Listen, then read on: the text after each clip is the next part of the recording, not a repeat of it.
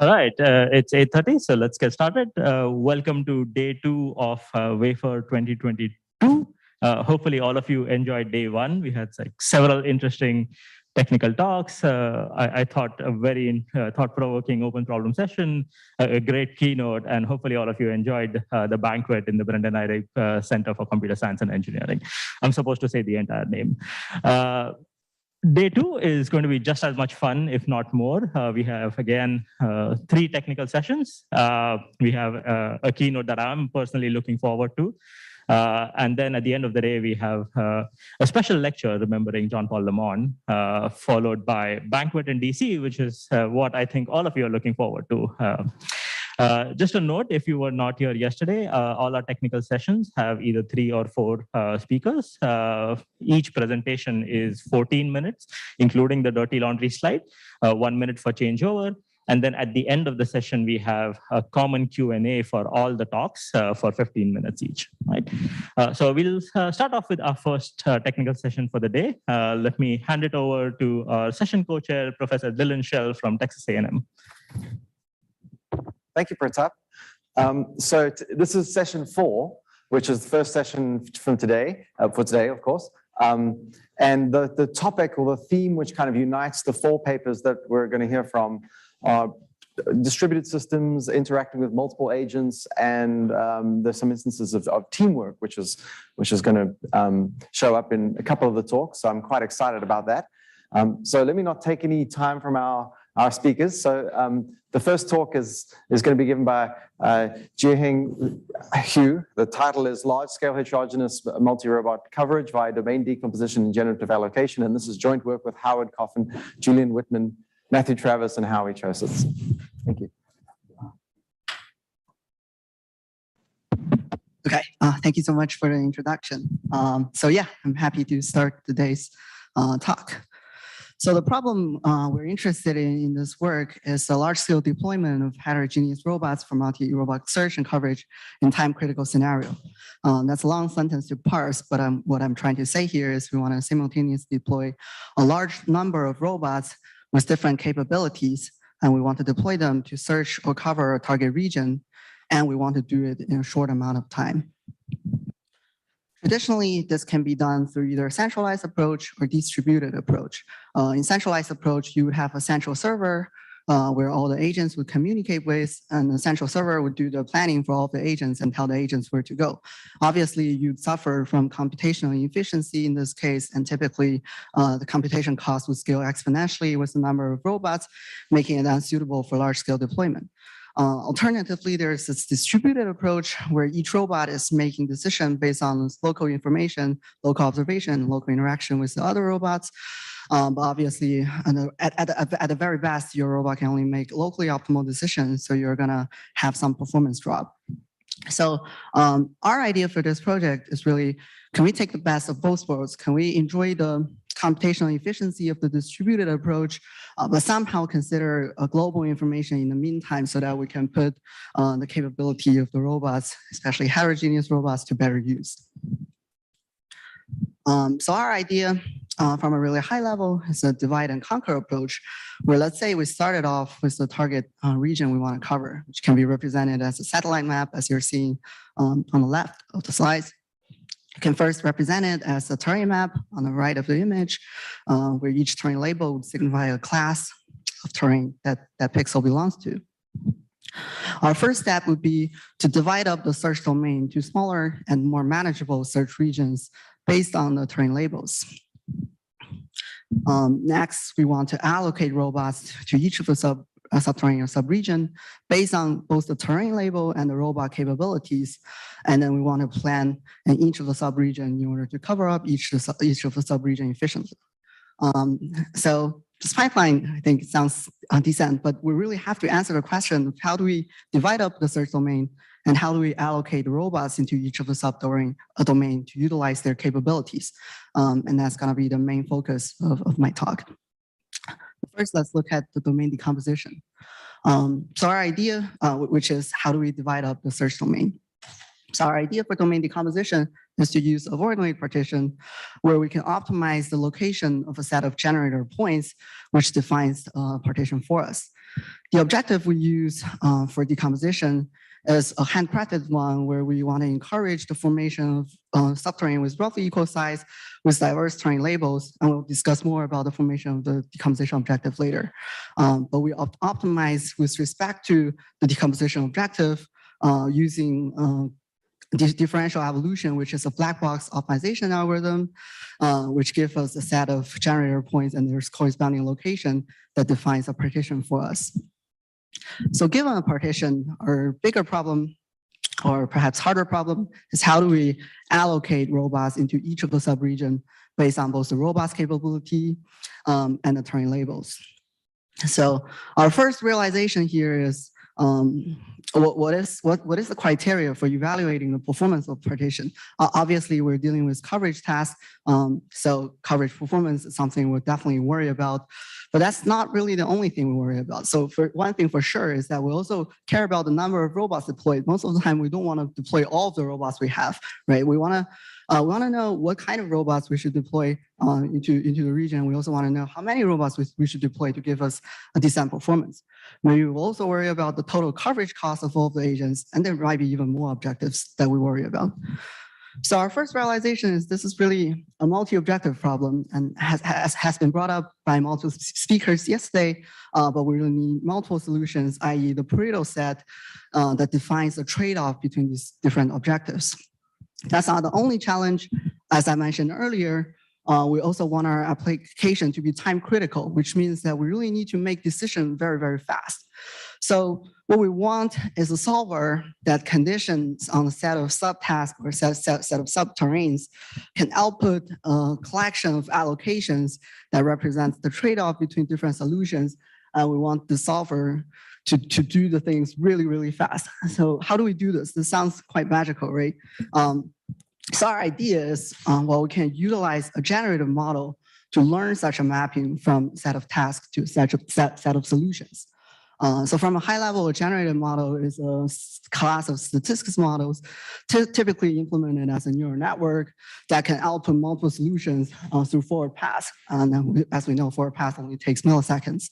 But the real question we have to answer is how do we train this generative model? How do we let it learn how to map tasks to a set of solutions? So next, I'm going to go into detail of our pipeline for training this generator. And if there's one thing you want to take away from this talk, I think that's going to be it. So our training pipeline started with a target region that we want to cover. This target region should be sampled from the data set, and each training iteration it should be a different one. So we first decompose the target region using the decomposition technique that we introduced earlier, which gave us a set of subterranes marked as A, B, C, and D in this picture. We pass that list of subterranes into a generator, which is implemented as a neural network and outputs a collection of allocation plans. Obviously, at the very start of the training, the set of allocation plans would be very bad. In fact, they would be almost close to randomly generated allocation plans, and they would not be able to cover the terrain very well. So how do we teach the generator to improve its generated allocation plans? Our idea is we can use an evolutionary algorithm to guide the training of the generator. So in this specific case, we're using a multi-objective evolutionary algorithm to evolve the set of generated allocation plans, as shown in the green box, which give us a set of evolved allocation plans, which should, in expectation, have better performance compared to the generated allocation plans. We then pass both the evolved allocation plans and the generated allocation plans to a discriminator network, which is also implemented as a neural network. And the job of the discriminator is trying to tell the difference between the evolved allocation and the generated allocation. So this is really similar to a generative adversarial network structure. So in other words, the discriminator is really trying to learn an evolution direction that eventually guides the training of the generator, because the whole pipeline is differentiable, so we can backpropagate all the way from the discriminator to the generator in order to teach the generator how to generate better plans. And we do find that with this training framework, we were able to teach the generator to learn to approximately map a set of tasks to a set of allocation plans, which we'll show later. But before that, we still have one more step. So given the allocation and subterranean, we still have to plan the trajectory for the agents. Our approach for planning the trajectory is we minimize the ergodicity, which is a common metric used for information gathering and search tasks. And we'll optimize that using model predictive controller centralized within each subregion. So notice that now we can apply centralized control because the subregion is more manageable. It's a lot smaller compared to the original search domain. We have a lot less agents to work with, so we don't care that much about the computational cost at this point. We test our framework on the joint deploy segmentation benchmark dataset, which is a dataset consisting of a bunch of satellite images as well as the terrain labels. So we use a portion of it for training and we use a portion of it for testing purpose. Our first set of tests seeks to examine whether our generative allocation can indeed learns to output a Pareto optimal or close to Pareto optimal solution as we promised. In order to evaluate that, we compare that against ANSGA2, which is a classic multi-objective optimization algorithm. And we compare it with 20 iterations, which is ANSGA220, and 50 iterations, which is ANSGA250. So we do find that our generative allocation was able to generate on par solution comparing to ANSGA250 and outperforms ANSGA220, as was shown in the number and on the graph here. And perhaps more importantly, our runtime is only less than a second. Well, for ANSGA250, you have to wait for almost 2 hours before it gives you the correct solution. And that is because ANSGA2 have to repeatedly evaluate the coverage performance, and calculating the coverage performance takes a lot of time. So in our case, it takes almost 10 seconds to evaluate each coverage performance. And with that in mind, we can then evaluate the coverage result. So we're comparing against random allocation, which means that we perform the decomposition exactly the same as in our framework, but we only allocate robots randomly to each of the subregion. And then no decomposition, which means that we do not perform decomposition. So we have to use distributed controller to directly control the robot to cover the region. And that we do observe both numerically and visually that our approach was able to outperform these two comparing algorithms. Right, so with that in mind, let's move to the dirty laundry slides. I think there are two major limitations of this work. The first is obviously we do need a labeled terrain in order to perform all of our actions. So in our test, this can be easily solved because our data set already tell us the terrain labels, but in reality, when you want to directly apply it to a satellite image, you might have to find a way to segment out your terrain labels.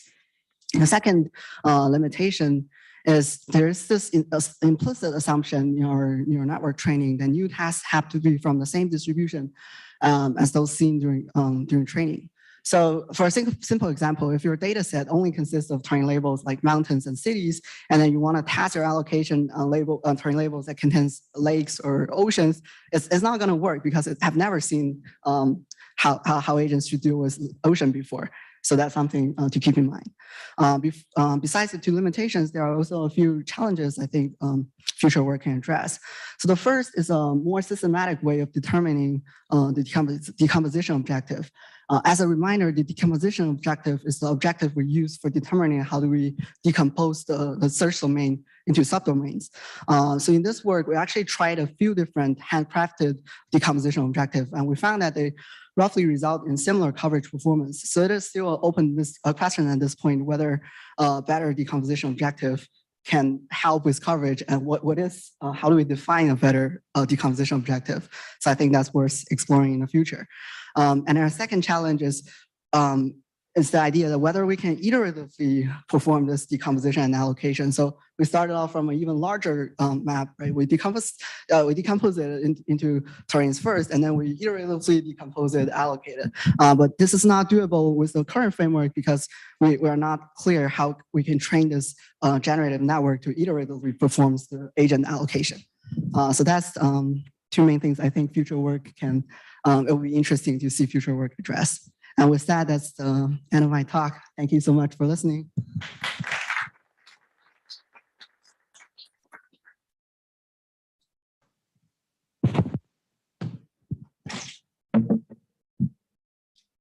Thank you, Jiaheng. So we're going to go from coverage problems to problems involved in interacting with pedestrians. Let's give Chris a second here to get connected.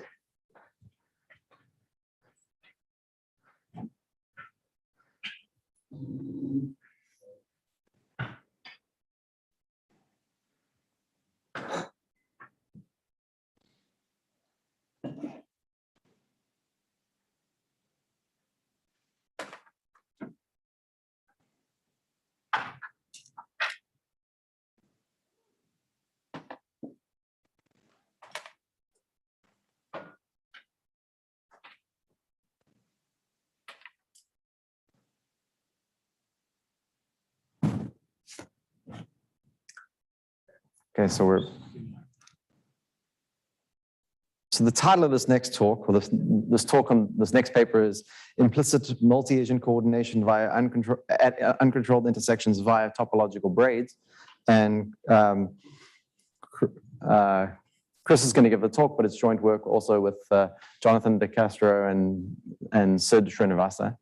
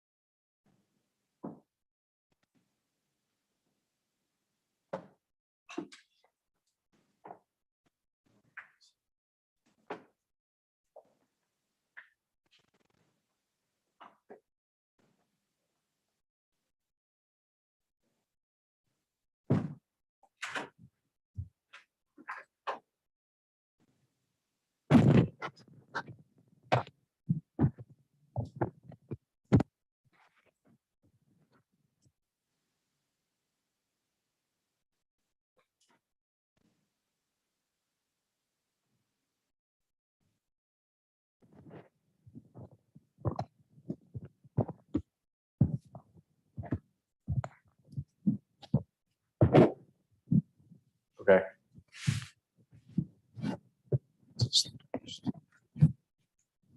Okay. Yeah. Yes. Hello, everyone. I'm Chris Mavrogiannis from the University of Washington. I'm going to talk to you about our work on implicit multi-agent coordination at uncontrolled intersections via topological braids. Real-world traffic can be quite complex. Many agents, rich space of behavior, dense interaction patterns, rules that are not always followed, and explicit signaling that might not always work. However, we are aware that humans can solve very complex instances of this problem, like even instances like this one from India, where literally dozens of agents are just navigating in very close proximity in such a safe but efficient also fashion. So we are aware from those examples and instances that humans can coordinate implicitly very effectively. In fact, they're able to understand the implications of their own actions on others, and they're able to encode signals of things like intent and how they behave so that they can actually coordinate implicitly. So in this work, we are interested in approaching this question, which is how can we enable agents to coordinate implicitly in multi-agent traffic scenes? And this is clearly a problem that has a lot of intersections and implications for domains like prediction, planning, and control. In this work, instead, I want to start from another side. I want to talk about foundational representations that we can leverage in order to inform how we think about prediction, planning, and control. So to do that, in this talk, I will be talking about this model setup of the uncontrolled intersection. So imagine a set of agents, they're starting from some initial sites and they're going towards some final sites in the same intersection. Remember, there's no explicit communication, there's no traffic rules, and ABLs are able to perfectly observe the state of each other. Our goal here is to design a decentralized policy to traverse the intersection safely and efficiently.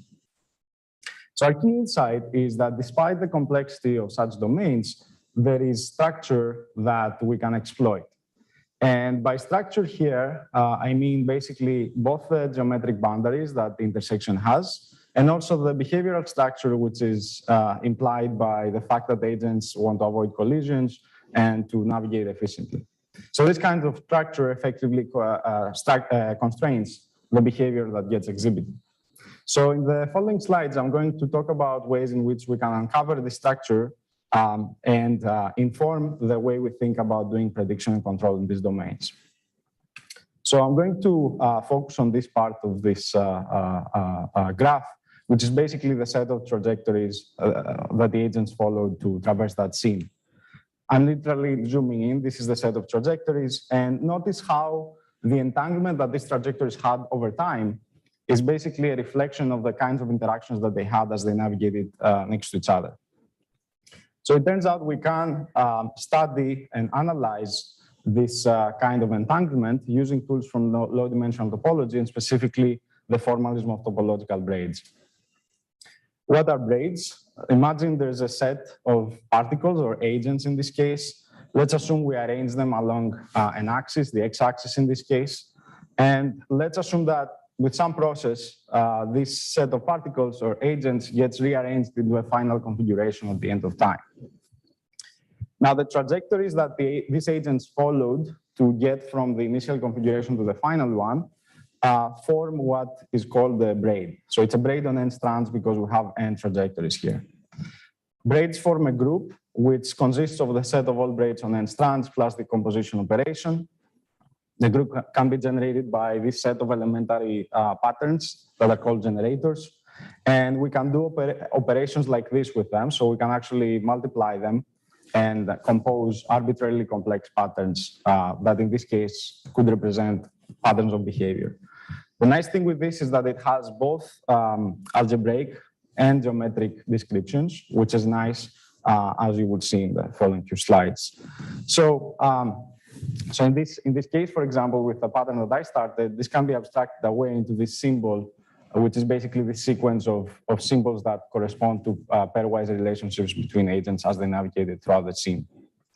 To give you some more intuition with a simpler example, let's see this intersection with two agents. This is a space-time graph where x and y are the spatial dimensions and t is time.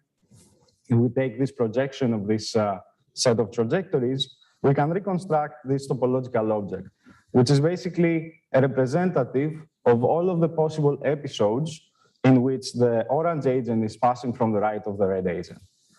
So the nice thing with that is that it allows us to basically perform some form of compression from the space of Cartesian trajectories that could be likely into this more organized symbolic description of the kinds of interactions that the agents could have in this scene.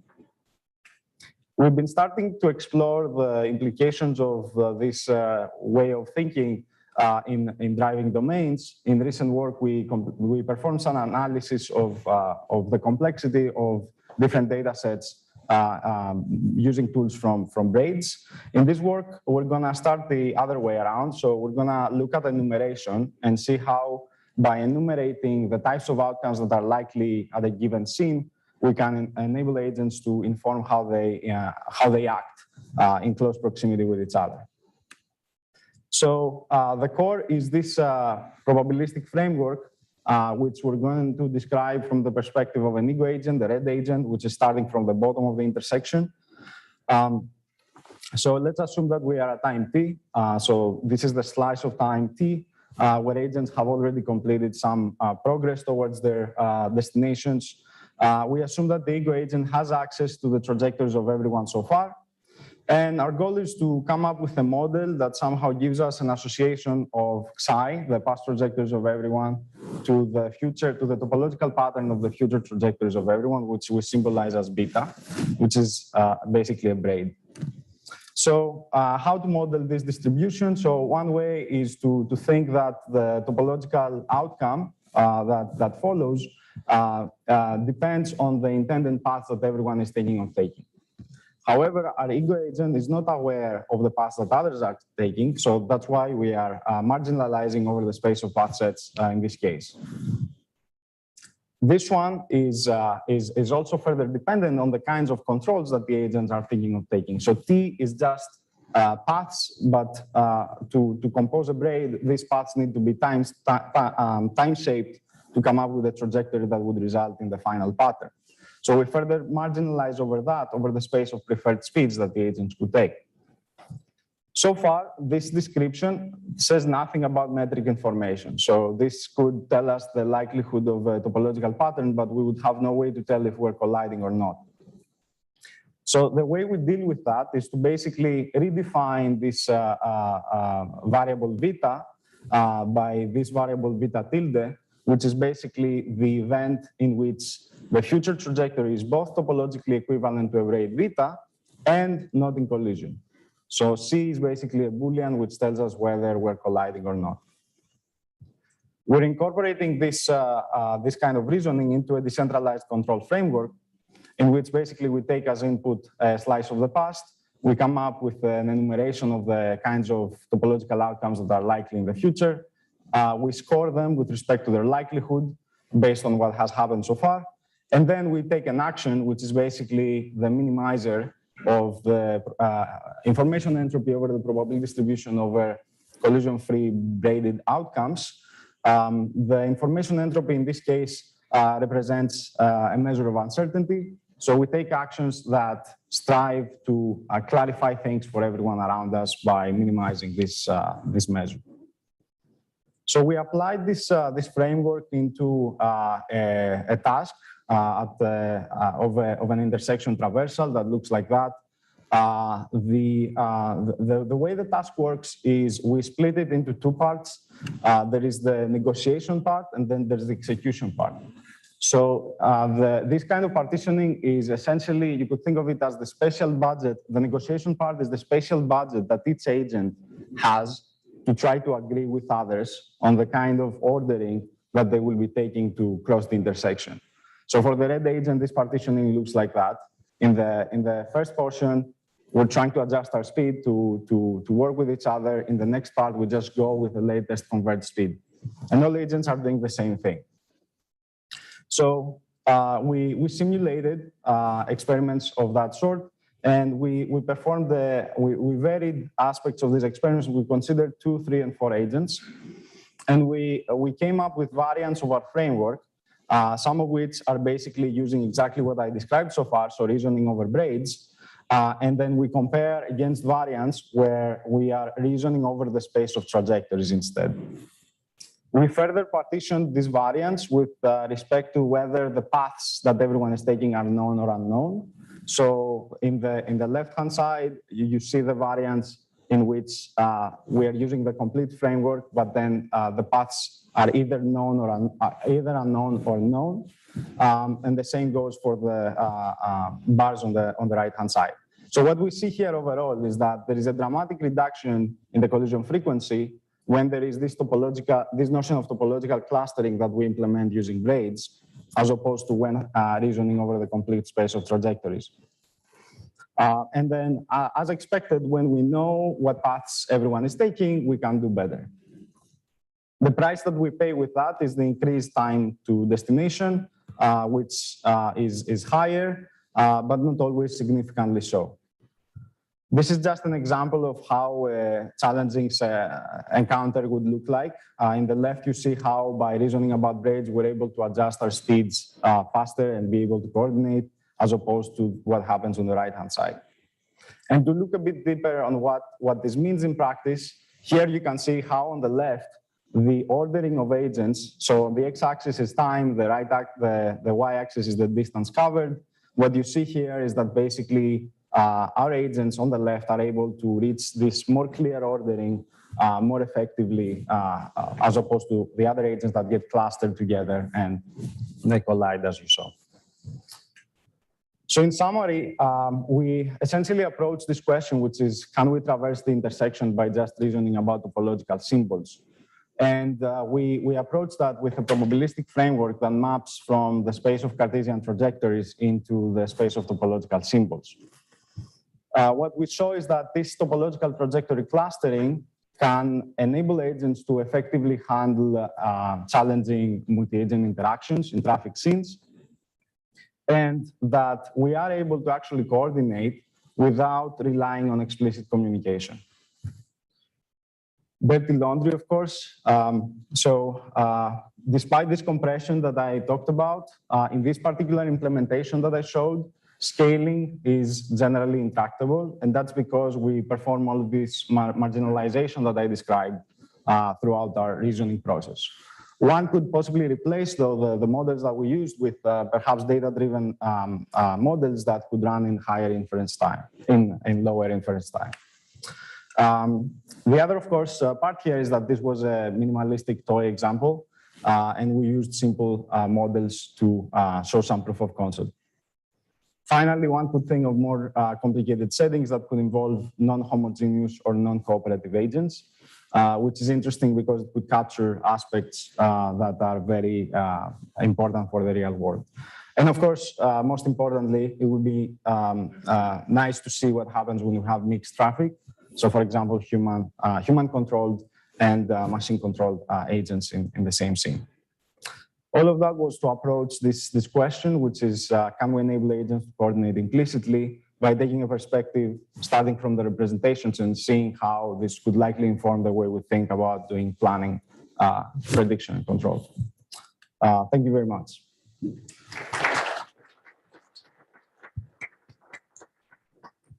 Thank you very much, Chris. All right. Hi.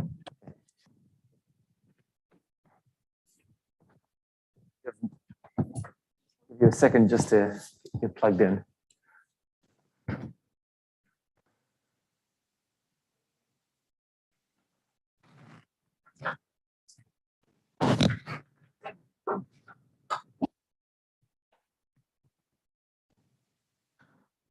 So the next paper we're going to have a discussion or a presentation on is going to talk about a setting where there is additionally some potential adversaries in the environment who are trying to interact with the multi-agent system.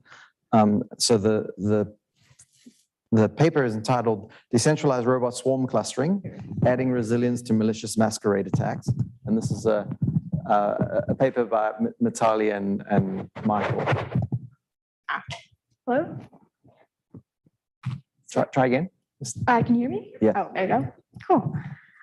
So hi, I'm Mitali. I'm a student at the Georgia Institute of Technology, but I did this work here at the University of Maryland with Dr. Odie. Is this a little better? I can just hold it. That'd be easier. Thank you.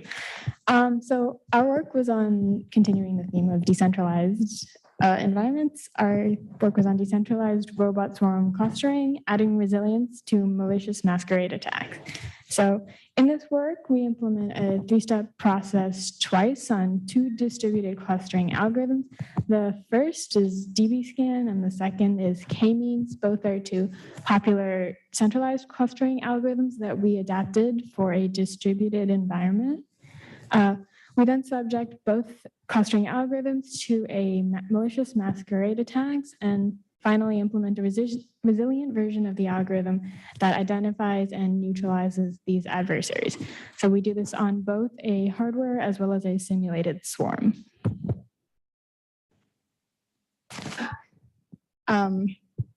That should help a little.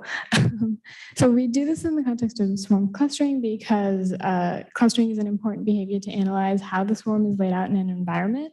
It can also serve as an important pre-processing step for many other behaviors, including subteam formation and task division. Our algorithms are fully suited for a distributed environment, so robots have no knowledge of global data or global position whatsoever and can only determine what they can communicate with other robots within a certain distance of themselves.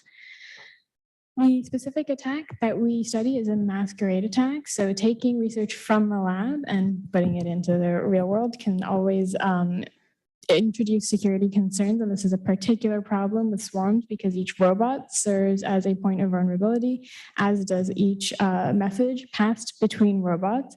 So if a attacker were to tamper with the robots during programming or bypass existing security systems, they might be able to insert an adversary into the swarm.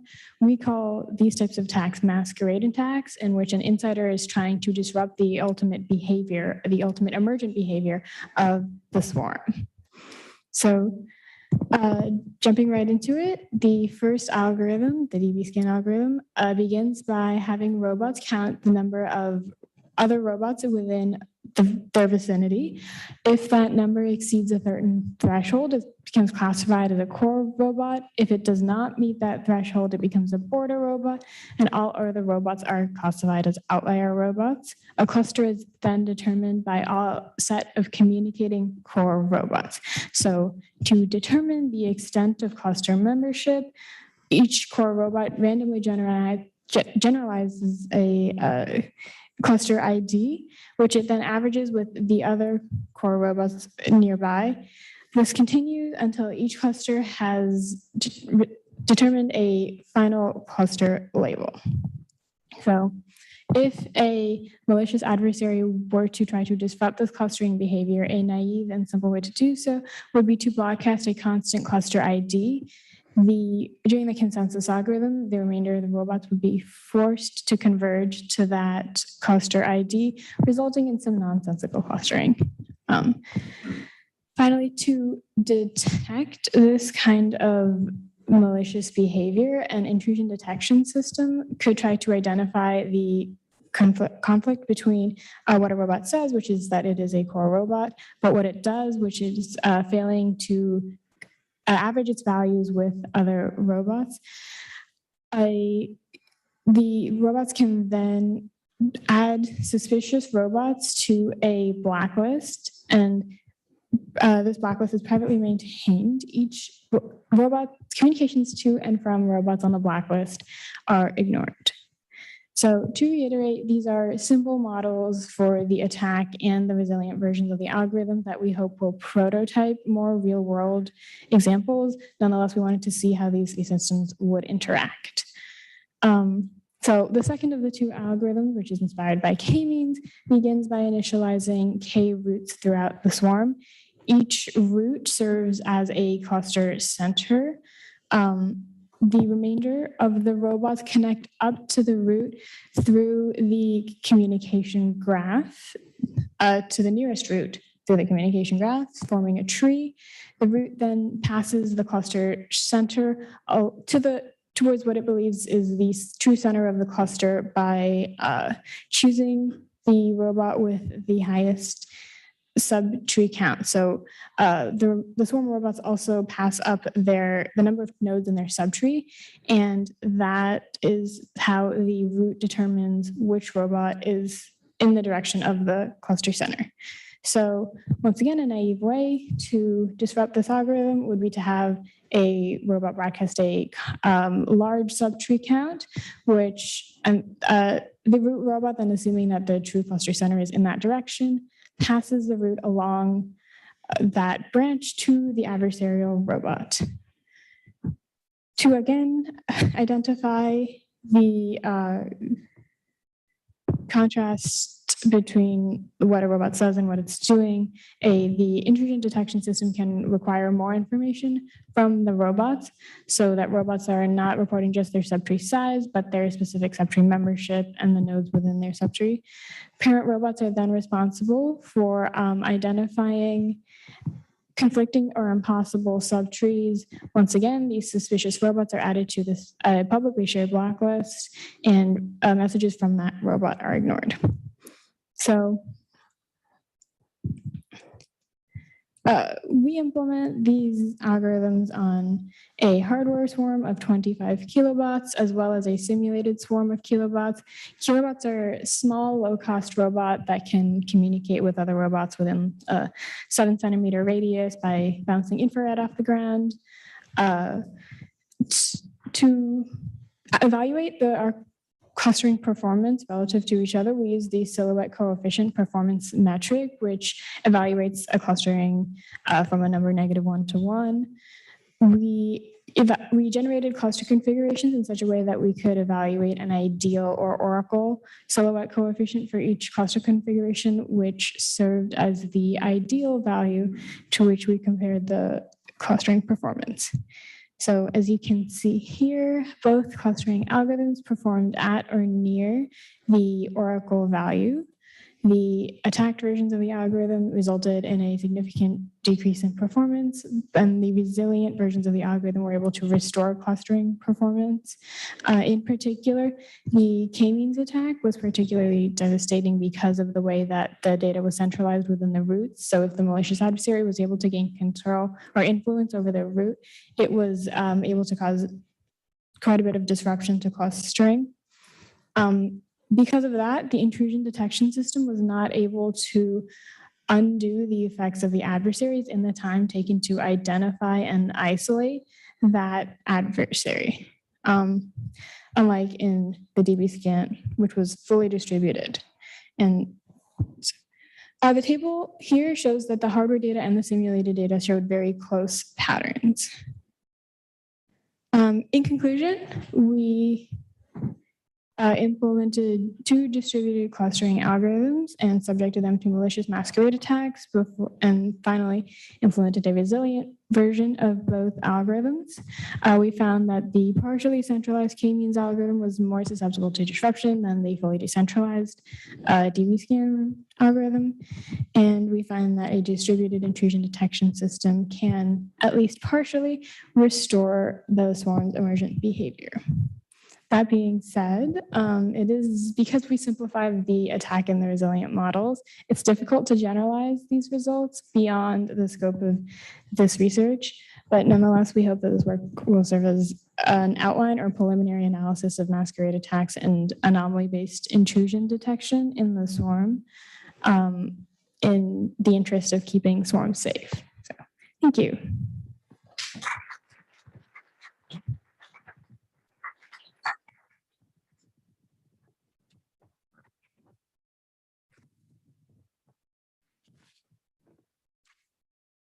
Thanks a lot. So continuing, I guess, on the theme of security-oriented or security-inspired problems in multi-robot systems, the next talk is entitled The Role of Heterogeneity in Autonomous Perimeter Defense Problems. And the authors are Aviv Adler, Oscar Miklin, Rajesh Ramachandran, Gaurav Sakatme, and Sertash Karaman. And Aviv is going to give us the talk. Okay. Is it working now? Yes. Okay. Well, yes. Okay.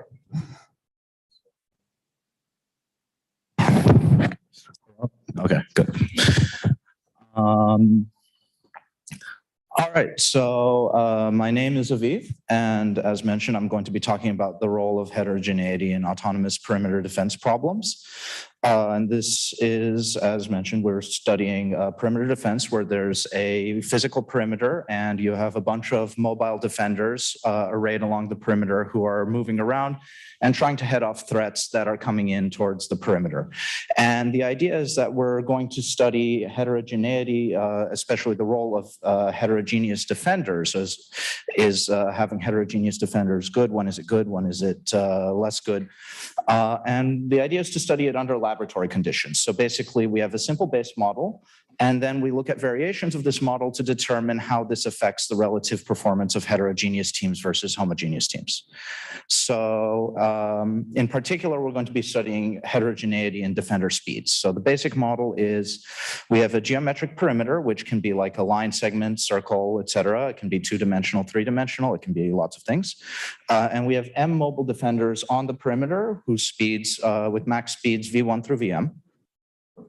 And N attacks come in towards the perimeter, and each attack has a location on the perimeter, ZJ, and a time of arrival, TJ.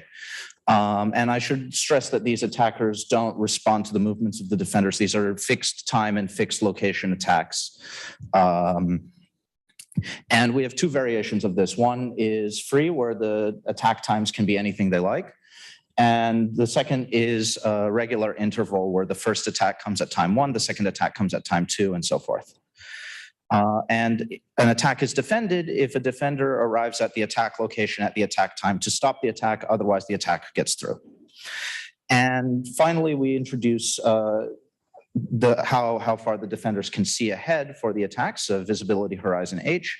And the extremes are that, first of all, H is equal to infinity. That's where the defenders can see all the attacks and can plan exactly what they want to do to defend as many of them as possible. Or in the extreme case, at least for the fixed attack times, H equals 1, so they can only see one time step in advance, which for fixed attack times basically means they can only see the next incoming attack. They can't prepare ahead, except maybe they want to spread themselves out more to more effectively cover the perimeter. Okay, so first we're going to be talking about the infinite horizon case, where the defenders can see all the attacks in advance and are trying to just figure out how to defend as many of them as possible. So our question is, what proportions of defender speeds are best? So if you fix a speed budget and you want to know how to divide it between the defenders, a homogeneous team, for example, would be giving equal speed to all the defenders. And the other extreme, which we consider not really to be a heterogeneous team, is to give all the speed to one defender, which is really just like a smaller team. It's not really a heterogeneous team. And in between, if you want to do something more subtle, that would be a heterogeneous team. And then we simulate random attacks, not adversarial. And then we see how different combinations of defender speeds perform.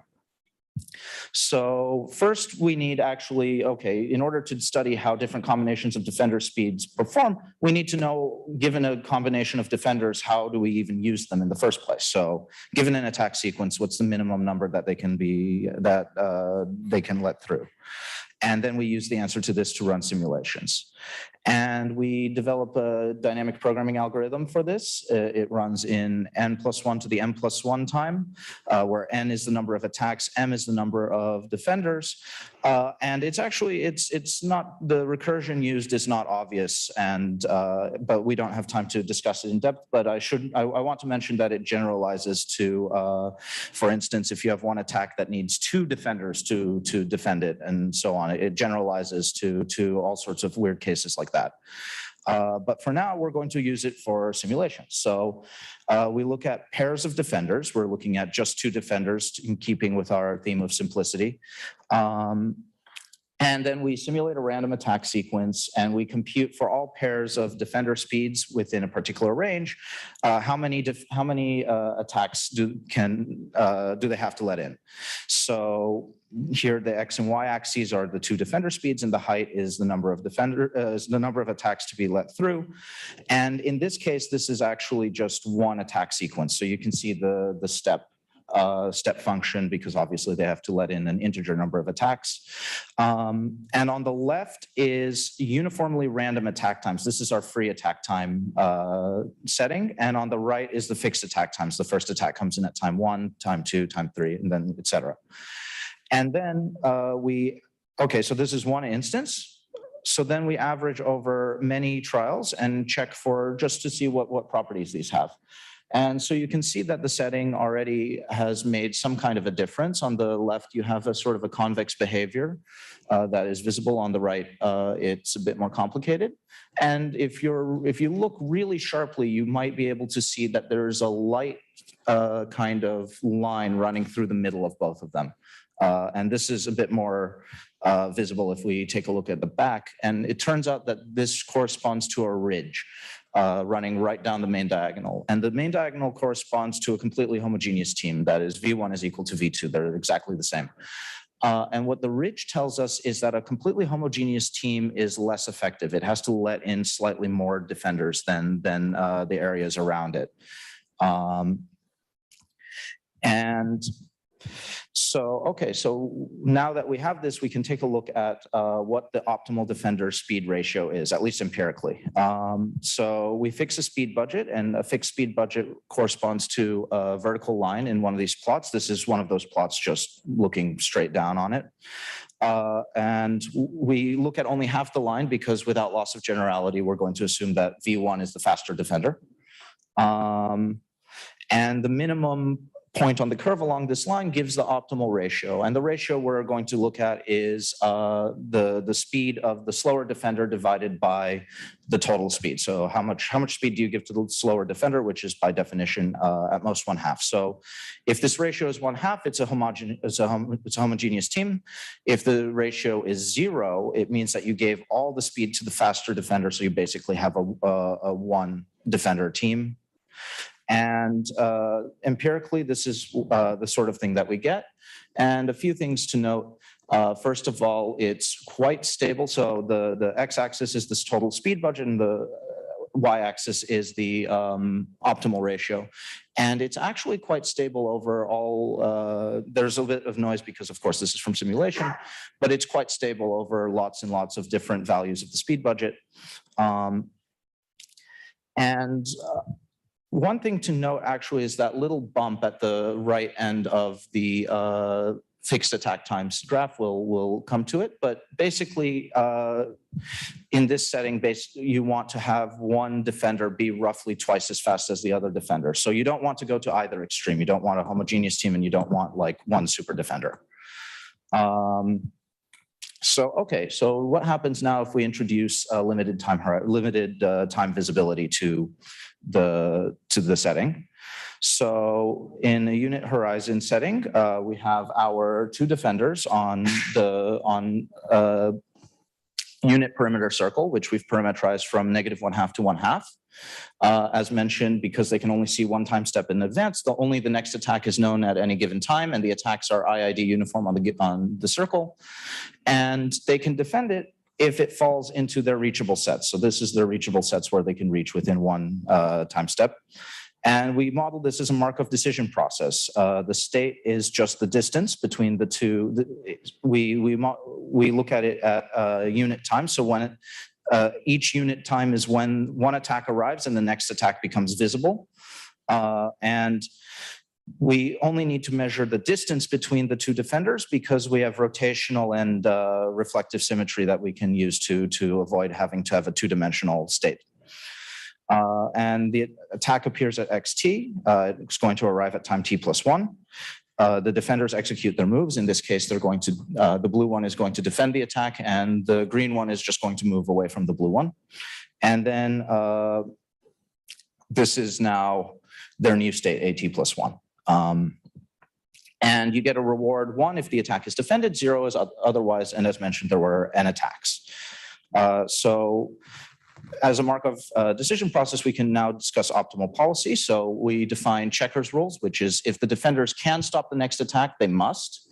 And under checkers rules, it's optimal to maximize separation AAT at every step. And the way you can think about this is in order to maximize the coverage of the perimeter, they want their reachable sets not to intersect each other because that represents kind of a wasted area. Or redundancy. They want to be as far away from each other as possible to maximize the area of coverage. And we conjecture that checkers rules is always optimal. It kind of seems obvious since you're here to defend against attacks. And why wouldn't you defend against an attack if you could, but can't. So it's true for various conditions on V1, V2, and N, but we conjecture that it's always optimal. So how do heterogeneous teams compare to homogeneous teams under this setting? Well, we can make a few observations about how being farther apart is better in general. And the main observation is that homogeneous defenders can always remain at the antipodes of each other simply by pivoting around in sync with each other. And super teams, by definition, they don't have any intersection. I mean, the green defender has speed 0 and is not doing anything. So in this case, if you have a fixed speed budget, heterogeneity is actually detrimental with a unit time horizon because you may the attacks might be able to maneuver the defenders into intersecting their reachable sets, whereas for homogeneous teams, they can always prevent this. So we can do the same kind of simulation under this setting, and as predicted, there's no benefit to heterogeneity. There's no ridge there in the center, and you can see that the edges in the center are the most effective, and in the middle, it becomes a bit less effective. So. And finally, I should mention the perfect defense theorem, which is we wanted to ask, okay, what combination of defender speeds can defend against any attack sequence? So now the attacks are smart, or they're adversarially chosen. And this is for the regular fixed attack time setting. If we go for the free attack time setting and we assume that the adversary can do whatever they want, then they could just saturate one time with like 100 attacks and just break through really easily. And the theorem we get is that you get perfect defense if and on the unit perimeter circle, if and only if V1 is greater than or equal to 1/2, or 2V1 is greater than or equal to 1, or V1 plus 3V2 is greater than or equal to 1. Otherwise, there's a sequence of 6 attacks that cannot be defended no matter what you do. And even if the defenders are allowed to choose their starting positions based on these attacks. And this works for any time horizon, h greater than or equal to 1. If the conditions hold, you only need to see the next attack in order to defend it, and you can always maintain perfect coverage. If the conditions don't hold, then you can see the whole sequence of 6 attacks, and there still won't be anything you'll be able to do about it. One of the attacks is going to get through. So conclusions, what does this say about optimal defender compositions? Things that seem to affect it are attack timing patterns, uniformly random versus regular fixed time, and the time horizon H, in particular, smaller time horizons seem to be pretty bad for heterogeneous teams. And things that don't seem to affect it, so I didn't show it, but we did experiments with different perimeters and different dimensions and so on, and we got the same general behavior. So the perimeter geometry doesn't seem to affect whether or not heterogeneous teams outperform homogeneous ones, and as we saw, the speed budget didn't seem to affect it that much. So we have this chart. Note that we didn't do anything about unit time horizon with uniformly random attack times. That might be for the future. And one thing to note is that although it appeared visually that heterogeneous teams are better in the fixed attack times case, when you have the perfect defense theorem says that when the speed budget is equal to 1/2, you're actually better off either with you're better off with V1 being equal to 1/2, in which case you get perfect defense, or V1 equals V2 is equal to 1/4, a homogeneous team, which also you get perfect defense. So there's a caveat here where heterogeneous is better through most of the space, but actually becomes worse as you get to faster defenders under the fixed attack times regime. So these are the sort of things that affect how heterogeneous teams perform relative to homogeneous ones.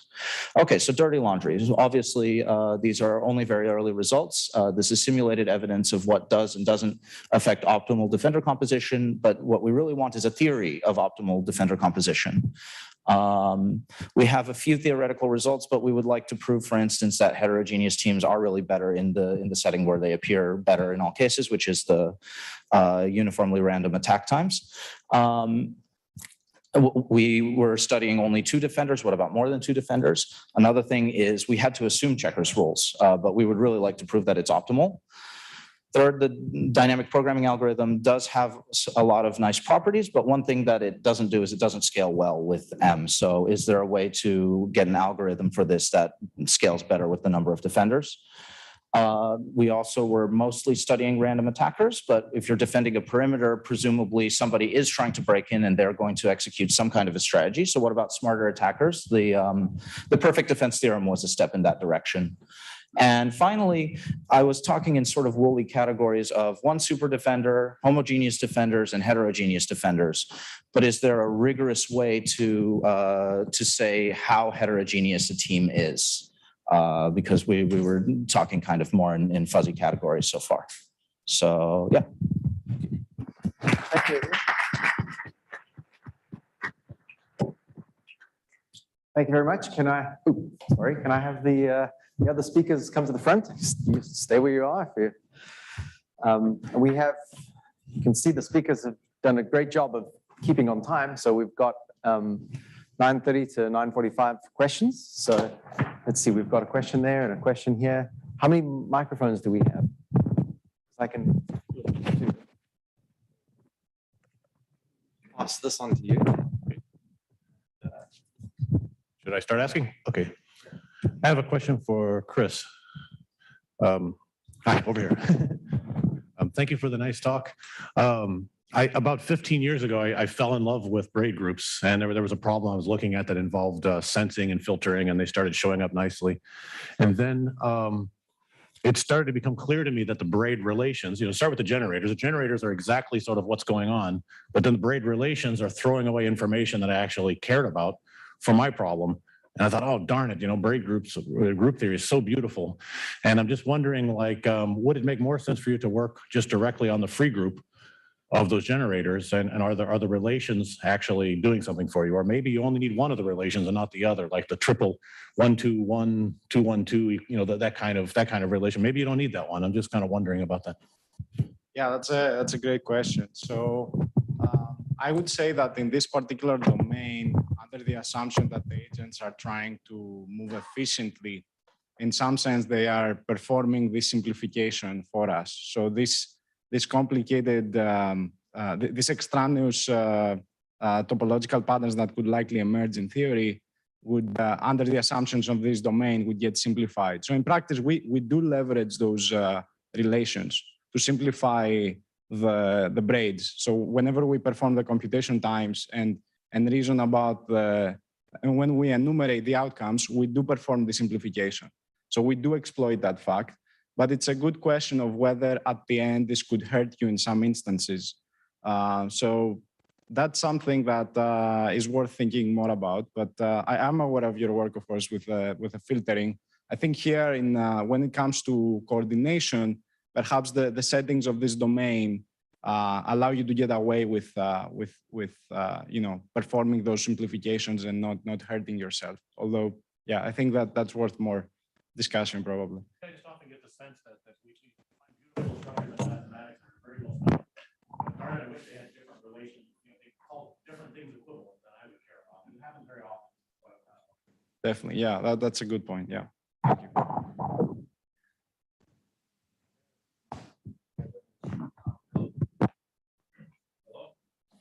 It works? Oh, good. Thank you for your talks. I have also questions for you about the braids, more technical maybe. So you're simplifying first from the actual trajectories to the homotopy classes, and then from the homotopy classes to the braid representation. But you care about collision, and I'm wondering how exactly does the collision come in, because in braids there are no collisions unless you use virtual crossings, if you've heard of them, and and they are also singular events in the original. If you're looking at the trajectories as one-dimensional lines, it's very unlikely. So how does this play out? Yeah, great question. So as you saw, we first introduced braids from a purely topological perspective, and then we did some finessing to introduce them into this probabilistic framework, which reasoned about collisions, actually. So instead of reasoning directly about topological symbols, we introduced that probability that captures the likelihood of collision, right? So we do have this Boolean that tells us whether we will be colliding or not. And of course, there's discussion about how you actually model that. The way we did that in the paper was with some sigmoid function that basically tries to penalize close proximity. Perhaps there's better ways to do that, but that's one way in which we do introduce the metric information and try to couple it with a topological component on reasoning about braids. Okay, good. Thanks. Aviv, I have a question for you. So you referred to the checkers rules as being unproven, but most likely optimal. Yes. And that confuses me a little because I'll say, I think we can say that if two defenders are covering the same area, that's wasted space. So any crossover they have, since both of them can defend it, it would be more beneficial for them to be farther apart than they are, so that Right. But that could then imagine, let's say you have two defenders on opposite sides of the circle, you could coax them closer together by putting attacks right on the border of one of their locations, and then once they're right next to each other, launch a large number of attacks on the other side of the circle that you've just drawn one of the defenders away from. And if you did that, then I think in theory, you could create a situation in which checkers rules might actually be detrimental, where it might have been better to let one or two attacks pass because of the concern that that might be a diversion to Right. move attackers away from where your real attacks will be. So how do checkers rules account for that possibility? And are there situations where you might actually want to avoid checkers rules and let attacks through in order to ensure you're in the best position for hypothetical future attacks? Yes, that's an excellent question. And that possibility remains absolutely open. I mean, that's why we can't prove checkers rules. But we believe that checkers rules is optimal because if you're not going to defend those diversionary attacks, you're letting them through. And the question is whether or not you're going to be letting like that sequence of attacks that draws the attackers closer together in order to create space on the other side of the board for more attacks later that will get through. Can you really fit more attacks into that second wave than in the first wave? So it depends. If we believe that the first wave, and also you're also discussing the smart attackers, and the checkers rules is more for random attackers. But you're right that if checkers rules weren't true, basically it wouldn't be true because instead of defending this attack, you would rather gain separation and gain more coverage for future attacks. But we believe that passing up the reward now in favor of an uncertain reward in the future, it seems like it shouldn't be optimal just from what we've looked at. But the possibility remains open. We don't know. So thanks. Okay, thank you. So my question is to Mithali. I was wondering, there are concepts like R resilience and stuff that have been extensively studied for similar problem that you're trying to solve. So I didn't see any comparison of why you couldn't use such concepts for your problem. Oh, wait, sorry. Could you repeat that? I missed the first part. So there are concepts like R resilience, which has been extensively studied in the resilience community in multi-robot systems, which tries to sort of solve your problem. So I'm just wondering, did you compare it against like your approach to that? Oh, wait, I'm really sorry. I did not. Am I not clear enough? Did you pick up the word that he said? The word that he said? R resilience. Okay, thank you very much. There are a lot of related concepts that we could have touched on, but that was not how we framed the problem for this research. So no, not technically.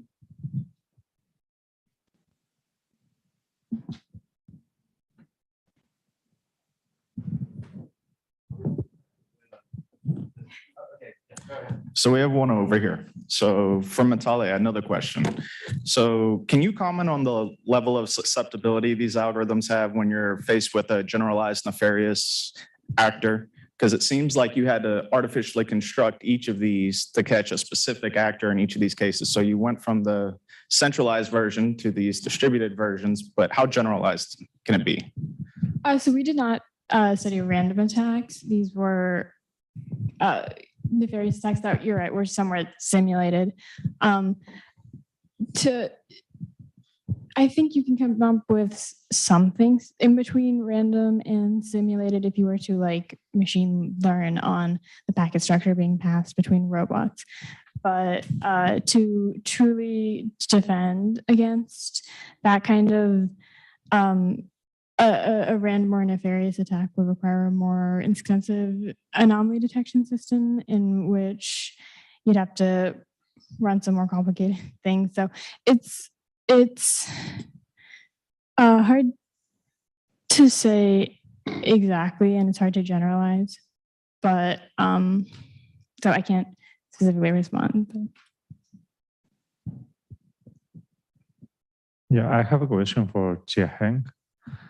I really enjoying reading your paper I think it was very good, well written.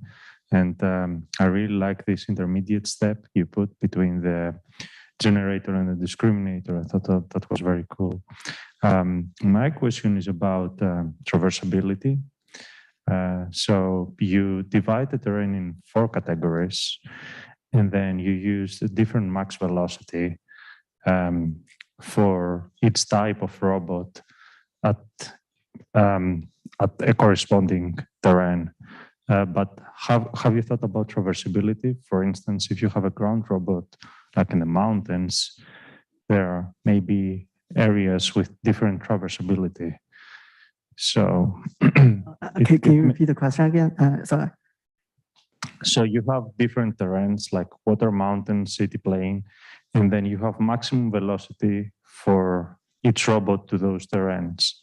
But for instance, in mountains, you may have different traversability depending on, the area of the mountain. You may have a very steep hill, for instance, or something like that. Any thoughts on that? Yeah, so I think that's a very good question. So in this work, mostly I would say for simplicity purpose, we just assume the terrain only like affect the velocity of the agents, but like traversability, and there might be even other more like properties could also be determined by the terrain. And so eventually what you need to do to account for that is you'll have a simulator that simulates the coverage, right? So in your simulator, you would have to account for those different traversabilities. And then if you set up those objectives your simulator would like ideally return you different results, and then you can use those results to train the generator. So framework-wise, it can account for those objectives, but you need to put those objectives into your simulator in order for it to work. Does that answer your question? Yes, and a follow-up, I guess, is: do you think that the current framework can handle those this modification that you suggested? Pardon me again?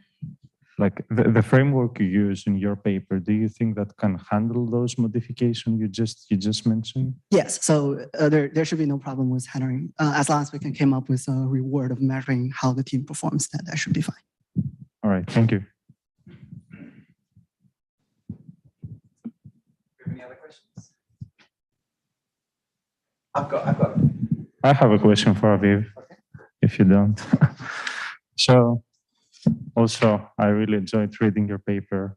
I think it was very well written and concise. Thank you. And I also think that the result you had about heterogeneity and homogeneity was very neat.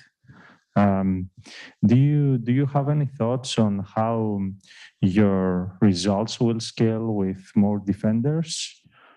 That's a good question. I expect that, for one thing, I expect that the thing about the unit time horizon being short, being bad for heterogeneous defenders. I expect that to be pretty universal, and it's just because it seems like from what we've been looking at that the strength of a homogeneous team is that they can coordinate with themselves really well. They can execute these perfect pivots around and maintain separation. Whereas a heterogeneous team, you can put an attack here, and as mentioned in the previous question, you can sort of draw them closer together because their max speeds are different. So the strength of a heterogeneous team is really in the ability to see ahead and to say, this defender is faster, they'd better go over here to deal with this, and this defender is slower, they can take care of that. So to take advantage of heterogeneity requires, it seems like, the ability to see ahead sometime in the future and get everybody into the correct position. Otherwise, you're just best off coordinating them in a very sort of rigid way with themselves, which is what homogeneous teams are really good at. So I expect that to scale well. For perfect defense theorem, I expect for those two conditions to hold, and then to have a bunch of other linear conditions. So the first condition was 2v1 greater than or equal to 1. Then v1 plus 3v2 is greater than or equal to 1. And those will both still hold because, of course, if they still hold, then those two defenders alone will be able to handle everything. And then I expect just more conditions and probably linear, simply because I don't see a reason why it shouldn't be. where it would be like maybe V1 plus V2 plus 3V3, I don't know, greater than or equal to 1. So yeah, that's how I expect it to scale. And I also expect this other thing. I expect most of these things to, for example, the dichotomy between fixed attack times and uniformly random attack times, I expect it to hold for more defenders. But of course, I can't say that with any real confidence. This is only a hunch.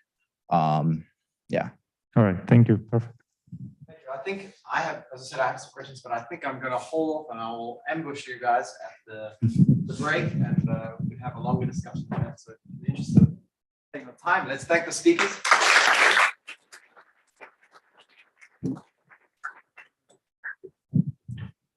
Thanks, thanks.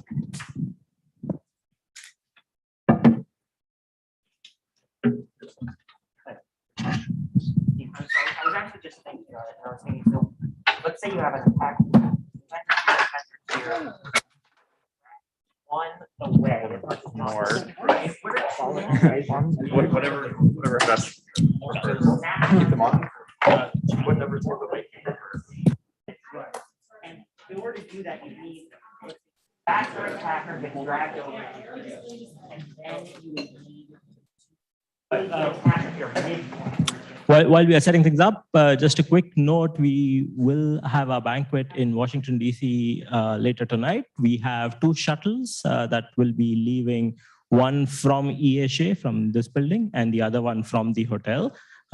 So just you can choose to ride either of the shuttle depending on what's convenient for you, or if you want, you can always just take an Uber or ride the metro to get to DC. Right? Which entrance to this building? Big building, where? So it will be on Campus Drive. I'll post exact instructions when we get close to it, but it will be on Campus Drive, the main road. Campus Drive. That's the road that's on. Oh, what time? So the shuttles the one from the hotel will leave at 5:30. The one from ESA will leave a few minutes before 5:30. Right.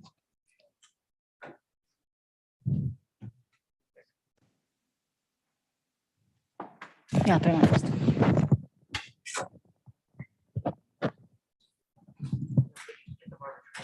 Yeah. All right, so let's get started. It's my great pleasure to introduce our keynote speaker for today, Professor Haras Krazgazit from Cornell University. Haras is the... Shush!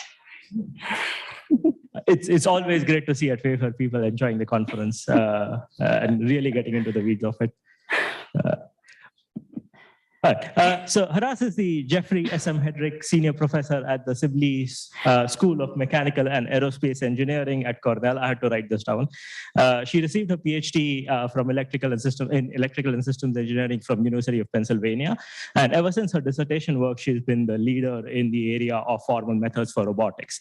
Her group works on synthesis for robots, automatically creating verifiable robot controllers for complex high-level tasks. Right? So whenever I think of formal methods and robotics, Haras is the person that comes to mind.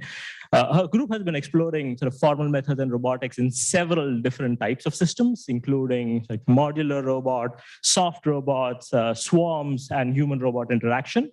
And I have to read this from her bio, synthesizing, pun intended, ideas from different communities such as sort of robotics, formal methods, control systems, hybrid systems, and even computational linguistics. She's won numerous awards. Notably, she's an IEEE fellow. She's won the NSF Early Career Award, the DARPA Young Faculty Award. But she's won awards not just for her research, but also for teaching and for her advocacy work for underrepresented groups in STEM. Haras is a true leader in our community. There's like several things that I can say here, but I'll point out 2 things. She's been the chair of the RSS Foundation Board since 2019, where she's led several innovations that have trickled down into many other conferences. And most recently, she was the program chair for ICRA 2022. WAFR is a cozy single-track conference with about 100 or so attendees, and still organizing this in the middle of the pandemic has been stressful at times. So I cannot even imagine sort of how organizing a conference with almost 5,000 attendees in-person attendees and 8,000 virtual attendees would have been. So I just wanted to take a moment to thank you for Hadas and team for organizing a spectacular ICRA 2021-2. Back to today, excited to hear about Hadas's thought on the missing skill. So I'll hand it over to you. Thank you. Thank you so much for that. That was an extremely kind introduction. So thank you very much. Yes, I'm taking July off and going to Hawaii. That's kind of the repercussions of organizing ICRA. So okay, so super excited about being here, super excited about talking to you, especially for this community. So kind of challenging or agreeing with what Russ said yesterday. A lot of the ideas here, I want a discussion. So I'm going to, hopefully after this talk, we'll have a lot of kind of ideas that come from this. So this is a really awesome community to present to. So my title is The Missing Skill, and really, I always give titles and then think about exactly what I want to talk. So let me kind of rephrase it a little bit. I want to talk about skills, tasks, compositions, and repair. So the missing skill comes into the repair section. I want to talk a little bit about skills and tasks first. So when I say skills and when I say task, I mean a certain thing. And even this morning, the first talk of today talks about tasks. And the task that I think they intended was visit regions in space. Right, so let me give you a kind of a visual of when I say skills and when I say task, what do I mean? So thank you, Russ. This is a skill created by researchers at TRI.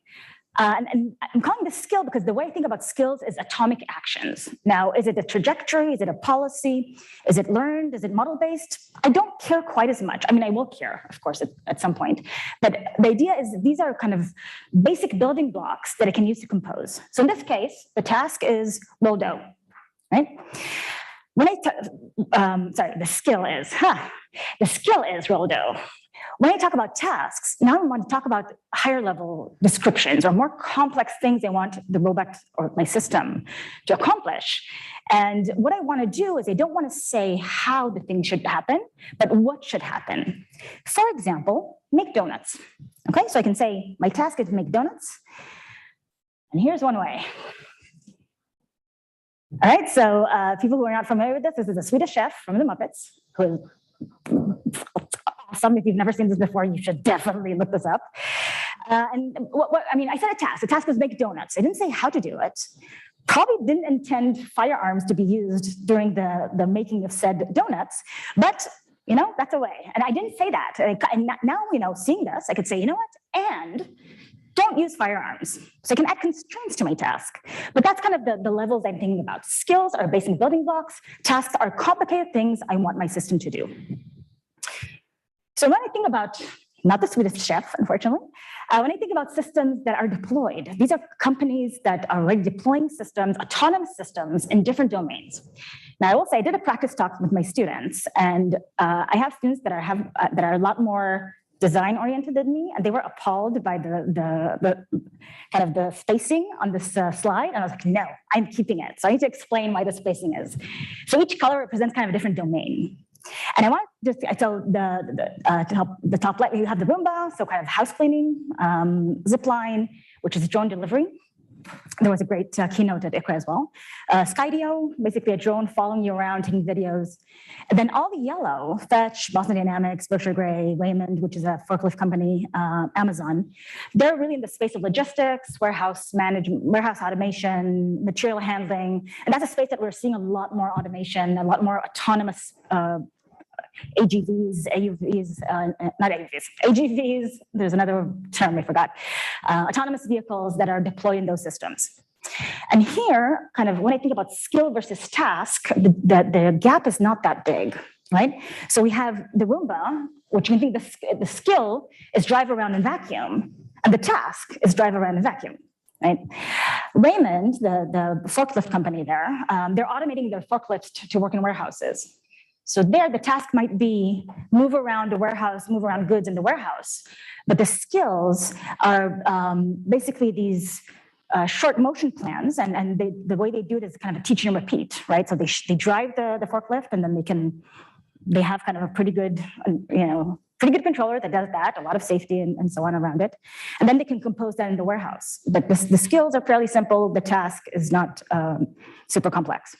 So when I think about kind of the future, and I'm an academic, I like to think further out, ideally.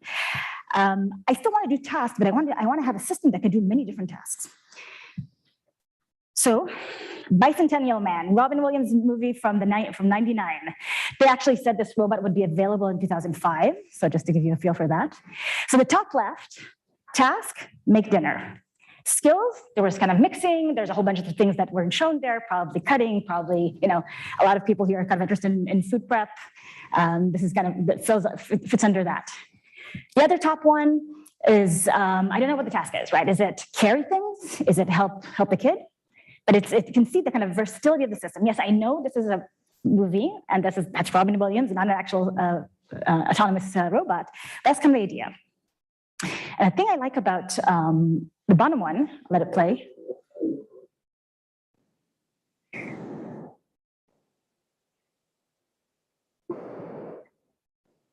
All right, so there was a task, and the task was executed correctly, but that was not the intention. So then you have to fix the task. So you had to add other constraints, had to add more context. So this kind of notion of the task is specified, but not necessarily fully specified, is something that we can play around with. And I'm not really going to talk about that today, but that's kind of what we have a lot of questions around that.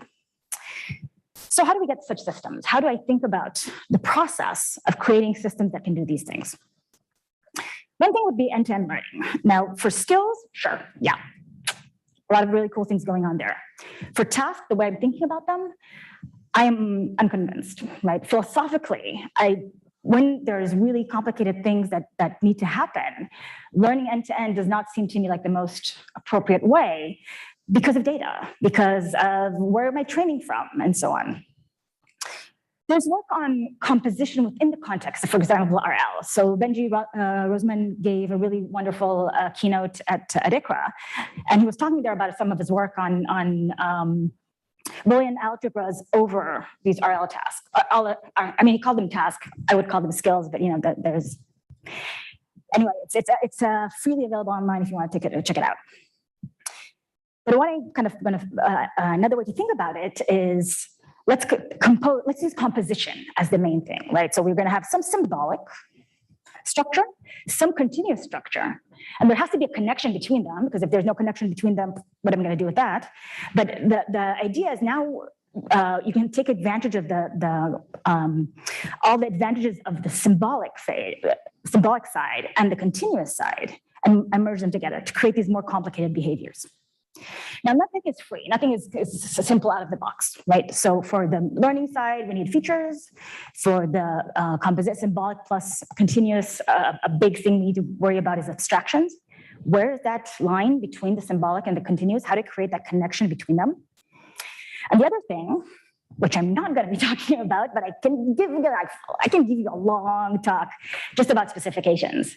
How do I actually capture a task in a mathematically precise and ambiguous way? And how do I look at specification languages from the computational aspect? So just being able to say something is not enough. How do I say something and then translate that into some computation? I'm going to touch on that a little bit, but really there's a lot to think about in terms of specifications. So I'm going to take on the learning side and just put it to the side. I'll get back to this for a little bit at the end. But I really want to focus on the notion of composition, so symbolic and continuous. So let me talk. So what I want to do now is I'm going to give you an overview of different approaches to this notion of composition, to symbolic and to continuous. And it's going to be very broad strokes. I am not going to be nuanced at all. I want to show you kind of different schools of thought, but they're all kind of mushy. The borders are not real. So from the symbolic perspective, there's strips, right? So Stanford Research Institute Plan Solver. I'm like 99% sure that that's true, the acronym. This is a 71 paper. This started kind of, the whole planning community, and we'll talk about that, is kind of following this kind of notion of symbolic representation. And what is the idea there? We have worlds, they have states, and And then you can change the world, change the state of the world using actions or schemas, as the original paper talked about. And these are really predicates. These are predicates that take into account continuous, discrete parameters. And there's the notion of preconditions and postconditions. So when can I apply an action? What are the results of this action? Okay, but the main thing that you play around with is these actions. Another kind of way to think about the symbolic is using temporal logic. Now, this is the kind of original seminal paper by Pnueli from '77. This is actually not a kind of composition paper. This is kind of more verification. So that he introduced the notion of using temporal logic to verify programs. Afterwards, in '98, he had a paper with Ronnie Rosnell on more on synthesis, how to take a specification and create a system that satisfies that. But this is kind of the first time that came into play. And what is the idea there? The idea there is I have Boolean propositions. So I have things that are true or false, that you can see where the abstraction is coming from. And now anything can happen, right? I represent my world as truth values over these propositions, and they can change. Okay? So it's easiest to see this as an example. So let me give you a simple example. The skill here, or the action skill, I mean, I don't even know how to call it at this point, is push an object from M to N. So the left-hand side, you have a bullet M. Right-hand side, you have the bullet N. The robot pushed that around. Now, this is from a TAMP paper that, I mean, I'm just taking this as an example because it fits what happened in the original paper. So this is from the original strips paper. So how do I represent this? How do I capture this in a symbolic way? So on the left-hand side, you see the strips formulation. I have a predicate called push. It takes as an input an object K, an initial position M, and a final position N. The precondition is that the robot is at M, so at Rm, the robot is at M, and the wedge is the and symbol. K is also at M, so object K is also at M. So if this is not true, if this formula is not true, I cannot execute the schema. I cannot push. If it is true, what happens after I push is now the robot. Oh, let me look at this first. The robot is at N. The item K is at N, but I'm deleting this part, right? So now the robot is no longer at M, and the object is no longer at N, right? So there was predicates that were true before become false, and predicates that were false before become true, and that's the way I'm representing that. In contrast, in the temporal logic, here's kind of the way I could encode that. So Rm is a Boolean proposition that is true when the robot is at M. So this comes from the, again, abstraction, right? Km is true when the object is at M. Action move to N is true when I'm executing the action and false otherwise. So if the left-hand side of that implication is true, so in general implication, either left-hand side is false or left-hand side is true, then the right-hand side has to be true as well for the formula to hold. So if currently the robot is at M, object is at M, I'm activating the action, then in the next state, that circle represents an LTL, the notion of next. We'll talk about LTL in a bit.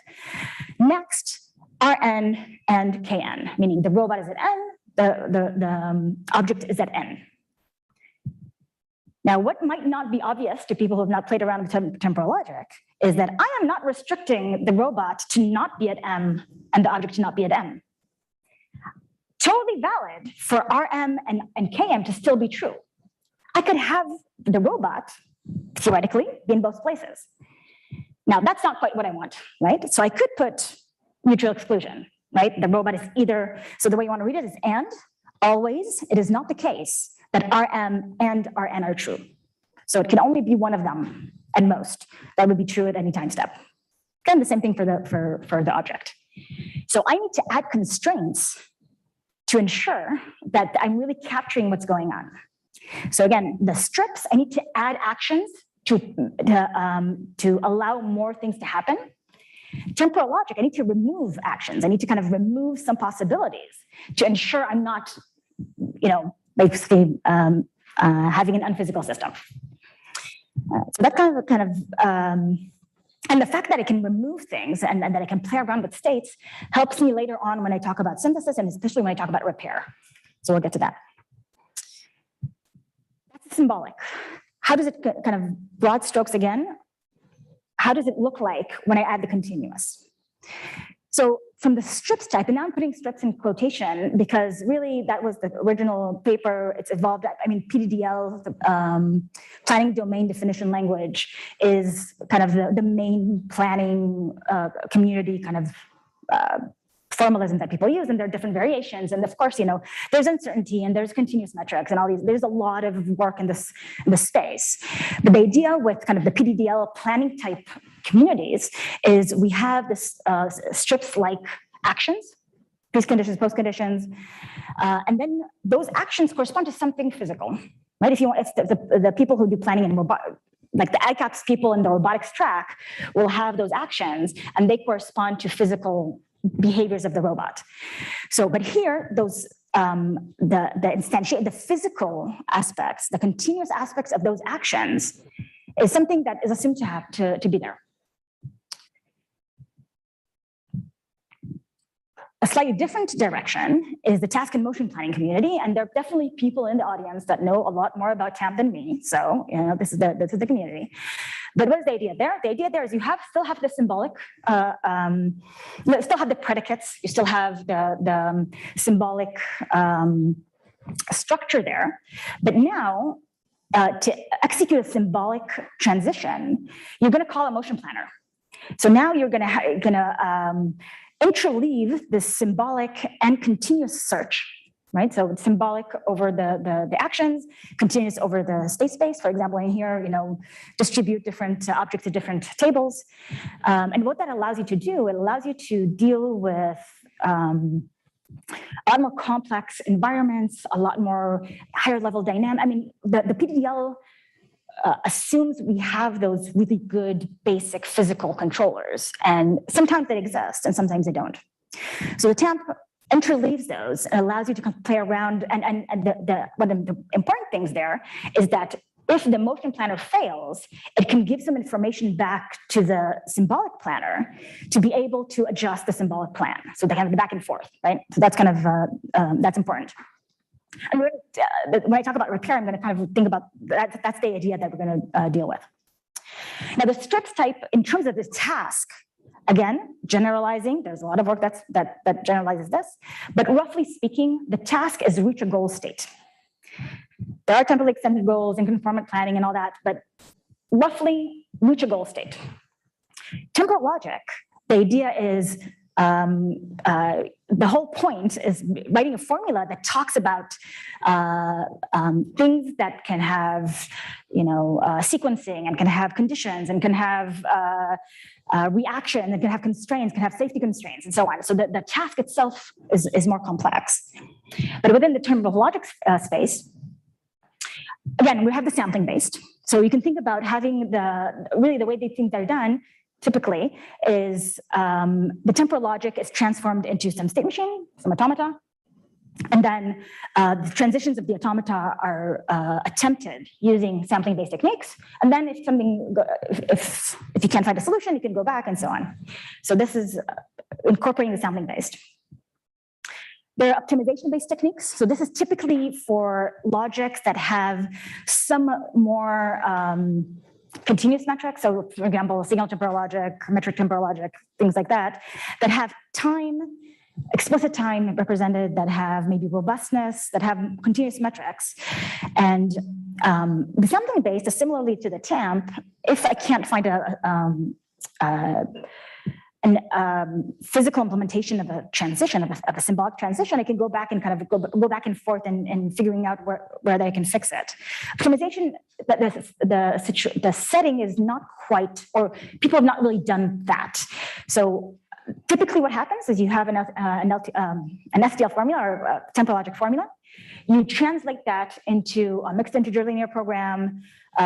Recently, there's some work with control barrier functions, but you translate that into an optimization problem, and then and then you solve it, right? And if you solve it, great. And if you can't solve it, if you get an infeasible solution, if the optimization comes back and tells you infeasible, there's not really back and forth in terms of figuring out what the task is. And sometimes it's done over a finite horizon, so they solve the whole thing, so they can provide guarantees. That's kind of when people think about code-safe LTL or finite horizon STL. There's also kind of an MPC type, so model predictive control at every time step, do the next horizon, take the first step, and so on. And then finally, there's the notion of skills. So again, I have the LTL formula. It's a little bit reminiscent of the first example I did with the push, right? I'm going to start here, I'm going to end here, I'm going to set the action, and that action, I have that action. So I have the rolling of the dough. And I've placed them in I've placed all these things on purpose in this ordering because TAMP and temporal logic sampling based have the same higher level symbolic, lower level motion planners, so sampling based motion planners typically. If you wrap this around, so think about this as a circle or a cylinder, then the PDDL and the controller skills share the fact that we're assuming we have these building blocks that are robust and that will work. And if they don't work, everything, anything I can say about it kind of goes away. All right, shameless plug. Well, I don't know if shameless plug, but there's Annual Reviews is a nonprofit that has a bunch of journals and I don't remember the number of different journals they have, but in 2017-ish, Naomi Leonard started one on control robotics and autonomous systems. I'm on the editorial board. Honestly, the best editorial position I've ever done. And these are a few review papers, and this is once a year by invitation review articles. And these are the different review articles that correspond to these different topics, if you're interested in looking at that. So I want to talk a little bit about trade-offs. So there is no silver bullet. I do not believe that there is one thing that will solve everything. Some Israelis in the audience, like a skeptic at heart, right? So that's kind of pointing at two that I know. So what are the trade-offs? So first of all, let's talk about guarantees. Can I guarantee that a task will be feasible? Can I give a task and be confident that will happen? Well, if I have the skills, if the skills work, then PDDL and the temporal logic controller synthesis kind of with skills will always work. You can have guarantees. Not only that, for the temporal logic side, if you cannot guarantee, you can typically figure out what the problem is. Or there are techniques to allow you to change the specification such that the task becomes realizable, or the task becomes possible. For the sampling-based and optimization-based, you kind of lose the guarantees in the sense that I might not find a solution, right? I might be able to go back and forth, but again, I'm putting a lot of the weight of being right on the skills when I'm talking about the skills and the PDDL. Task complexity versus, so the guarantees, I guess the middle three versus the outer two. Task complexity, specification expressivity, left versus right. The strips type, again, the way it's set up is there's a goal. I'm trying to get to a goal state. The way temporal logic is set up is I'm trying to do this complicated thing. So that's kind of where those things come into play. And then the environment/system complexity, again, I guess I should have tied this with the guarantees, because again, the more complex the environment, the less likely I'm going to find a skill that's really robust. And what I mean by that, if I have a lot of clutter and I want to pick something up, maybe if I can find a skill that no matter what clutter I have can pick something up, but really maybe I should really be using a motion planner that looks at the current situation and tries to fix that, to do something there. So the trade-offs between guarantees and complexity of the system, and again, I keep saying again, the environment complexity makes tasks more difficult. System complexity, the dynamics. I'm trying to do, a degree of freedom arm and do, I don't know, paint something. More complicated than have a mobile robot drive around my lab. So I want to focus more on the controller and skills. I want to give you the general setup And then I'm going to go into, then I'll go to the repair. I'll get to the missing skill. So the general problem setup, I need an abstraction. Symbolic, continuous, there has to be an abstraction. So an abstraction that's used very often is I have a robot, it's moving around some decomposition of the environment, some decomposed environment, so a partition. And then I can have propositions that are, for example, pi A is true if the robot is in A, false if the robot is not in A. I can have that for any region. I have mutual exclusion between them. Great. So this is for a single robot moving around an environment. You can think about this in higher dimension. Abstraction is, again, could be a totally different talk as well. You can also think about slightly different abstractions, right? For example, a swarm. A swarm, I can't really do the abstraction on where the robot is because I have a swarm. So now maybe do the abstraction over the environment. So A is true if there's any robot in A, and false otherwise. So in this case, I don't have mutual exclusion anymore. And I have, for example, on the left-hand side, I have pi A, pi B, because I have robots in A and B. Those propositions are true.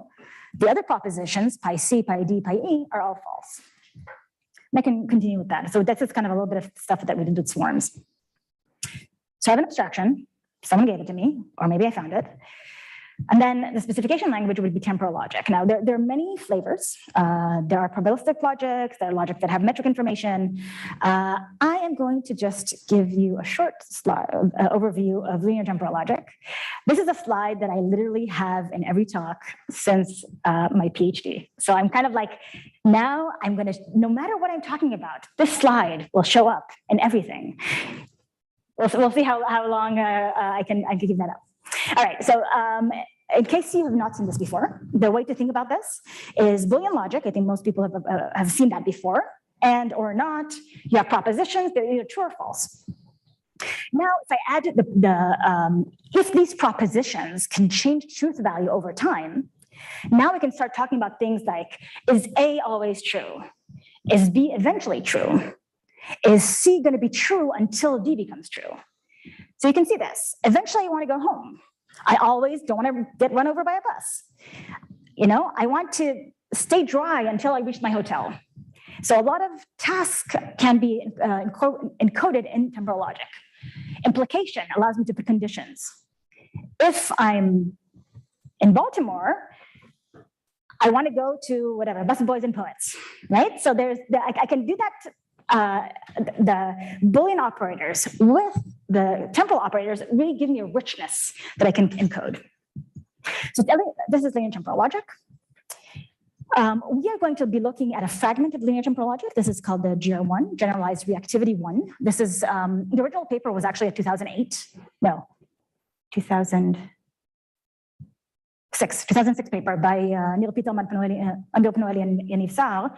They later on kind of cleaned it up and put it in a journal paper with Roderick Bloom and Barbara Yepstam.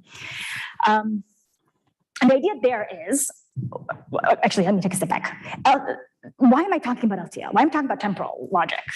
The whole point of the symbolic versus continuous is I want to compute something. I want to compute a system that does something. So temporal logic allows me to synthesize symbolic controllers that if I execute them, will guarantee the original temporal logic task. So for general LTL, we know that is the 89 Rosner and Panoeli paper. There is an algorithm to synthesize a symbolic controller for any symbol, for any LTL formula. It is terrible in terms of complexity, right? It's double exponential in the size of the formula. Not good. So, and this paper, what they talked about is a specific fragment, and there they take the set of propositions, so AP stands for atomic propositions, and they separate into two sets, set X, set Y. Set X is inputs, set Y is outputs. And then you think about a specific structure, which is phi E, which is really assumptions about X, implies phi S. Phi S is requirements on Y. And both, proposition can be in both sides of this, but just kind of conceptually. And this, of course, has more structure because you can put everything like that. So it has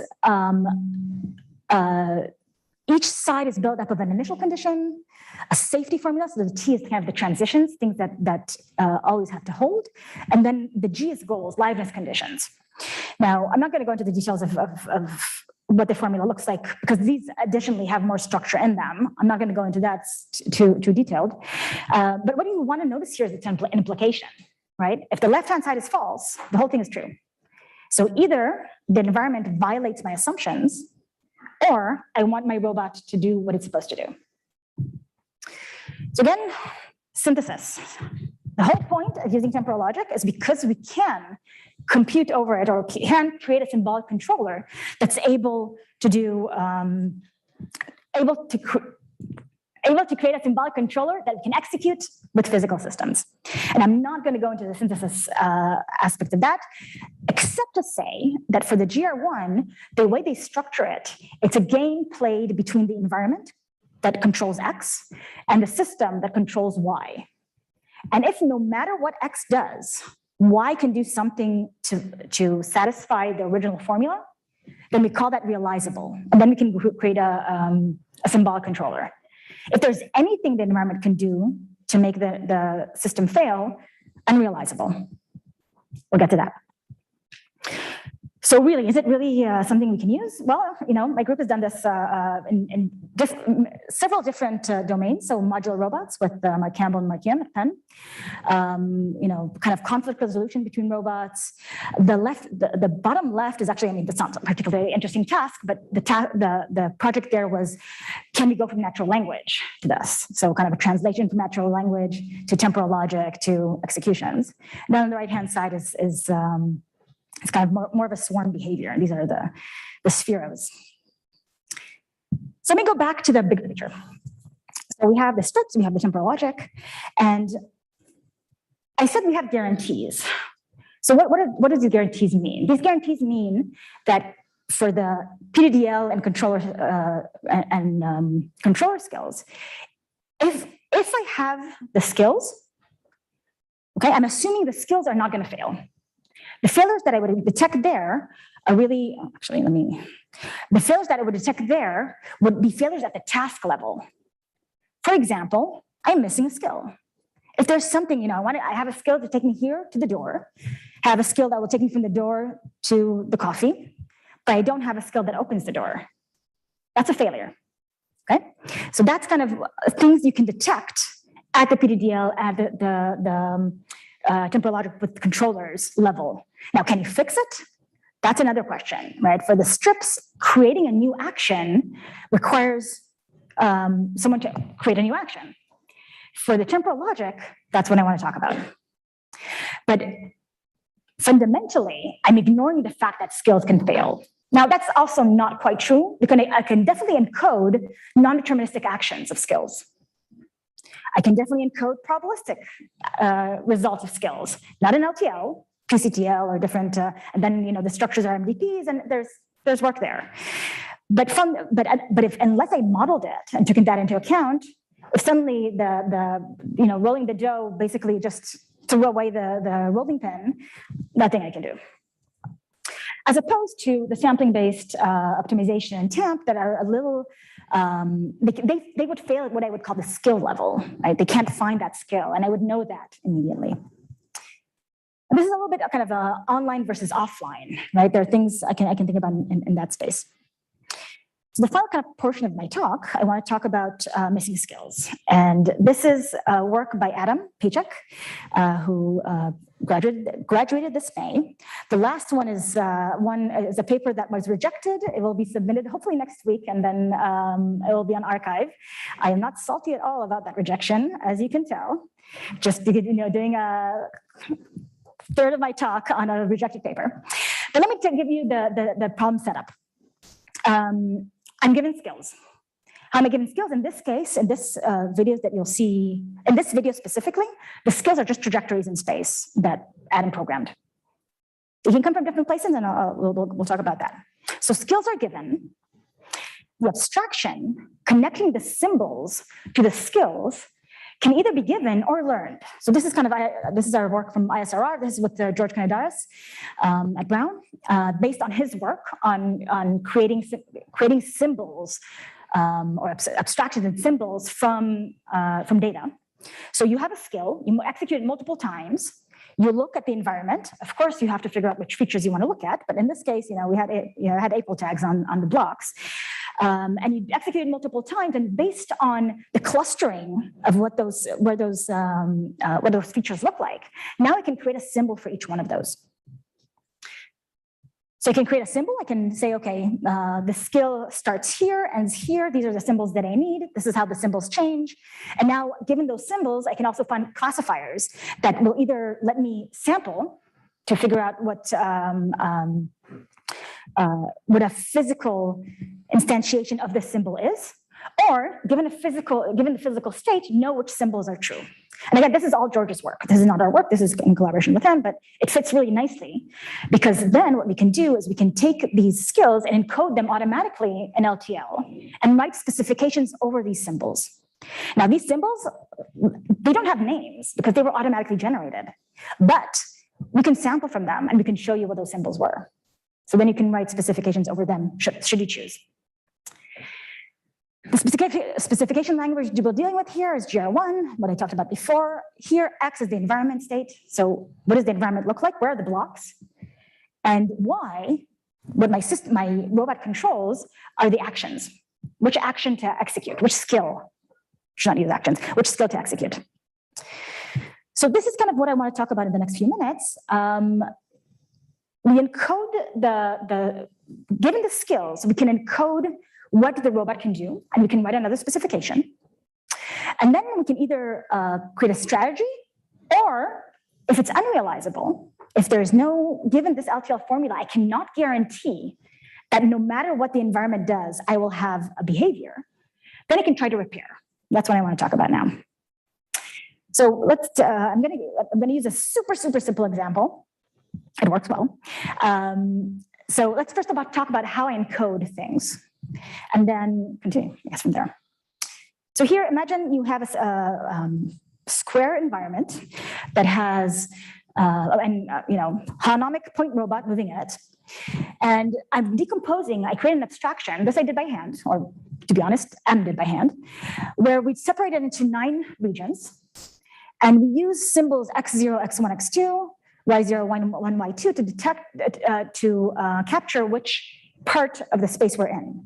So if X0 is true and Y0 is true, we're on the bottom left corner. I have 2 skills. I have left to right and right to left. Left to right will take me from the bottom left to the top right. And right to left will take me from the top right to the bottom left. It's not stopping in the middle. These are atomic actions. That's kind of the way I'm thinking about it. How do I encode that? So we can automatically encode that. You're not supposed to read it. I mean, if you're welcome to, but you're not quite supposed to. For me to encode these skills, again, fully automatically, I can say that I can look at kind of post conditions. So if I'm starting at X0, Y0, everything else is false. I can also write this, anyway, never mind. X0, Y0, everything else is false.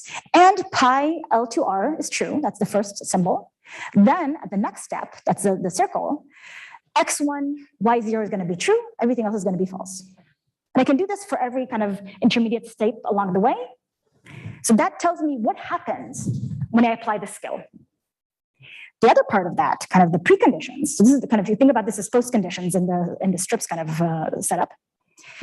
The other part of it is when can I apply the action, right? So this formula tells me unless I'm at X0, Y0, or I'm somewhere along the path and executing the skill, I'm not allowed to execute the skill. So this is kind of, I realize it sounds like a double negation, but the point of this is I don't want to force anybody to use the skill. I just want to put conditions on why I cannot use it. Right? And then choose to use it or not use it. As long as you've satisfied the preconditions, you're good. So that was a skill. Here's a task. I want to go between bottom left and top right, but now I'm not allowing you to go through the bottom right. Okay, so looking at this is my task. If I didn't have that restriction, I just want to go between the two edges, 2 corners. It's realizable. I can create a strategy, not particularly interesting, but I can do this automatically. The interesting thing is, in this case, I can't, right? Because my L2R, the left to right, goes through a state which I'm not allowing. So how do I fix that? So what I really, and this kind of conceptually has a little bit of this back and forth that we saw in that I mentioned briefly at the TAMP. So you try to do something, you realize you can't do it. Here we're going to reverse it, right? So we're going to have a symbolic suggestion for a new skill or modified skill, and then we're going to check whether it's physically feasible. If it is, awesome, done. If it's not, it's going to put more restrictions on my symbolic suggestion. So how do I get the symbolic suggestion? So remember the temporal logic thing, anything can happen unless I restrict it. So I could, just look at all possible combinations of states, 2 to the n, to 2 to the n. Don't do that. Too many options, not something that you want to do. So what we're doing here, we're actually taking advantage of the structure of the synthesis algorithm, the way that we generate a symbolic controller if it exists. The way it's actually computing it is computing these sets of states. So in a very kind of in a symbolic, concise way, it's creating these sets of states, looking at the winning states and then building back kind of backward reachable sets until we figure out whether the set of initial conditions is in it or not. If it's not, it means that there's a gap somewhere between those sets. And we take advantage of the gap between those sets to suggest skills that bridge that gap. Now, this is fully symbolic. We can definitely add user constraints. I can say, okay, these symbols, don't change them. Never change them. I can add constraints on, well, if you're here, definitely don't be here in the next step, right? Constraints on transitions, but I don't have to do anything. So taking advantage of these, the gaps between the sets of states allows me to find or suggest different symbolic skills. Now, these are symbolic. I don't have any physical intuition here necessarily unless I encoded it.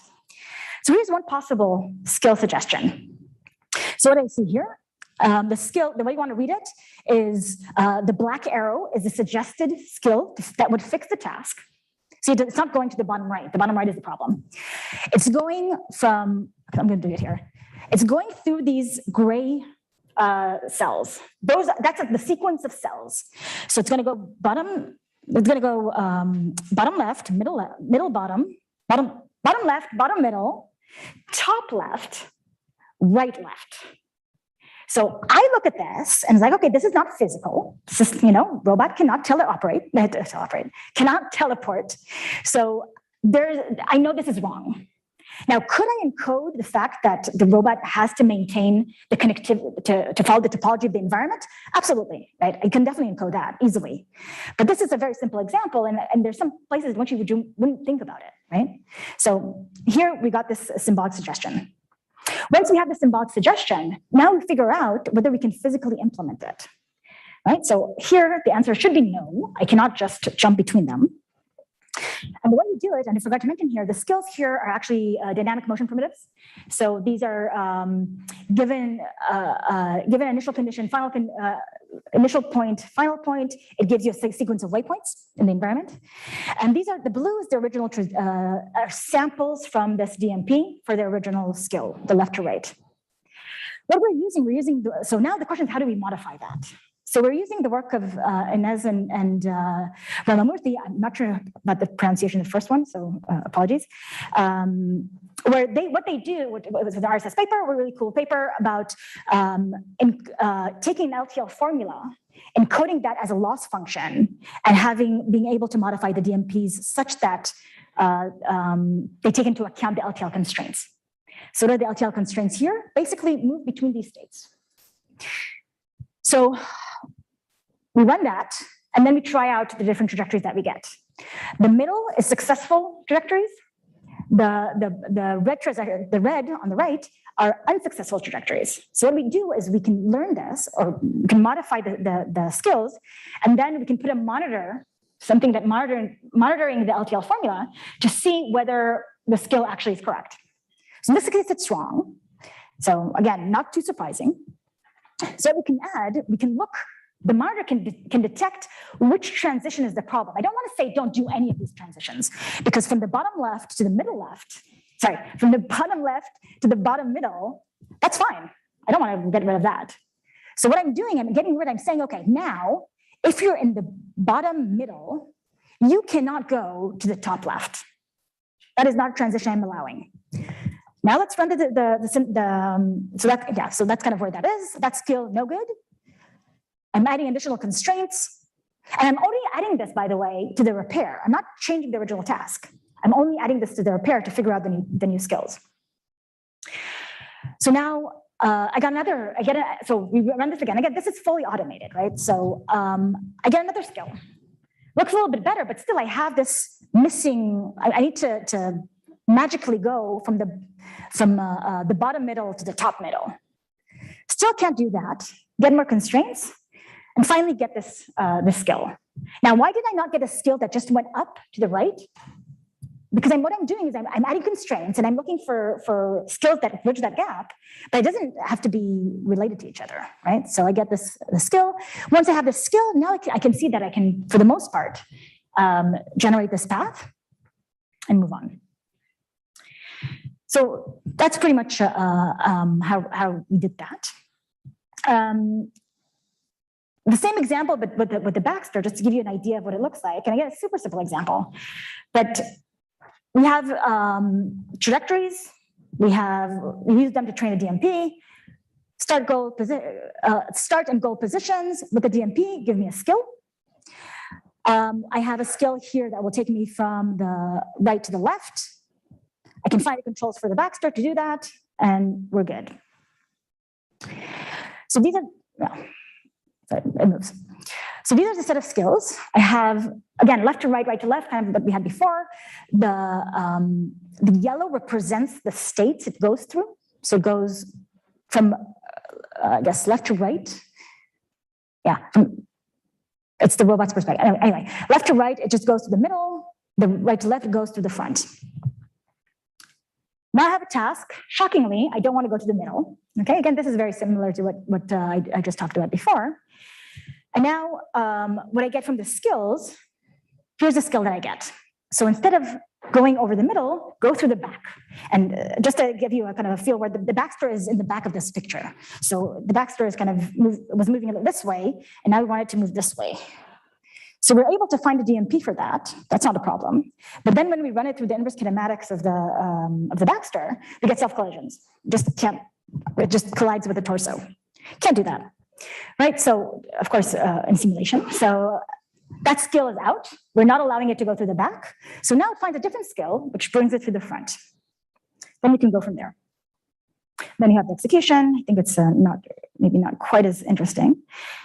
Yeah, so that goes through that's the original right to left, which we didn't touch. And now and you can tell we're not really using vision, we're using motion capture. And then just modify it, instead of going above, it goes around. All right, so let me start wrapping up. I realize I'm running slightly late.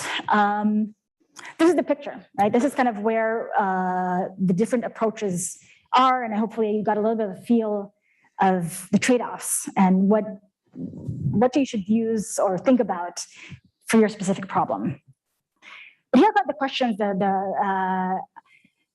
I had this is my open problem section of my talk, right? So I don't have the dirty laundry. I actually one dirty laundry, right? Why do I have that very simple example? So Adam and I were talking, and we have a new stretch. We wanted the stretch to do kind of a ducky placing, mother duck moving around, reaction to where the mother duck is, kind of very much kind of previous ICRAs and so on.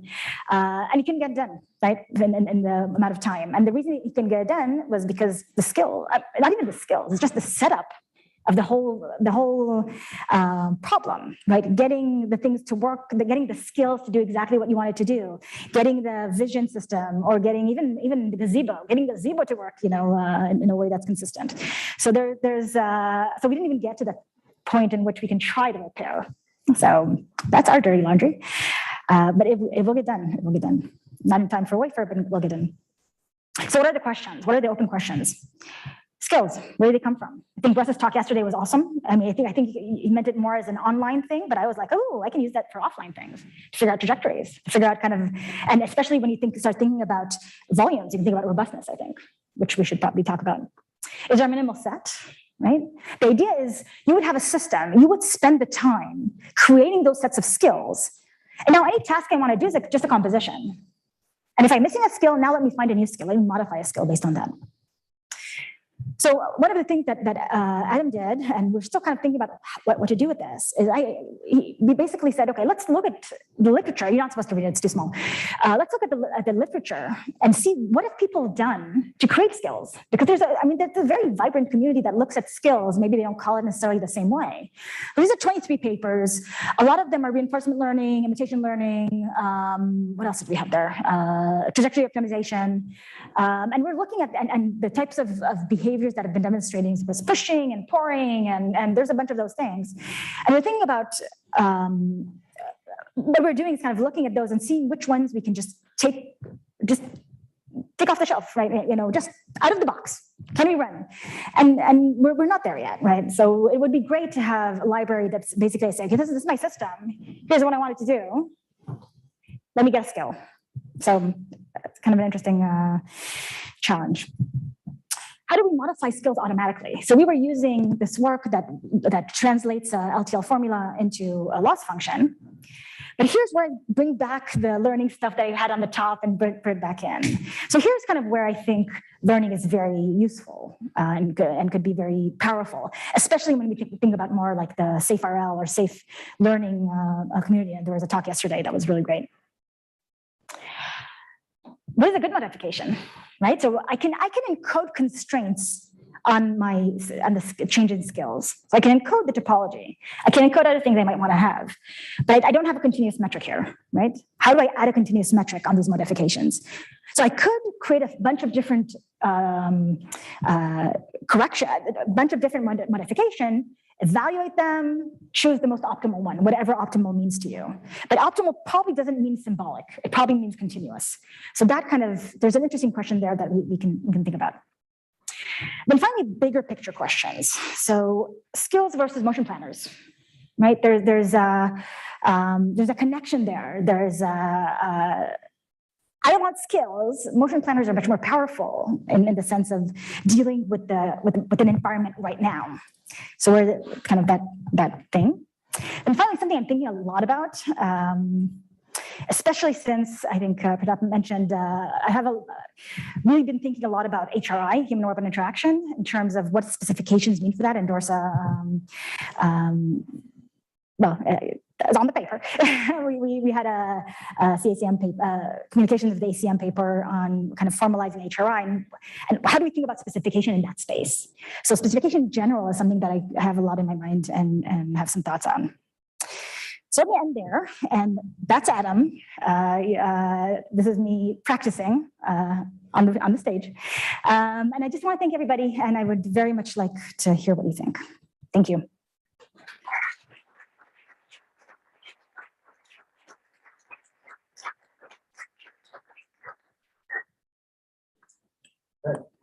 Thank you, Adas. Questions? Right.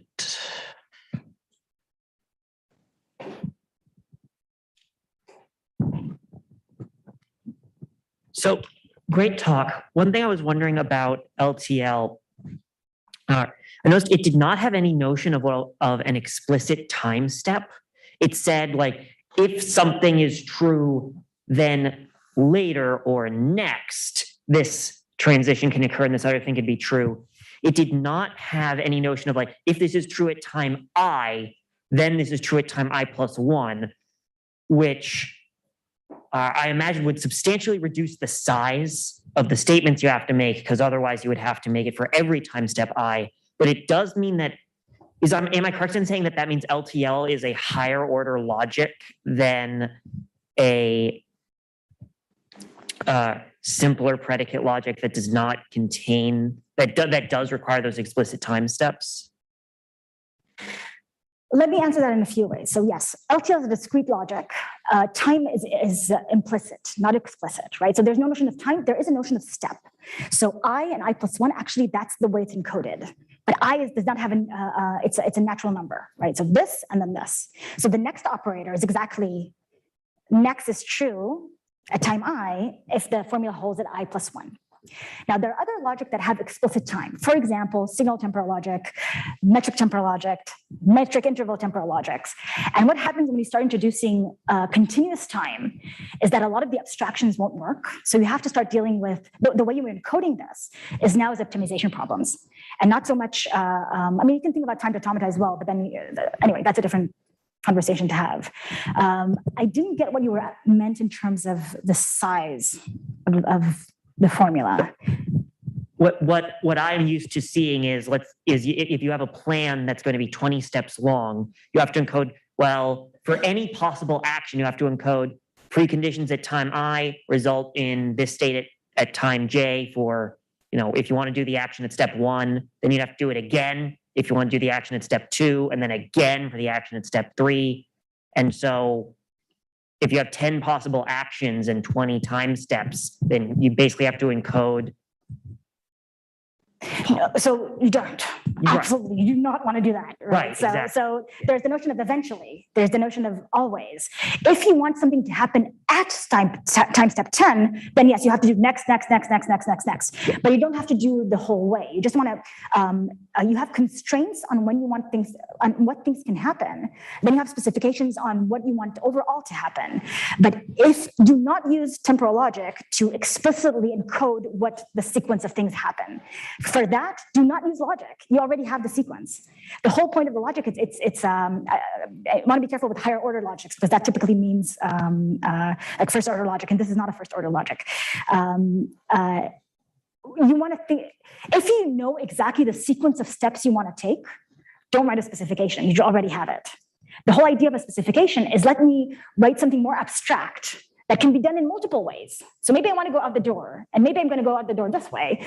Maybe I want to be outside this door, actually. Or maybe I want to go out the door this way, or I could go out the door that way, go around. Or I could go all the way around the room and go back and go out the door. Now, it's not particularly smart, but I could. Right? I don't want to say how I did it. Or if I do want to say how I did it, I can put constraints. I mean, I can say I want to be outside this door, and I don't want to use that door. So that will cause me to go there. Right? So I don't, if the sequence of operations is unique, temporal logic is not the right way not the right thing to do. So, and to be honest, if that sequence is unique, you're back to a continuous problem. So now use model-based controllers, use learning, use motion planners, use whatever you want. That's not the complexity of the task I'm interested in. Yes. So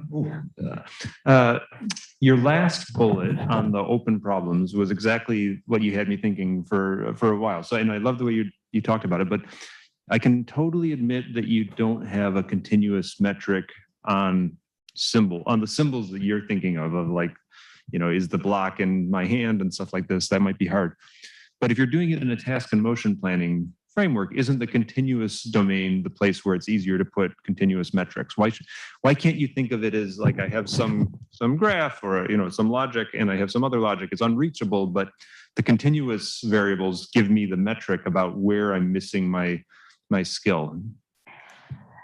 So yes, I could add constraints. Well, in that way, I need to put an ordering on what, so at the symbolic level, what I'm looking for is I'm looking for a change in the symbols that will make the task satisfiable. So that anything, I either allow things or restrict things. There's no notion of ordering, because once I add ordering on there, I'm kind of half solving the problem itself to some extent, right? We were thinking a little bit about adding that kind of ordering, or maybe not quite as at the level of for every possible change, because then you would have basically to solve the repair over multiple things, but maybe having sets, some partial ordering on the sets, on the constraints that you're. Let me say this again. Currently, it's either you can do these kind of changes or you can't. What we could definitely do is say, okay, first try these types of changes. If you can't find one, try these types of changes, and then try to. But if it's at the level of a single one, then I don't think we have any computational. Then you're basically down to enumerating at that point. I want to avoid the enumeration by using the grounding, right? I mean, it's somehow if there is some distance metric in the continuous space, it might tell you if you can connect to the grounded implementation of your symbol, it can inform the missing, inform that search, right? Absolutely. But there's no, at the symbolic level, there's no metric. There's no continuous metric, right? So the way I can encode that, definitely things to think about, but the way I encode it now is basically, these are sets of states. These are actually, literally sets of states. And I'm trying to find states that will basically merge two sets of states. Or transitions that will merge two sets of states. And those transitions, then I take them out and check whether they're feasible. I could also check whether what their cost is. But ahead of time, I need to kind of get that first and then figure out what the cost is. And I can go back and forth as many times as I want, but to choose the skill that will make me merge these two sets based on cost, I have to think about that because it's like, we're taking advantage of the fact that you can kind of decompose the problem. And here we're kind of bringing it back again together. And I need to think about that because the cost there is something that complicates things a lot. So, yeah. Fun to discuss. All right, that's me. It's a great talk, Hadas. So I have two questions. So the connection between rippers and skills was pretty interesting. And in general, I was wondering, two questions. One is on the repair side of things, I've often seen things of the form of like abstraction refinement, where you're not using skills when you're thinking about like refining and doing repair. So I was wondering, what are the benefits that you would get because of using skills in this kind of like refinement repair period? So that was the first question. And then the second question is, if I understand it correctly, the notion of skills, like the way you're referring to it, is the thing that helps in repair in this last part of the talk. But have you thought of like other notions that you would want to have in a skill, like maybe a diverse set of skills that have some sort of coverage or maybe even teachability if you want, transparency of skills, like if you want to think about human-robot interaction, like those side of things, like what else should be encoded in skills? Yeah, awesome. So abstraction refinement, really what it does, it takes takes the symbols and creates new symbols, right? Here, I'm not creating new symbols. I'm creating given the symbols that I have, I'm creating these new transitions, if you will. So these skills that represents these new transitions. Abstraction repair, so just to get as a side note, sorry, not abstraction repair, abstraction refinement is a abstraction is hard. How do we know how to abstract a physical system? We don't really know. There's some things that we have good practices. In general, it's not the most, it's a hard problem. And then one way to do it is say, okay, let me make a very coarse abstraction. Let me say this room is one symbol.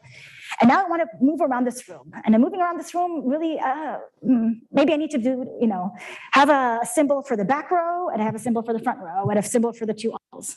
Great, now I want to go sit with Russ. My abstraction doesn't really let me do that because it's either, it's kind of, maybe I should have said first half and second half and then aisles.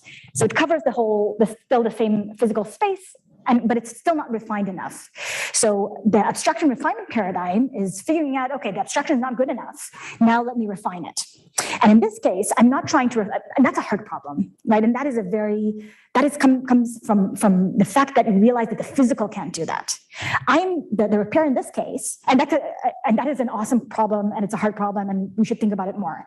In this context, I'm like, we have skills, we know what the robots can do, we have some notion of what the symbols represent, and now I'm just missing something along the plan that will allow me to do this full complex task. Maybe because I added more constraints, maybe I add something different, and then that's kind of where that comes into play.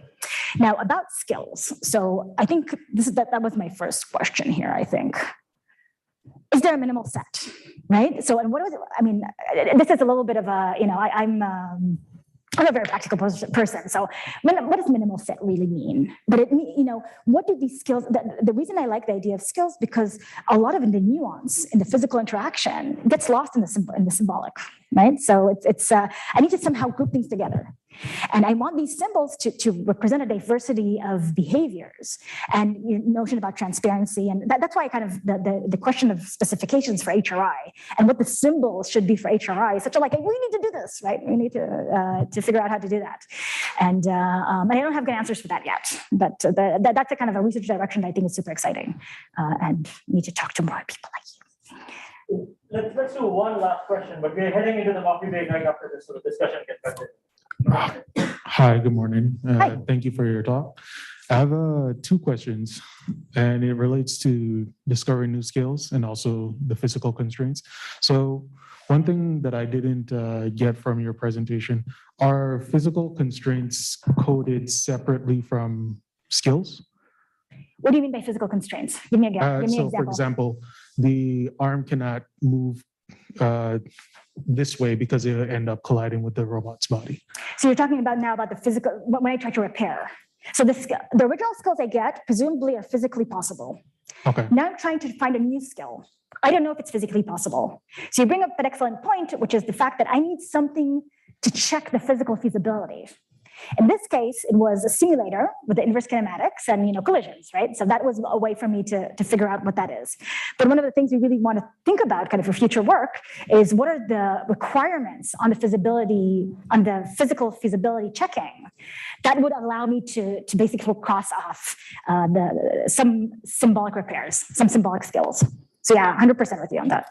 And then the second part to that is, have you thought about discovering physical constraints through accidents? So for example, there are works that learn controllers for drones, just doing trial and error, and you do accidents, you discover some policies that are just not feasible or good, right? And so have you thought about doing that, particularly in simulation, because these robots are expensive? We have not. We're just kind of thinking about the physical, figuring out the physical feasibility of the modified skills.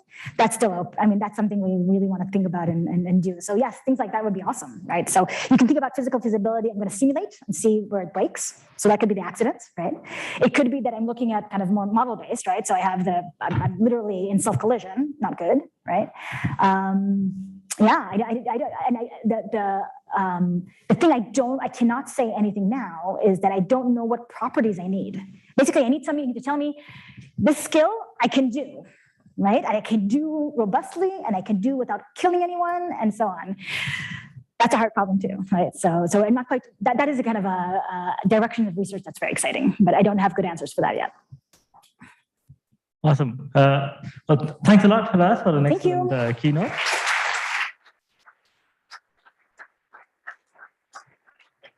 Time to head out, have some coffee, and we are back in this room at 11:15. I made people have less coffee. That's right.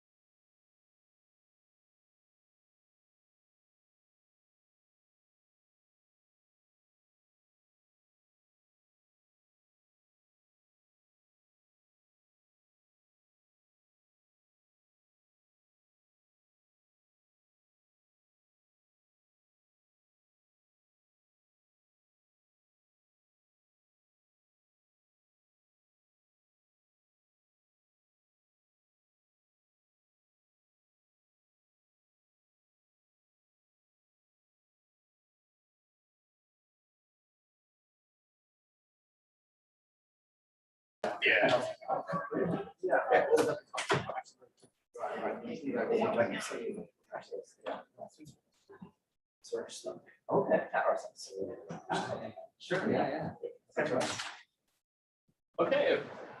everybody, welcome back. We are about ready to start session 5. Session chair is Stephen L. Smith. All right. Hi, everyone. So I guess we'll just get right into it. Our first speaker is Akrita, who will talk to us about a new application of discrete Morse theory to optimizing safe motion planning paths. Okay, thank you. Good morning, everybody. My name is Akriti Upadhyay, and I'm presenting my paper, A New Application of Discrete Morse Theory to Optimizing Safe Motion Planning Paths.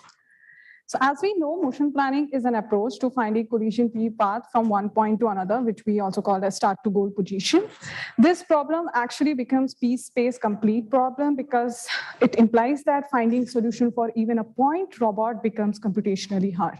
And the complexity increases as the dimensionality of the space increase, and hence the properties of the underlying space play a significant role in affecting the performance of these planners. One of the widely used motion planners are sampling-based motion planners, as they approximate the environment connectivity information with geometric properties. And these can be divided or classified into two types: graph-based methods and tree-based methods. Graph-based methods are probabilistic roadmap and their variants. Tree-based methods are rapidly exploring random tree and their variants. These planners have been successful in high-dimensional space and are known to be probabilistically complete. That means the planners guarantee to find a solution if one exists as the number of samples in the space approaches to infinity. However, the roadmap generated by these planners do not provide or describe the configuration space, but only covers a subspace of it, which becomes or contributes into its drawback. First of all, in order to achieve the probabilistically complete guarantee, they need infinite space. And in real world environment, we do not have infinite space. So this becomes like huge memory overhead for them. At the same time, the information extracted for the subspace becomes limited or less useful for future analysis. At the same time, the roadmap generated by one planner cannot be sometimes reused by another planner, which results in replanning and recomputation overhead. So in this work, we actually introduce an algorithm that combines the topological data analysis method with the sampling-based motion planner.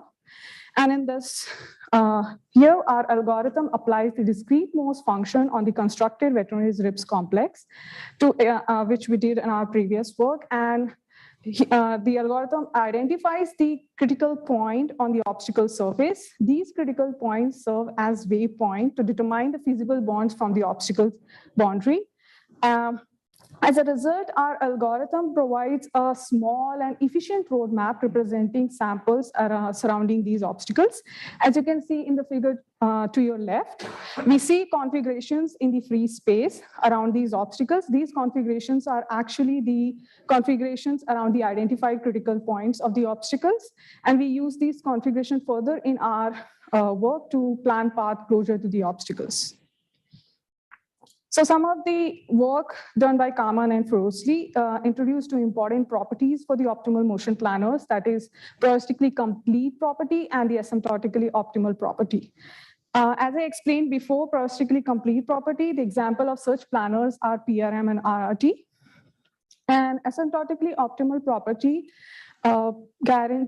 states that the planner guarantee to converge to an optimal solution as the number of samples approaches to infinity. And example of such planners are PRM star and RT star. One of the recent work done by the student of Mark Tusset introduced a motion planner explorer to visualize the local minima tree of a path invariant under the minimization of a cost function. Using the Morse theory, the work defined local minimum, and they utilize the fiber bundle construction to organize them into a tree. As a result, this algorithm actually allows the user to visualize, interact, and debug the planning problem. As you can see in the figure over here, they are showing two local minima tree for path 1 and path 2, which is going on the either side of the obstacle. Our work actually differs from them because we are using discrete Morse theory and not the classical Morse theory, which I'll be talking further in my next slide. Discrete Morse theory is basically a discrete analog of smooth Morse theory. Smooth Morse theory refers to the continuous function, whereas the discrete Morse theory is the discrete form of that continuous function.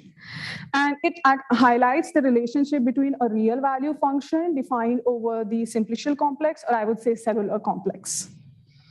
This function defines or describes the connectedness of the complex that are identified when the gradient descent of the function vanishes, which we call as local minimum or local maximum or saddle points.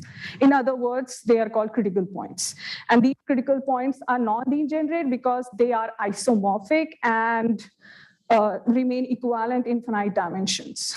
For example, let's take the figure shown over here for the torus, and we transform it into a planar triangulation. The names on each of these vertices show the sequence in which they can be folded back together in order to get the torus structure. So a real value function is a discrete Morse function if it satisfies two important conditions. First, for any simplex beta in simplicial complex S, at most one phase alpha of beta has a value f of alpha greater than or equal to f of beta. The second condition states that for any simplex beta in simplicial complex S, at most one cophase gamma of beta has a value f of gamma less than or equal to f of beta. So here phase of beta complex, or sorry, phase of beta simplex refers to the lower dimensional simplex, and the cophase of beta simplex refers to the higher dimensional simplex. So a vertex is a 0 simplex, an edge is a 1 simplex, triangle is a 2 simplex, tetrahedron is 3 simplex, and so on. So let's coming back to the planar triangulation example. The numbers shown on each of these simplicial complex show the sequence in which they were generated, and when we apply a real value function on the planar triangulation of torus, it checks for each simplex whether they satisfy these conditions, and if a particular simplex do not satisfy these conditions, that becomes a critical simplex, or I would say a critical point. So in our work, we actually use the theoretic view of this discrete Morse theory to define our density-based function on the constructed simplicial complex. And our discrete Morse function is restricted to the vertices of simplicial complex, which we can also say as product of distance and density function, which is given as f of x equals to d of x times tau of y comma var rho. So distance function basically measures the minimum distance from point x in the C-free space to the point y on the closest obstacle surface. Density function, it actually counts all the configurations that are in free space within a radial distance var rho from point y on the obstacle surface. So overall, the restriction on f to the vertices of Vetronius-Ribbs complex gives this restriction of discrete Morse function on all complexes. And as a result, we get the critical points which identify the features of the obstacles. As you can see in the figure over here, we have points shown on the obstacle surface. So if a point that get identified on the obstacle surface, we refer to as critical points. So what is local minima, maxima in our case? So given our density real value function f, we define or we say a point y on the obstacle surface is critical point when the gradient descent, or I would say the derivative of f vanishes at y. Or I could say when f is defined on the simplicial complex, its critical point is the union of all the critical points that are obtained by restricting f to the vertices of simplicial complex. As a result, y becomes a local minimum or maximum when the vertices of simplicial complex get closer to the obstacle boundary, and distance becomes an equalizer, whereas this density becomes a major contributing factor. As you can see over here, we see maximum density, which refers to local maxima. Minimum density refers to the local minimum, and uniform density refers to the saddle point. We also define a term called feasible critical points. So feasible critical points refers to the configurations that are in C-free space within a radial distance rho from the identified critical points. And in this case, we actually calculate the value of var rho using the identified critical points, and which is given as 1 by n times summation of all the minimum distance from the critical points to the configurations in the convex hull of the simplicial complex. And the points that get identified closer to the obstacle surface, we refer to them as a feasible critical points. So overall, in our framework, we first construct the simplicial complex and then get the convex hull of all the obstacles that are present in the environment. And for each obstacle, we calculate the distance and density value and apply the discrete Morse function on our constructed victorious ribs complex. And as a result, the local minimum and maximum value achieved at point Y depends on the lowest and the highest density that F achieves at Y.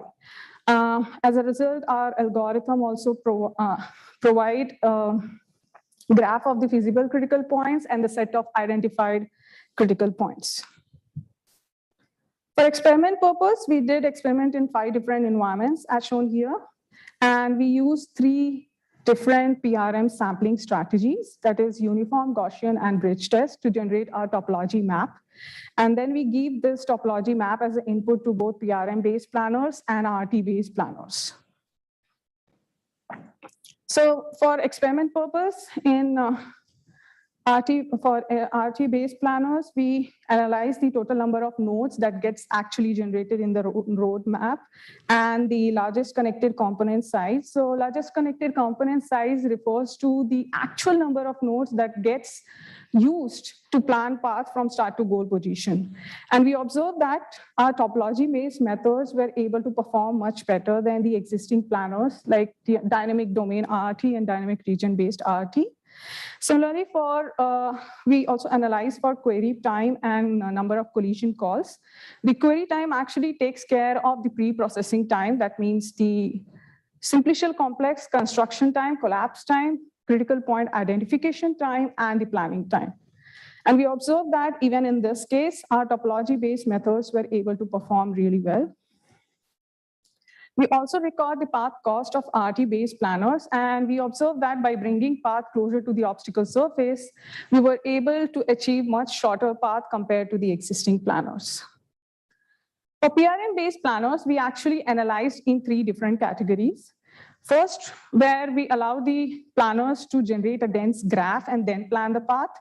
Second, we let the planners to generate a topology map and then plan the path. And for third scenario, we actually let them incrementally plan the path. And in here, we observed that our topology-based methods were able to perform well in difficult environments like parking garage and PR2 robot environment, whereas in KUKA robot environment and urban environment, incremental planners were able to perform well, both in the total number of nodes and as well as in terms of computation time. However, the path cost recorded for these planners, we observed that even though they required lesser number of nodes and lesser computation time in KUKA and urban environment, but still the path cost for our topology-based planners were much better than the incremental planners. We also analyzed the convergence of our topology map in 2-dimensional space and compared it with the results from one of the Kaman and Frusri's paper. And we analyzed for each sampling density. As the sampling density increased, what is the performance? We observed that as the certain sampling condition was attended or satisfied, using our topology map, these planners were able to converge to an optimal solution much faster than the existing planners, as well as they required lesser computation time for the RT-based planners. The similar trend was observed for PRM-based planners as well. So overall, we could able to conclude that our method was able to benefit sampling-based planners to obtain a near optimal path and in low computation time, and the preserved nodes. That means we were able to generate a memory efficient roadmap that helped in getting path closer to the obstacle surface. For future work, we will be transitioning our pre-processing step into a incremental planning step, and we will be testing our technique for in dynamic and uncertain environment. So here comes the dirty laundry. While preparing for this work, we had few challenges where we wanted to understand what kind of representation will be better for extracting the geometric features. And we wanted to make sure that they are non-degenerate in nature. At the same time, they can, the defined discrete modes function can utilize the topological information of the space and have less impact on the time and space complexity. The current limitation of the work actually requires pre-known information of the environment. So this will be extended further to an unexplored tangent space because we want to have a planner that can work even for where robot is required to explore an unknown environment. And the defined discrete modes function currently depends on the simplicial complex or density-based density of the configurations. So this can be changed based on the type of planners we are using or based on our requirement. Okay, thank you, and I look forward to your questions.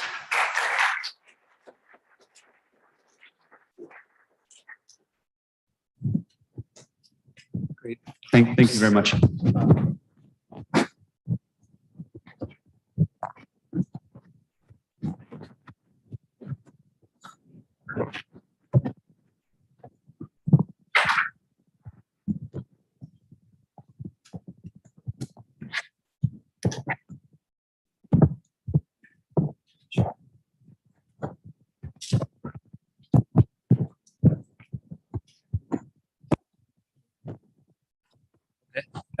And our next speaker will be Rachel, who's just getting her mic set up. We'll talk about sample efficient safety assurances using conformal prediction. Okay, hi everyone. My name is Rachel, and I'm going to talk about our work on sample efficient safety assurances using conformal prediction. So to motivate this, let's consider some high stakes applications. In a lot of systems with learning-enabled components, the cost of failure is really high. So for instance, in autonomous driving, a collision could kill people. In a healthcare setting, a wrong diagnosis could lead to the wrong treatment. Or for a robot on the factory floor, these robots are working alongside people and we don't want them to cause injuries. And these are just a couple examples of critical high-stakes applications. And in these kinds of settings, it's really important to be able to have some kind of safety assurances. But these systems are also really complex. So guaranteeing safety from first principles is not really something we can do. So we need an empirical data-driven method. And that leads us to our system. Here's the high-level idea of how we approach this problem. And we're going to use a running example of a driver alert system where in a car, we might want to have a warning system that will alert you every time you're in danger of crashing. This kind of warning system could make errors, and there's two types of errors. In one case, it might issue some extra warnings that were unnecessary, and these are false positives. And in the other case, the system failed to alert you when you were actually about to crash, and that's a false negative. So from a safety perspective, false negatives are a lot more safety critical. And so the focus of this work is on providing a high probability guarantee on how many false negatives are allowed. And the way we do this is by collecting a data set of training points of failure cases, running it through our system, and using the framework of conformal prediction to provide guarantees limiting the false negative rate. And our system makes these guarantees in a very sample efficient way. So how do we get these guarantees? Well, when people think about guarantees in robotics, we typically think about confidence intervals and accurately estimating error rates with statistical learning theory. But this method also has drawbacks, and the main one is sample complexity. To get these confidence intervals, you need a lot of data. But we could also think about guarantees in a different way. For instance, we could sacrifice trying to estimate the false positives and false negatives exactly, and instead consider a more task-centric notion of what if we cared more about the false negatives. And this one-sided guarantee is what's actually important for a lot of safety critical systems. So if our problem has this flavor, we can use conformal prediction, which is a statistical tool that produces prediction sets such that the true label is guaranteed to be within the set with high probability, approximately 1 minus epsilon probability. So here's the outline for the remainder of this talk. In the next section, I'll talk about the main contribution of this paper, which is a conformal prediction framework specifically designed for robotics applications to give safety guarantees even when we don't have much data. Then I'll go over some experimental results that we have for a driver alert system and for a robotic grasping system. And finally, I'll give our conclusion. So in our framework, we adapt conformal prediction for robotic settings, and I'll talk concretely about how we instantiate this. As a reminder, the running example we're using is a driver alert system. And here's some of the notation that I'll be using. X represents the current observations or the current state of the system. In this toy example shown here, maybe it's the positions of the cars in the scene. Z is the true unknown future state of the system. So in this example, maybe this red car moves to the right here. Y is the predicted future state of the system. So maybe our model predicts that the car is moving to the left here. F of Z is the true safety score. And this is a user-defined metric that determines safety. So if the safety score is too low, then we consider a situation unsafe. In our example here, we define it as the distance to the nearest car. So that's this blue line here. G of Y is the surrogate safety score, which is also something that's correlated with safety. And in our example, the functions F and G are actually the same. So G is also the distance to the nearest car, but the input to G is the predicted future state of the system rather than the true unknown future state of the system. And F naught is the safety threshold. So if the safety score is below the safety threshold, then the situation is unsafe.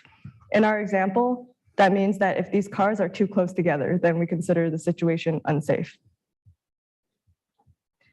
And what we'd like to do is we'd like to design a warning function W of Y such that given a simulation output Y, shown in bold here, our system either decides to issue a warning or not.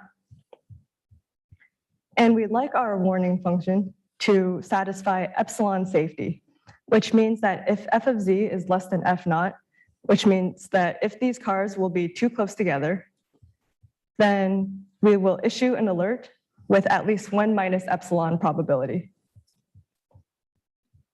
So our goal is to design a warning system that provably achieves epsilon safety for small epsilon while achieving a low false positive rate, meaning we don't trivially always issue an alert. And the main difficulty here is that this warning function can only depend on the simulated future Y rather than the true future Z, which is not yet observed when the warning is issued. And this simulation might not come with any performance guarantees. So here's our algorithm to achieve epsilon safety. First, we compute a surrogate safety score based on the simulator outputs for each unsafe example in the training data set. So in our example here, this is the predicted nearest distances. So we compute these predicted nearest distances. Then we compute the safety score of the new test point, and we compute its quantile value. So we look at the proportion of validation samples with a lower safety score than the new test point. And note that there is also a small correction factor for rounding. Please refer to our paper for more details. And if this quantile value is smaller than 1 minus epsilon, we emit an alert, and otherwise we don't. Intuitively, the idea is that if this is an unsafe example that's exchangeable with all the unsafe examples in our training set, it's highly unlikely that this quantile value is higher than 1 minus epsilon. So it's highly unlikely that if you have an unsafe example, you won't emit an alert. And our algorithm guarantee is that if the training data and the new test data point are exchangeable, meaning that the probability of observing any permutation of the data is equally likely. Note that this is actually a weaker assumption than the IID assumption that's standard in statistical learning theory. So if this is true, then our algorithm is epsilon plus 1 over t plus 1 safe, where t is the number of unsafe examples you had in your training data set. So now I'd like to take a minute to talk about the trade-off between the false negative rate and the false positive rate. I'll start with the finite data regime because in the real world, this is where we operate usually. So in the finite data regime, to guarantee 1 over t safety, we need at least t samples. This makes sense because if we only have 10 samples, let's say, we can't really have like a 99% safety guarantee. Can we do better than this? Well, we actually show that it's impossible to do better than this. And we prove that in general, if there are fewer than t data samples, it's impossible to guarantee better than an 1 over t false negative rate without incurring a false positive rate of close to 1. And since our algorithm can actually guarantee an O of 1 over t false negative rate while the false positive rate is low, it's asymptotically optimal. And so that's what happens in the finite data regime. Let's take a minute to look at the infinite data regime. Well, even with infinite data, we may not be able to achieve both perfect false negative rate and perfect false positive rate. And one easy way to see this is to think about the extreme case where the distribution of surrogate safety scores for the unsafe samples is exactly the same as the distribution of surrogate safety scores for the safe samples. And in that case, if the distributions overlap exactly, then it's impossible to tell these apart. And so we can still get a false negative rate of epsilon, but the false positive rate will be very high. At the other extreme, if these two distributions are completely disjoint, then it would be possible to get a perfect false negative and false positive rate. Probably in real world scenarios, the situation is somewhere in the middle, maybe something kind of like the plot shown here. And so the false negative rate is determined by epsilon that you set, the epsilon that you desire. So that determines where this dashed line is, this threshold line. Then this blue area to the left of it is the false positive rate. So this is a lower bound on the false positive rate. And note that these distributions are determined by the surrogate safety score and real world data. So you can choose or design your surrogate safety score such that these distributions are further apart. That's a design choice. Okay, so that's an overview of our proposed framework. And now I'm going to show Now I'm going to show some of our experimental results.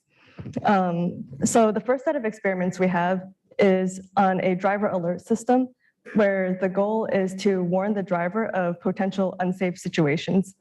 And here we use the NuScenes and Lyft autonomous driving data sets, and we use Trajectron++ as our future dynamics model.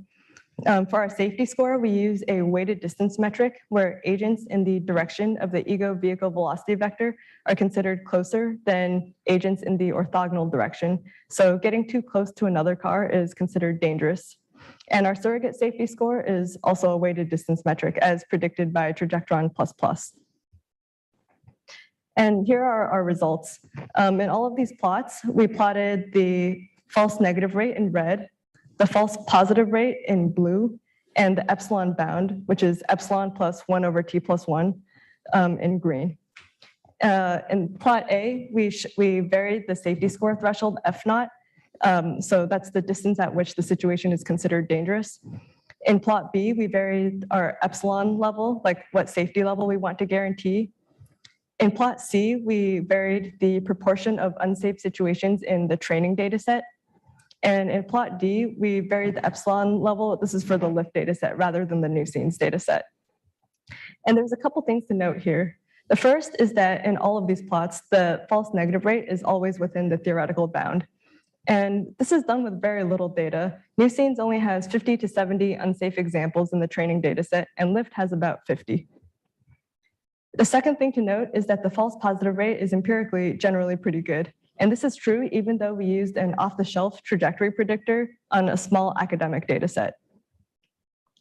And the third point is that our method is robust to label shift. So the frequency of unsafe situations can differ between the training data and the test data because our algorithm depends only on the unsafe examples themselves. And we can see this in plot C, where we varied the proportion of unsafe examples in the training data set. The second set of experiments we did was on a robotic grasping system, where the goal is to issue a warning when the robot will fail to pick and transport an object. Failures can hurt throughput or potentially even stop an assembly line, and they can also lead to dropped or damaged goods, so we'd like to avoid them if possible. And here we use the DexNet 4.0 dataset, and our prediction model is a pre-trained grasp quality convolutional neural network, or GQCNN. Our safety score is just the success or failure of a pick, so Z equals 1 or Z equals 0.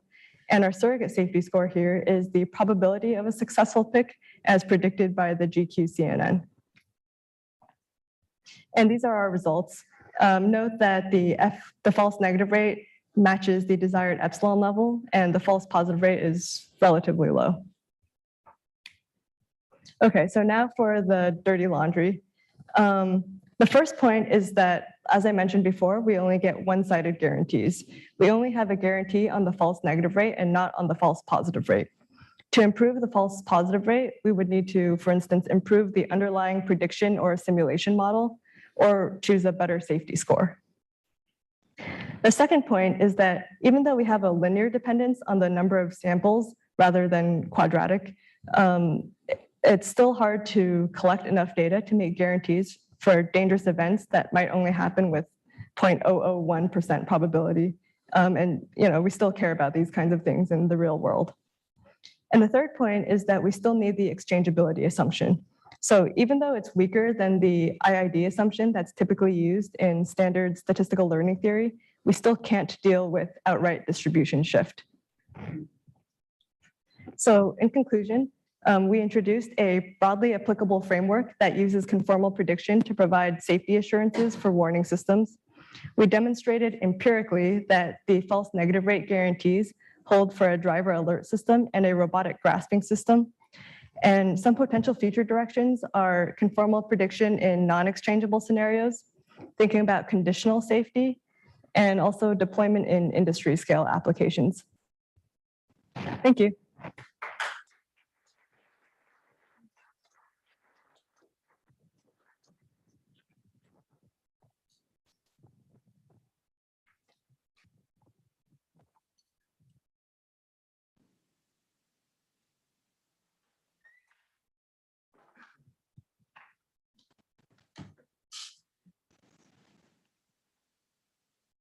All right. So our next speaker is Gustavo, who will talk to us about partial satisfaction of signal temporal logic specifications for coordination of multi-robot systems.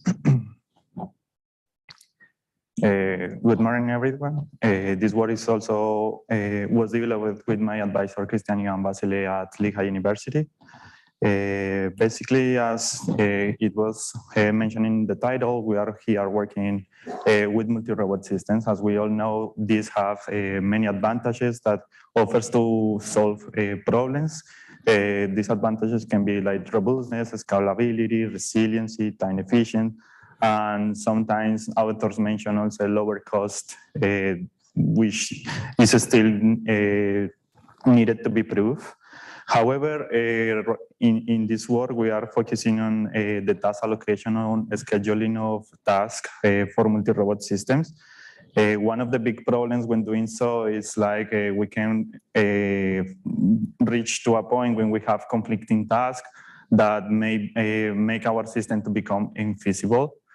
And most of the systems will just let us know that the system is infeasible because two tasks are overlapping or the robots are not able to perform the task, the mission. So our desired behavior or solution for this kind of systems is to at least partially satisfy the mission. And for this, we specify the mission using signal temporal logic, which is something similar as Professor has explained before on linear temporal logic, with the difference that in here we have explicitly time, and that we also work with over signals. These signals can be continuous or discrete depending on the task or on how do you specify your mission. And you can say that the signals has to be greater equal or less equal than a threshold. As Professor Haas was mentioning, we have logical operators, and we also have temporal operators as eventually within an interval something has to hold, or always during an interval something has to hold, or a thing has to hold until we do something else. So for make this a bit more clear, let me give you an example that I like so much. And with this, I hope that the organization have enough food, because let's try to plan for a dinner. So we have a time horizon from 7 p.m. to 8 p.m.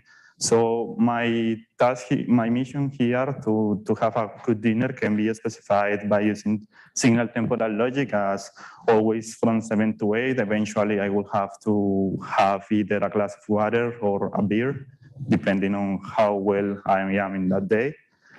And eventually, from 7:05 to 7:15, I would like to have an appetizer. This appetizer can be either some wings or some nachos.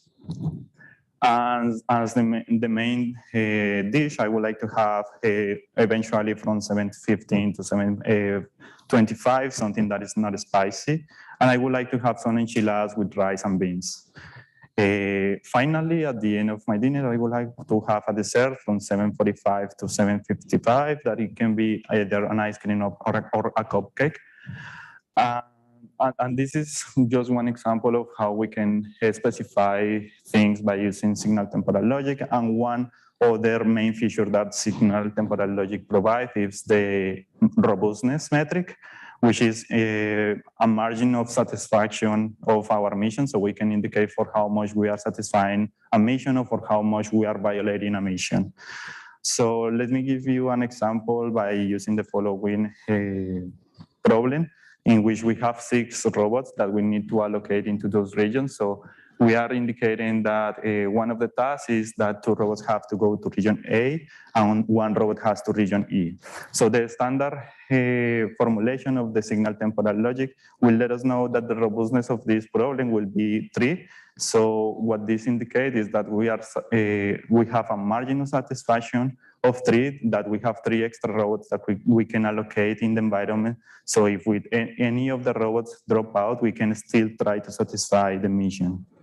However, when we have a mission that is infeasible by design, like for instance in here, we just have 6 robots, but we are planning to allocate 8 robots.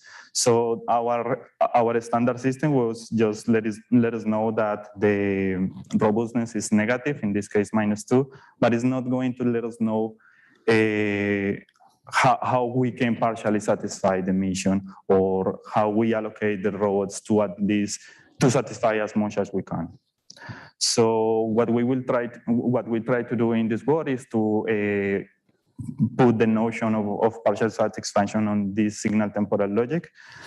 By doing this, we will try to allocate and satisfy at least, okay, we want 3 robots in region A, we will allocate them and 2 regions in B and 1 in C. So we will try to partially satisfy the mission.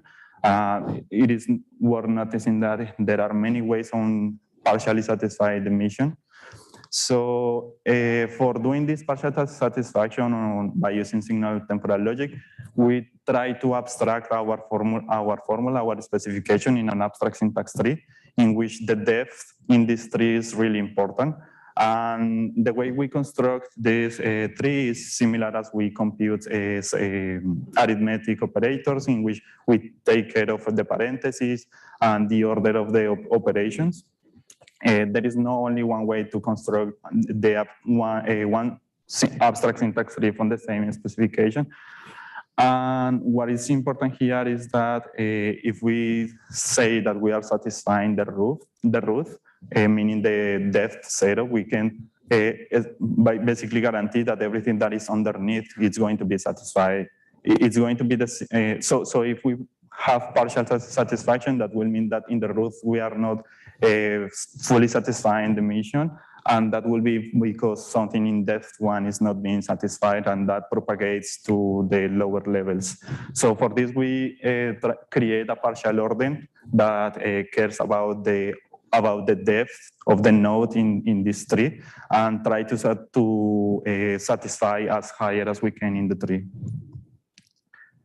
So for give you one example, so let's consider we have 3 signals, and we are specifying this mission that we have always during an interval of 0, 1. We want signal 1 and signal 2 to be greater than 0, and we have that eventually during the interval 0 and 2, the signal to have other values.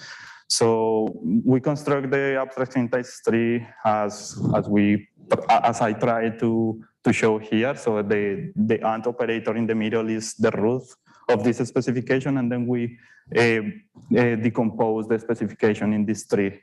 So in the right-hand side, we are saying what is the maximum possible of values that we can satisfy. So if we satisfy the root, the maximum will be 1, but by having the following output in our signal, so let's consider the 3 signals takes value -1 at time 0, and then value it takes the value 1 at times 2, and it takes the value 2 at times 2.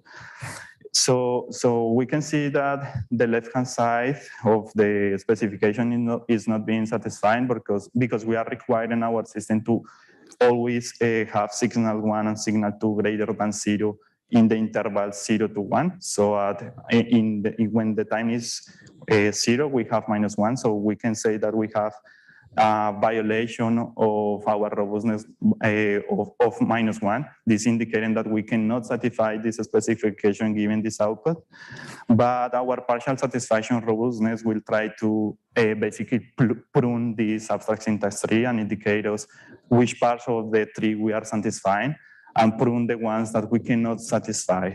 And over the ones that we can satisfy, we compute our robustness and say that, and we guarantee maximum robustness over the nodes that we can satisfy. So by doing this, we have the partial satisfaction robustness in this case is going to be 1, indicating that everything that is on the right-hand side in that red box, it's feasible and it can be fully satisfied. So we don't care about that. So basically, our problem formulation can be our partial satisfaction formulation can be given as a bi-level optimization problem, in which in the lower level we try to satisfy as much as we can in the specification, given our abstract syntax tree. And once we put on the tree, we give that as an input for our outer level, in which we maximize the robustness of the nodes or the parts of the specification that we can satisfy.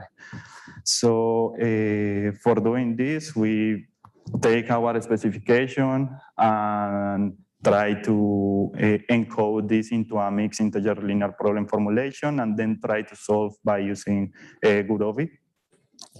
I'm not going to go into details on this because of time. In here, I also want to say that basically this partial satisfaction over signal temporal logic that we are formulating works over any system that we can translate into a linear system as shown here, and just give this as a constraint of our entire system. So for the lower level, which was the part that is in charge of knowing how much can we satisfy from the specification and try to maximize as much as we can in this part, we formulate three different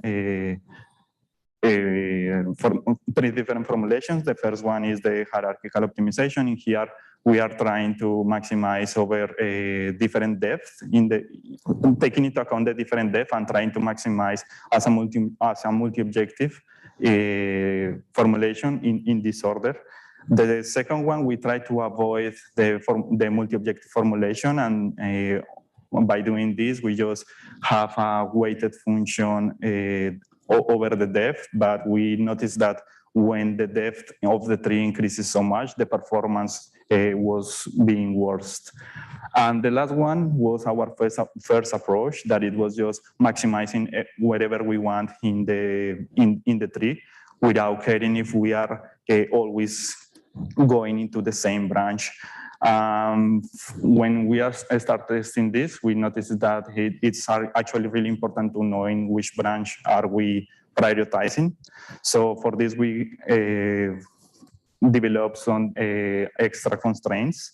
So let me give you an example. The one on red, let's suppose we have this environment where we have regions A, B, C, D, and a region E where we always want to avoid. And we have one robot that is navigating this environment. So the mission that we can fully satisfy is always going to A, eventually going to B, and then eventually going to D, and always avoid the region E. But if we want to see something that is partially satisfied, it will be the one in blue. So as you can see in the middle, we are requiring our robot to be at the same time in two different locations. So if I try to give how the abstract syntax tree of this partially satisfied specification will look like, we will see that at depth 2, actually the coordinates of our system of region B and region D are just changing the nodes. And our system can decide to go over satisfying both of the nodes in green, both of the nodes on orange, or one on the other. So basically, for doing that, that's the reason why we do the other two approaches, taking into account that we are just going to give a prioritization over one branch. So this is a small example of what happens. So in here, the dark blue is indicating the fair formulation. So we can see that we expect our robot to go to region A and then decide to go to region B or D. However, as we are not indicating that it should satisfy the same branch, so the robot is just staying in A. However, the other two methods, which are like in the light blue, both of them deciding to go to region D, so it's partially satisfying the specification, and it's deciding not to go to region B and going to region D. This problem can be, this formulation can be used for multiple robots scenarios. For instance, in here we have 6 robots navigating in the environment, and we are initially allocating one of the robots to get stuck. The partial satisfaction here will be that we don't have enough robots to satisfy the specification, but we want the other robots to try to satisfy as much as it can. Here we try to show like a bit of the time performance of the 3 different formulations for the partial satisfaction while increasing the number of robots. What we were expecting here was that the last method, which doesn't have any constraint about the branch, would be the fastest.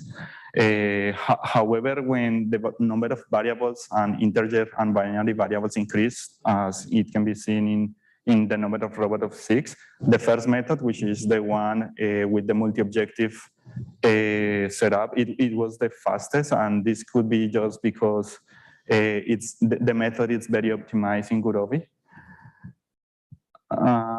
So as future work and the dirty laundry, I think we plan on extending these results to not only allow a partial satisfaction of signals, but also consider other relaxation as time relaxation. We want to include the notion of uncertainty of as Professor Haas was mentioning before, if actually our system is able to satisfy a task given some skills or behaviors of our robots. We want to capture priorities because if one part of our specification is in charge of the safety of the system, we don't want to partially satisfy the safety of the system. So we are developing this part. And lastly, the scalability, which is basically try to reduce the number of binary and integer variables. That's everything. Thank you so much.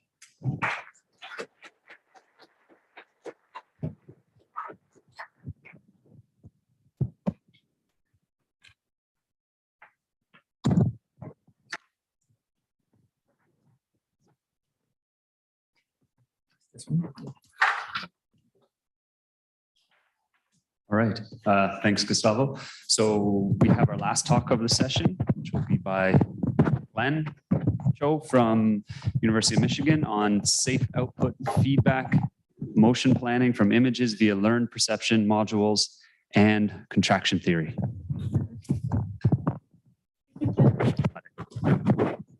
What?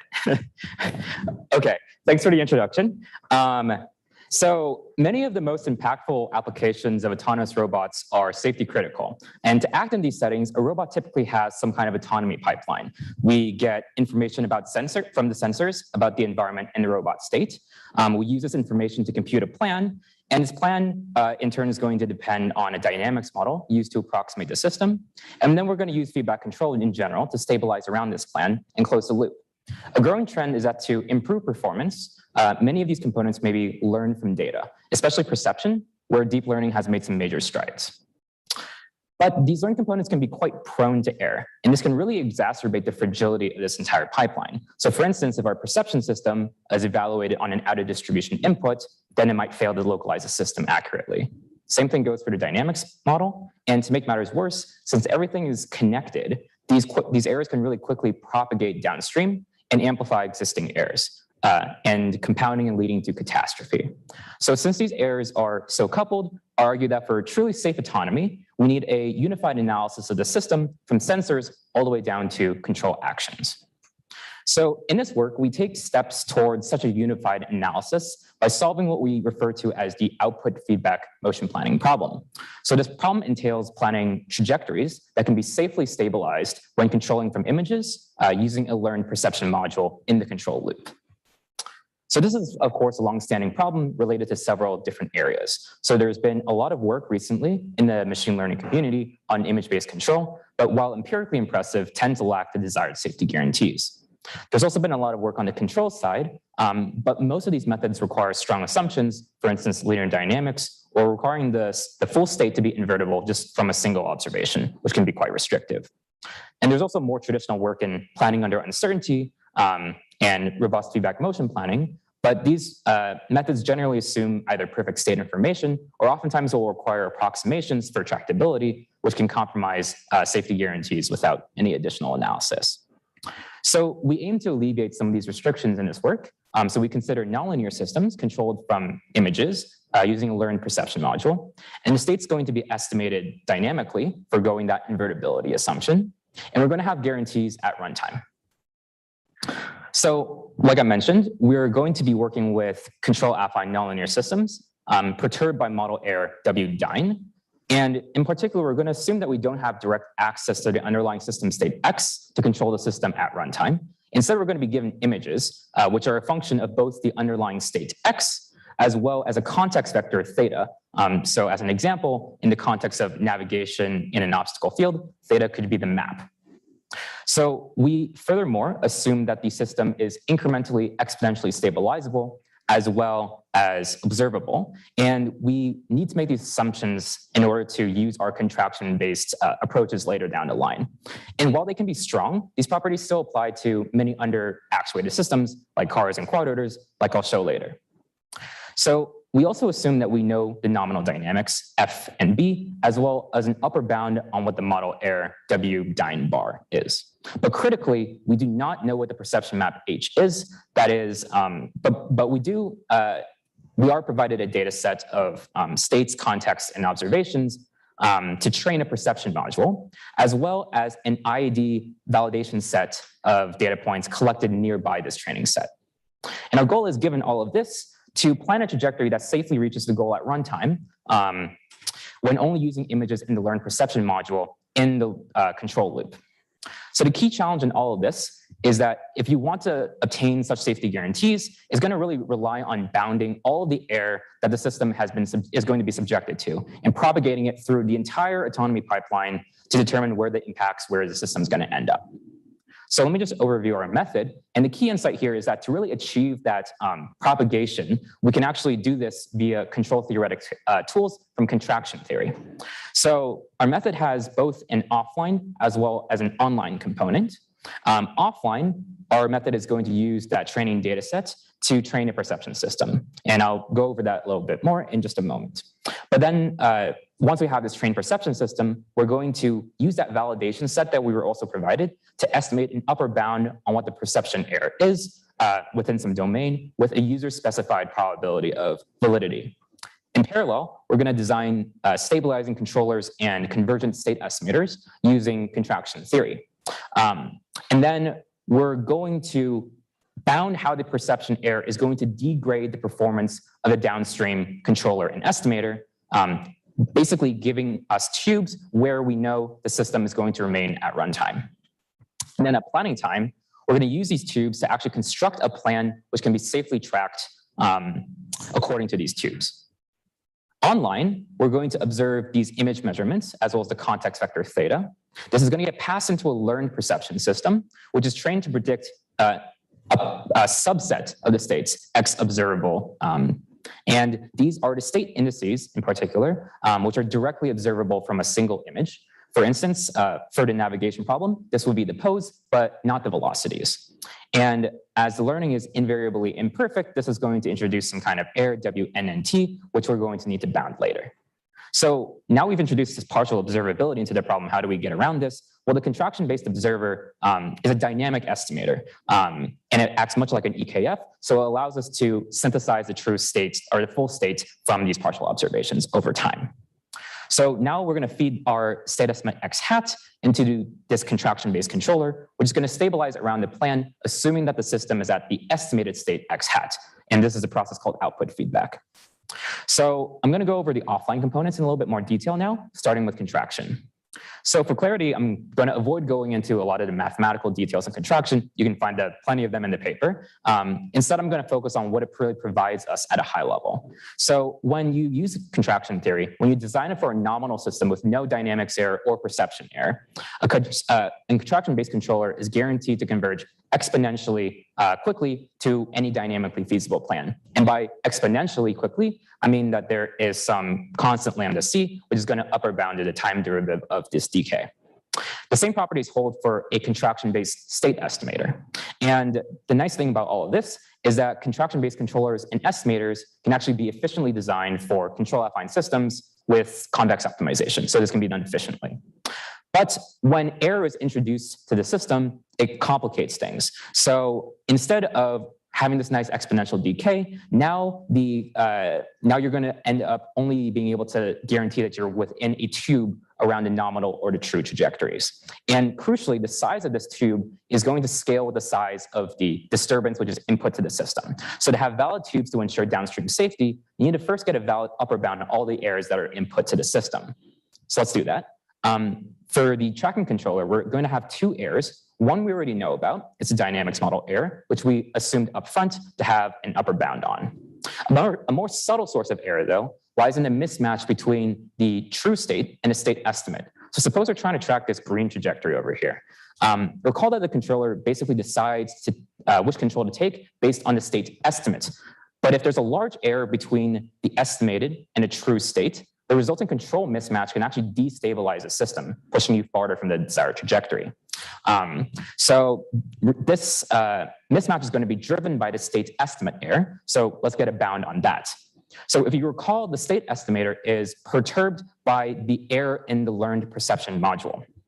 So we're going to need an upper bound on what this perception error is if we want our guarantees. So the way that we do this is to select a trusted domain D where we want to have estimate a valid upper bound on what the perception module is going to be. And then at planning time, the way that we actually ensure that we always stay within D is that we're going to construct plans which by construction never leave D at runtime. So I haven't told you about how we select D. So we're going to want to select a D where the perception error is going to be low. so that the resulting tracking tubes are going to be small enough to be usable. And in particular, we're going to select D to be a neighborhood of the training data where we expect the model to be accurate. We're going to then estimate an upper bound on the error using that IED validation data set, using a probabilistic approach based on extreme value theory. I don't have time to go into the details here, but the key part is that the user can select a desired probability beta that the estimated bound overestimates the true perception error, thereby giving a valid upper bound on the perception error. So selecting a large beta is just going to scale the conservativeness of the resulting bound. So finally, we can convert this upper bound on the state estimate error back into W mismatch by estimating one additional constant, ellipsis constant, via extreme value theory again. So now that we have this upper bound on DC dot, or that time derivative of the tracking error, we can just integrate it in time to give ourselves an upper bound on the runtime tracking error. And since this is just an integration, it's fast to do, and thus can be actually integrated into the loop of a sampling-based planner. And that's exactly what we do. So we take our standard Kino dynamic RRT with the key change now that we grow trajectory tracking error tubes around candidate extensions within the planning tree. So we also add two additional constraints. One is that the tubes themselves are collision free. This basically makes sure that you don't stabilize into an obstacle. Another condition is that all of these tubes should be contained within D. And the reason why we want to ensure this is because that's where we estimated our upper bound and the perception error. So we need to stay within D if we want our bounds to be valid. So this brings us to our main result, which is that if we find a plan and all these extreme value theory estimated constants are valid, which assuming independent samples is with probability beta squared, then the true system is going to remain safely in the computed tube at runtime. So let me just go over the results, and for the sake of time, I'll just show these two examples here. So for the non-holonomic car, we wish to safely steer to this green goal region over here while controlling from RGB D images coming from an onboard camera. So in this example, we have a restriction on where we've collected the perception data. So in particular, we're not training on the full range of Y values that you see over here.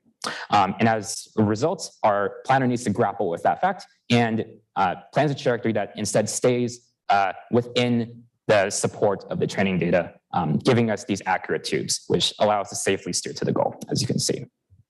In contrast, a baseline that ignores this perception error and just assumes that you get perfect state information at runtime steers the system into a domain where there's no training data. And as you can see, that causes the state estimate to destabilize, which propagates down to the controller, which causes the system to actually crash into this green obstacle. So another interesting application lies in exploiting the state estimation tube for guarantees on actually active perception. So here we have this KUKA arm that's grasping this duck, and we want to estimate the relative pose of the duck to the end effector, given an image and the arm's joint angles, which we assumed in this case can be measured exactly because KUKAs have good joint encoders. In other words, we want the perception to take as input an image and the joint angles and outputs the estimated relative pose. So the key thing here is that we're allowed to move the arm around in order to get better readings. And then we can use this perception error bound in that planner that we described, the planar trajectory, for which we know that the perception error that's going to be experienced by the arm along that trajectory is going to be small enough to basically hit the desired estimation accuracy threshold. So that's basically what we do, and then we achieve that threshold. Okay, so before I conclude, some dirty laundry. So I would say that the biggest limitation to our approach is the fact that we need a large data set of these labeled ground truth state and image pairs to even train the perception system. And it's going to just be very difficult to get in the real world unless you already have a good perception system. So there are a couple of ways around this. One is to use domain randomization to improve robustness and then only coarsely estimate the true error with a few samples online. Another direction is to just verify the latent space planning pipeline, which doesn't require these ground truth labels. Another drawback is the fact that extreme value theory actually gives you asymptotic results in a sense that probability beta is only guaranteed to hold in the limit of infinite samples of your validation set. And of course, we're not going to have that. So we're going to need to really look into more methods for finite sample error bounds to get around this. And maybe like the conformal prediction stuff that was mentioned earlier might actually be a direction for that. Okay, so let me just recap. So for safe planning and control from images, we need to bound the perception error and determine how that's going to propagate to downstream tracking. And then we're going to need to use that information to in turn design plans that by construction can be safely tracked. And our solution to all of this is to leverage extreme value theory to bound this error and then propagate it all the way through the pipeline using contraction theory, and then use the contraction-based tubes to constrain a planner to return safely trackable trajectories. With that, I'd like to conclude. Thanks.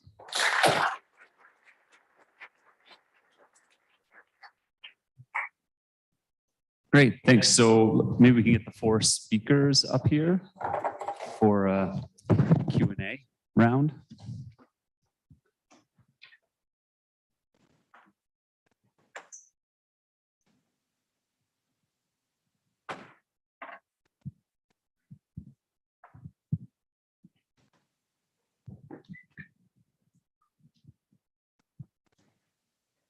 Okay, so thank you all for really wonderful talks. I actually have a question both for Glenn and Gustavo. So I'll start with Glenn and then I won't hurt the thing.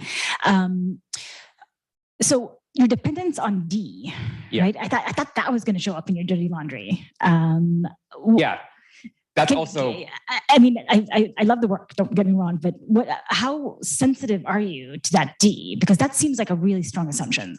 So yeah, so that is a very, very good question. So for this work, just like for simplicity, because it was already getting kind of complicated, we assumed that we were given the D, which I agree is a huge assumption, right? In general, what you want to do is you actually want D to be informed by the data that was provided to us, right? So in previous work, one way that you can kind of get around this is you can literally select D to be, for instance, a union of balls around your training data set. So that way it's literally being informed by the data that was provided to you. That's one way that you can kind of ensure that your model is going to be accurate inside that D.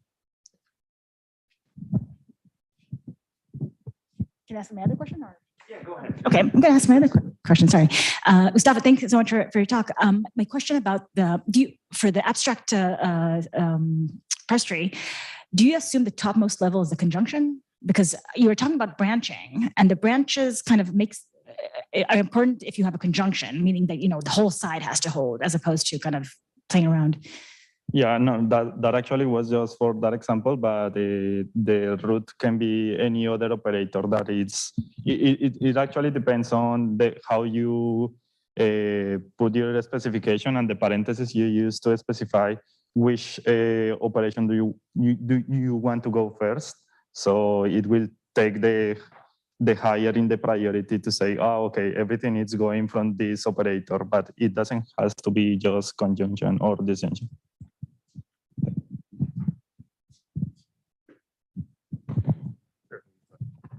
Hi, hey Glenn.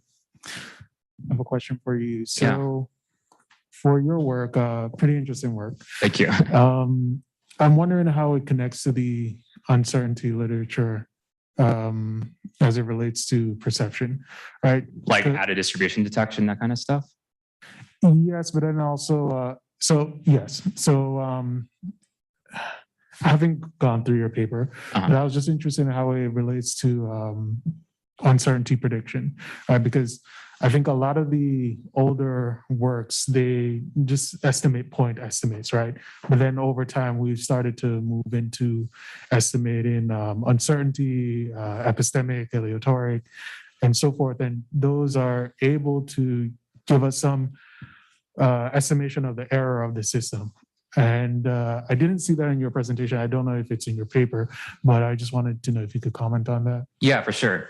So the uncertainty that we're trying, so you can kind of imagine this error bound as being a combination of, like, we know at certain training points what the error is going to be. There's also this, we're also kind of dealing with epistemic uncertainty, essentially, in the sense that one of the bounds that was in the paper that I didn't present, it basically becomes larger the farther you are from the training data or the validation data points, basically. So you become more conservative the further you are from the data, and that, in a sense, captures this epistemic uncertainty. But one drawback, which I probably should have added to the dirty laundry, is we're assuming, or we need basically noiseless observations to make some of these assumptions, or to make some of these guarantees, rather. So there's actually no aleatoric that we're considering here. Yeah. Hey, This is for Rachel. So super awesome work. So I was curious. So in your talk, you talked about having a data set of failures. So when moving from, I guess you had a simulated world, when you go into the real world, how do you plan on collecting these sort of failure cases? And do you think there's a way to sort of collect failure cases before they even happen? Thanks for the question. So in our work, we were looking at failure cases where failure is defined like getting too close to another car. And this is because of the limitation of the data. Like we couldn't do this on, for instance, car crashes because like they don't show up in the data set at all. So in our work, basically we focus on things that are like dangerous, but not so dangerous that they never show up in a data set. And we do only need like 40 to 50 examples to get reasonably good guarantees. But kind of like I mentioned in the dirty laundry, if it's a car crash or something, we can't really do that because they happen so rarely that it's very hard to get even 50 examples in a training data set. I have a question for the first speaker. As part of your Morse function, you have to actually compute the distance to the nearest C-space obstacle, correct?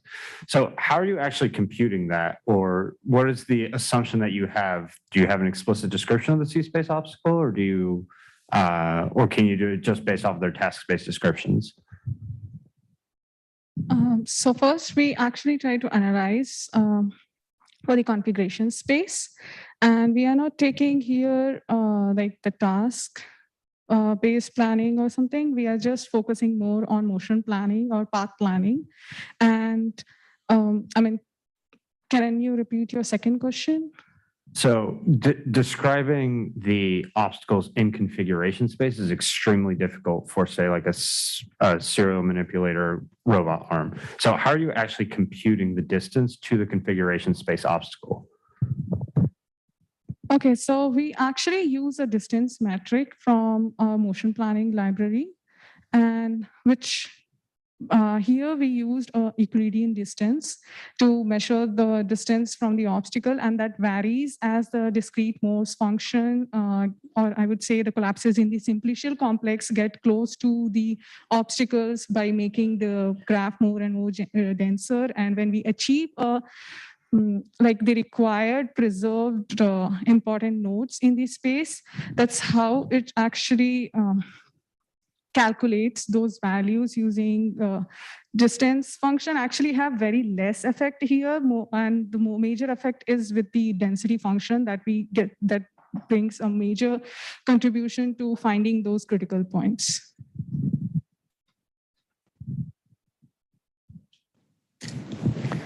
Other questions? This is a question for Rachel.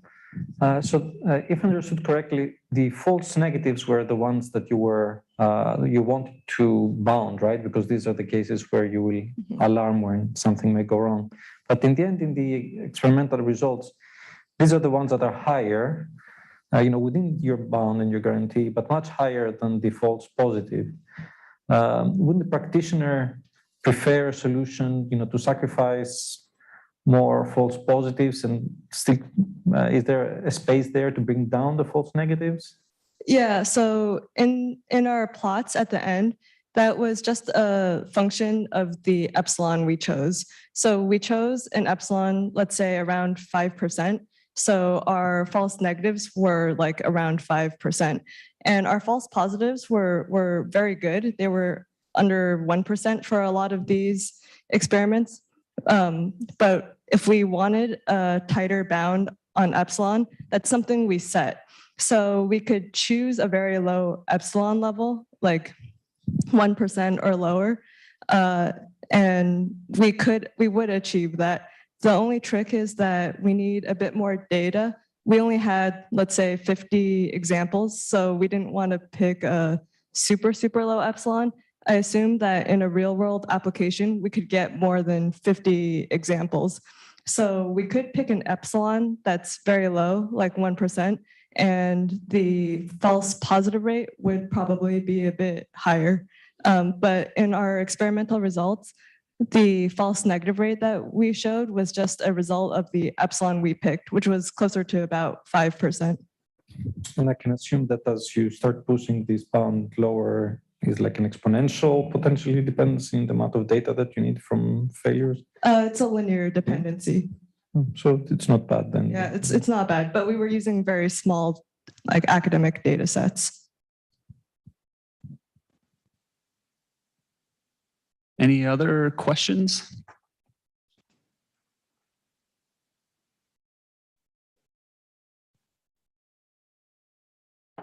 Thank you. This is for the first speaker.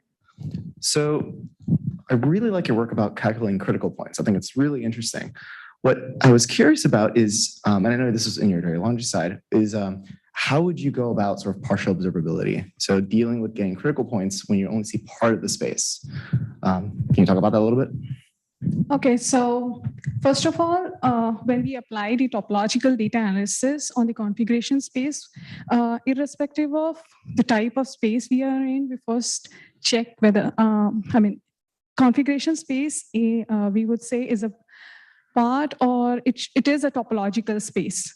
And that's the region we were able to apply topological data analysis, because irrespective of what transformation the space we are going to have the obstacles in, like whether it's from the workspace or to the configuration space, the properties that we are extracting using the topological data analysis method do not change because of their topological space properties. And that's the more advantageous part that we observe when we wanted to apply discrete Morse function. One thing on top of that is, so you assume you have the topology already at hand. What if you don't have all of it?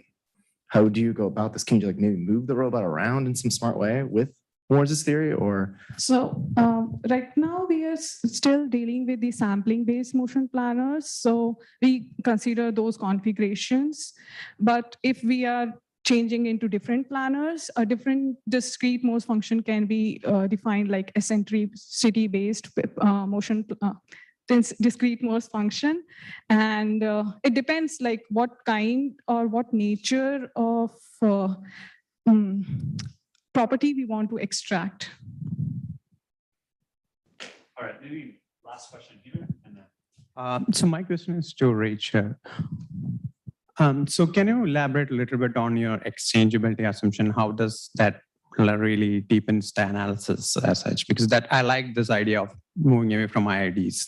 Yeah. So the question is, what advantages do you get from that versus the IID assumption? No, I mean like further, if you want to even relax the exchangeability assumption, then what makes much harder to do the analysis? What is the hardest part to do the analysis if you even relax on the exchangeability analysis? Like, I see. So if you relax the exchangeability assumption, then that means there's been a distribution shift, basically. And so there is work in the statistics community about exchangeability or about conformal prediction under distribution shift. Right now, you sort of have to know what the shift is, and then you can do some math to deal with it. But I think this is sort of ongoing work in the statistics community. Yeah. Thanks. All right. Well, maybe we'll thank the speakers, and yeah, thank you.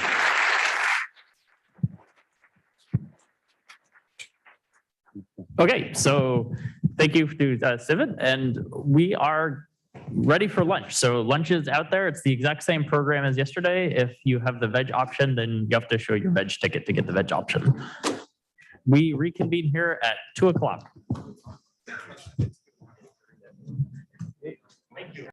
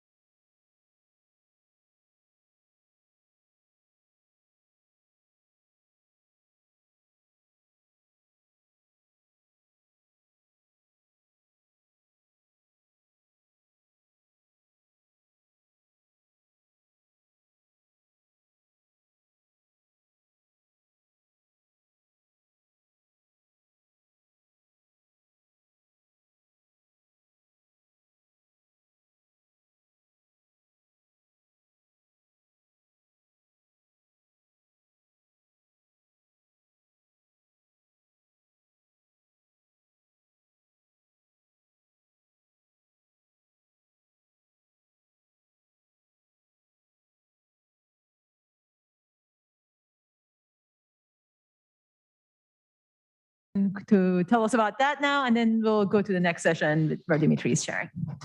Okay, thank you. I was about to be present yesterday in the open problem session, but couldn't make it.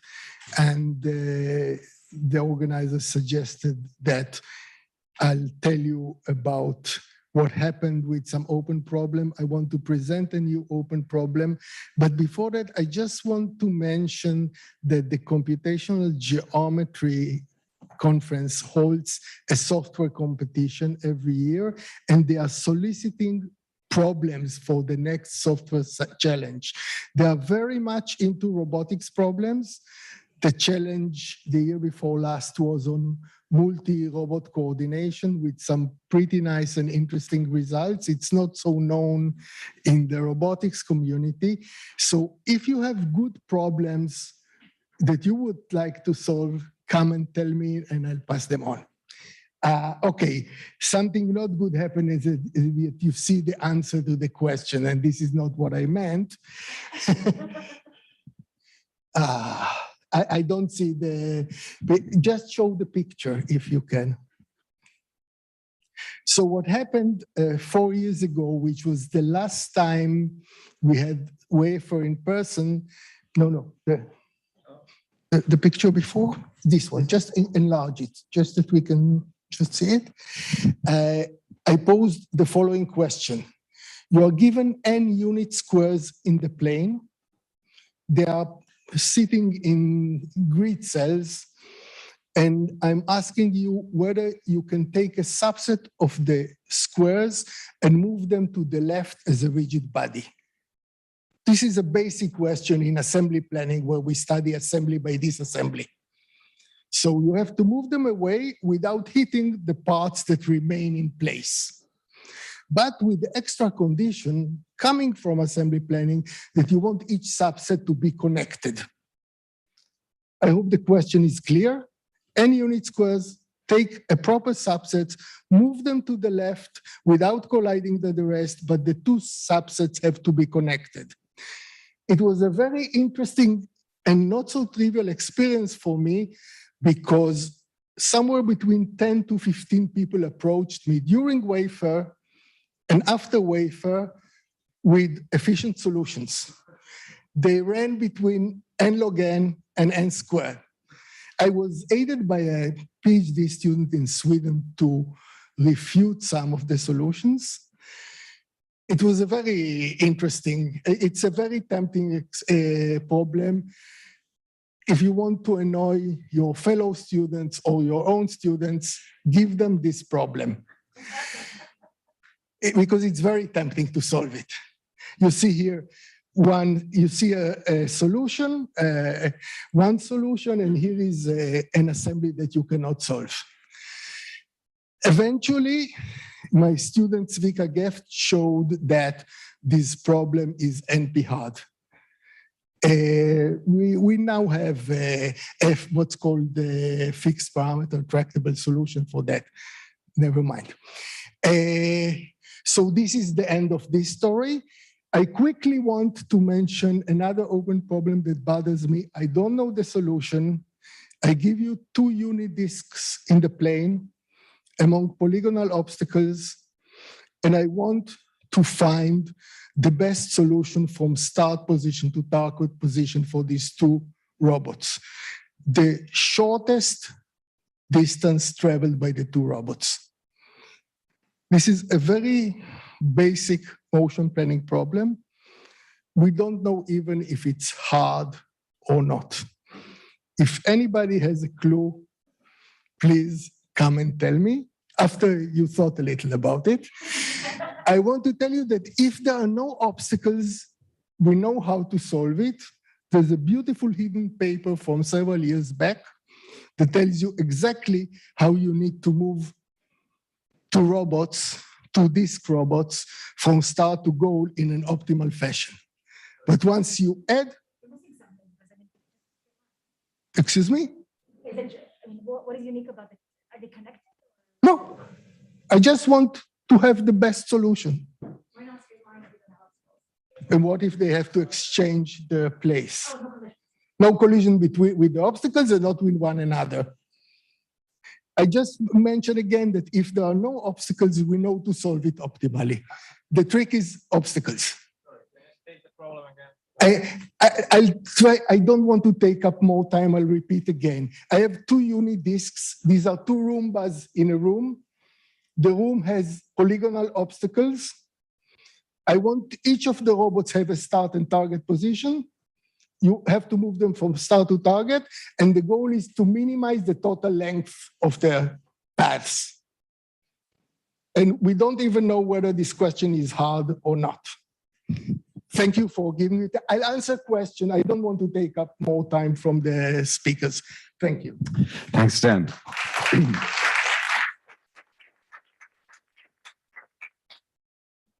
All right, let's get set up for the first talk.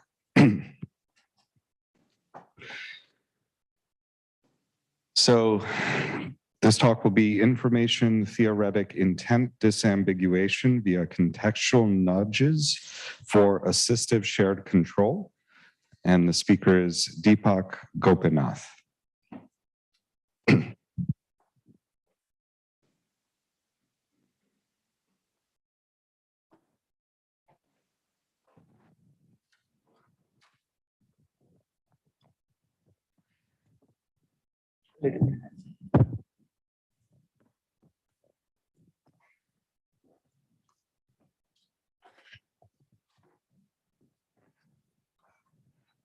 All right. Good afternoon, all. Thank you, Dimitri, for the introduction. My name is Deepak. Very excited to be here. This is my first WAFR. I'm going to be talking about this work that I did with my colleague Andrew Thompson and my advisor Brenna Argall when I was at Northwestern. And this work is on intent disambiguation for assistive shared control. And I hope to keep the next few minutes a little engaging. Thanks for the open problem. I feel like that woke us all up after the post-lunch nap times, so that's good. So I'm going to get started. By introducing you to the problem scenario in which we studied this problem of intent disambiguation, and this pertains to human autonomy, interaction, and shared control assistive robotics. So the problem scenario consists of 4 main actors, starting with the human, and then we have an assistive robot, and then there's a control interface that the human uses to control this assistive robot. Now, manual teleoperation of these robots using these interfaces can be very hard due to the inherent limitations of the interface, as well as due to the motor deficits that the person might be suffering from. And finally, due to something known as a dimensionality mismatch problem. So the dimensionality mismatch arises when you try to control a high-dimensional robot, such as this assistive robotic arm, using a low-dimensional control interface, such as the switch-based head array, which is essentially these 3 buttons that you control using your head.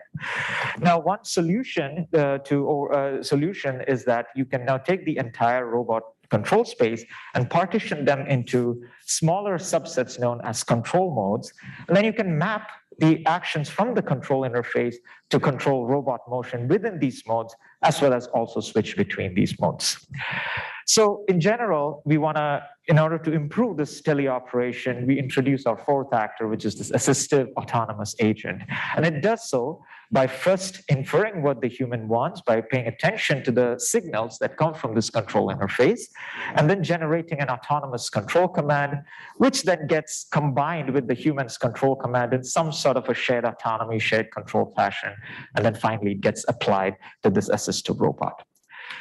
Now, the focus of this work is basically how the autonomous agent is performing intent inference and how we can improve that so that it can provide appropriate and accurate assistance to the human. Okay, so once again, why intent inference? We want intent inference to provide effective, accurate, and goal-directed assistance for the human when they control this robot using these low-dimensional interfaces. Now, there are various challenges that come about when you try to infer intent, particularly because these signals that come from these interfaces contain very low amounts of information because they're low-dimensional, they're noisy because they're motor deficits that the human suffers from, and they could be sparse as well because humans don't control these robots in a continuous manner. So we introduced this idea of intent disambiguation in our prior work. And the main goal here is to design algorithms so that the autonomous agent can help itself to better estimate human intent so that it can improve its ability to help the human. So from the autonomous agent's perspective, it's more like a help me to help you kind of a paradigm. So let's take an example and see what this autonomous agent can do, right? So here's a 2D example. There are 3 goals, red, green, and blue. And imagine that a human has teleoperated this robot in the vertical dimension. Now at this stage, the autonomous agent could just switch the control mode and then hand the control back to the human. Or it could maybe slightly displace the robot to a different location and give it back, give the control back, or do both. And each of these could be thought of as contextual nudges that the autonomous agent can do. And particularly in this last one, where there is some displacement and there's a switch in the control mode, the human will most likely will have to generate 3 distinct actions. That is, move left to go to red, move right to go to the blue, or switch to the vertical mode if they want to go to the green goal. And it is this distinction of the action that's going to help the autonomous agent infer the goal unambiguously. And this is what we're trying to formalize with intent disambiguation. Okay, so before the autonomous agent can perform this, it needs to have a model of how humans generate these control signals through the control interface. So that's what I'm going to be talking about next. So a model for control interface mediated teleoperation. And to that end, I'm going to introduce what are known as interface-dependent Markov decision processes. So let me start by defining a state variable S, which consists of, say, the robot state space, as well as the set of control modes, which is typically interface-dependent. Next, we define a task level action space A, which again consists of the control actions AQ that results in robot motion, as well as a set of mode switch actions that results in switches between the mode. Next, and again, the set of mode switch actions again is dependent on the interface as well. Next, we define 2 new variables that capture the effect of the interface. And phi of I here is the intended interface level action. And this captures the user's conceptual understanding of how to use an interface. And phi of M is the actual interface action that gets executed by the human.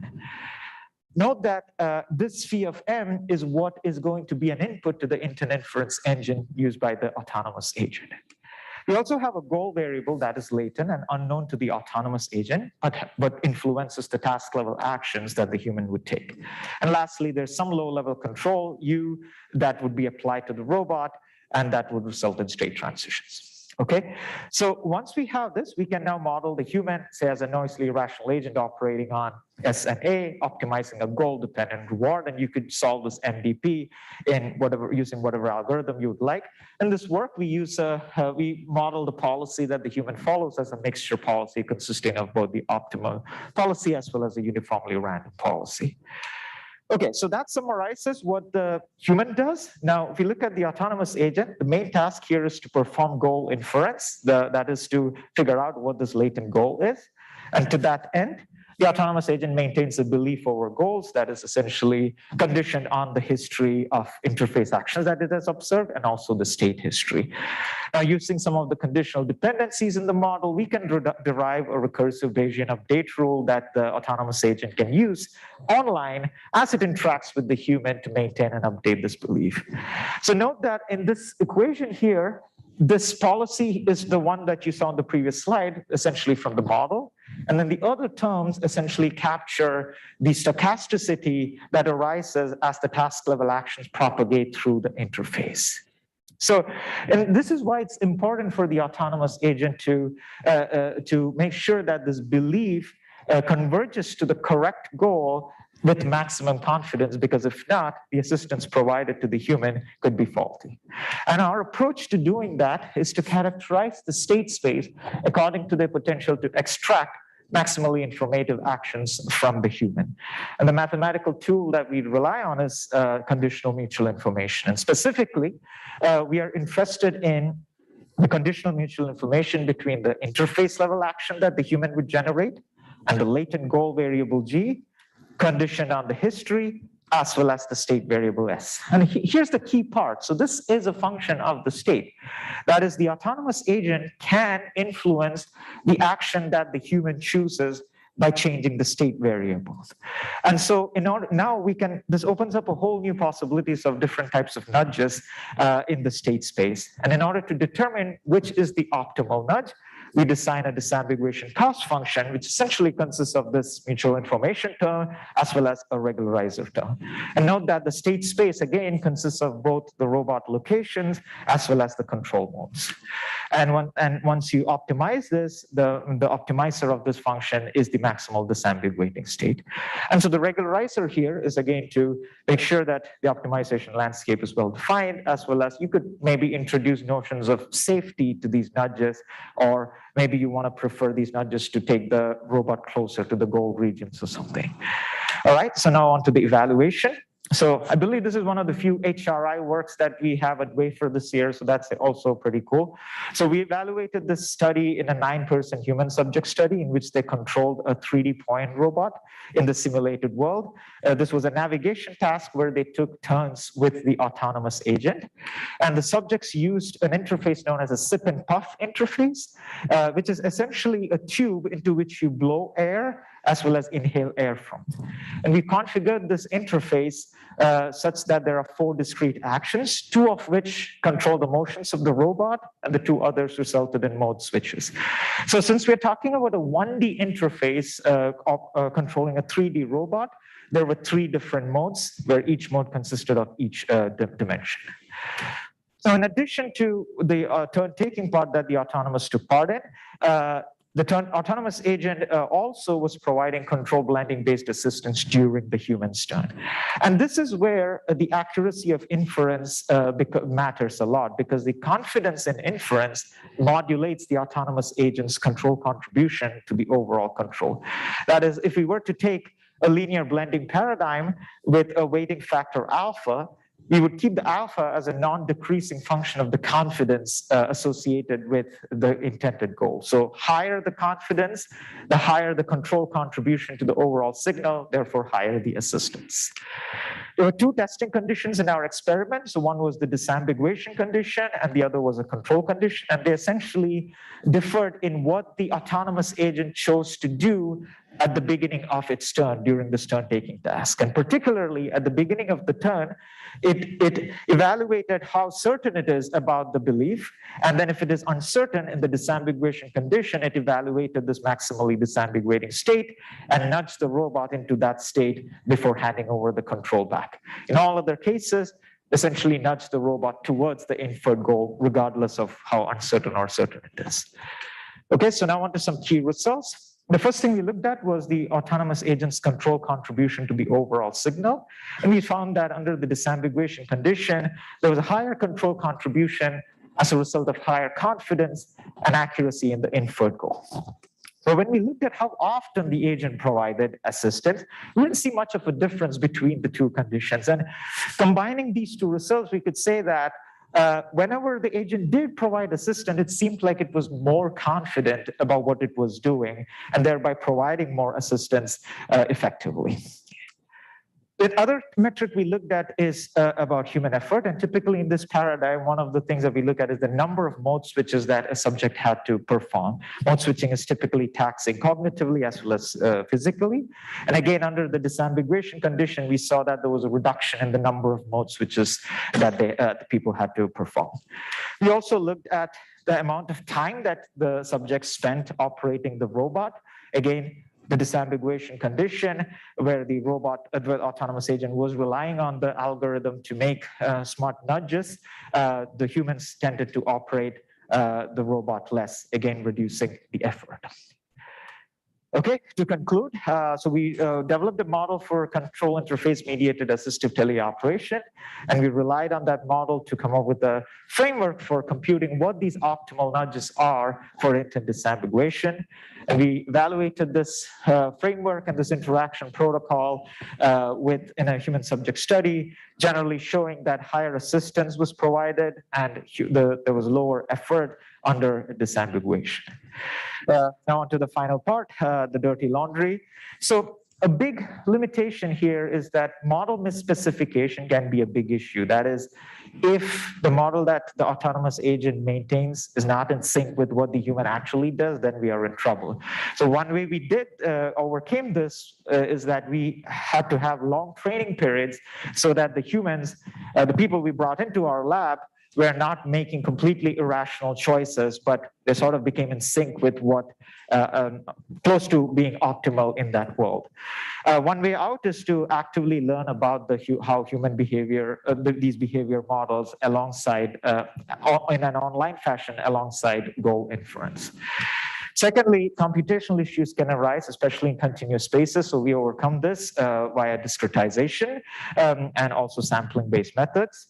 And lastly, we also relied on turn-taking because it helped in improving the autonomy to human transparency, which is always a problem when you have a human and an autonomous agent controlling the same physical system. So that's it. Thank you very much. I'm looking forward to your questions later. Thank you. Okay, our next speaker is Hyman Hu.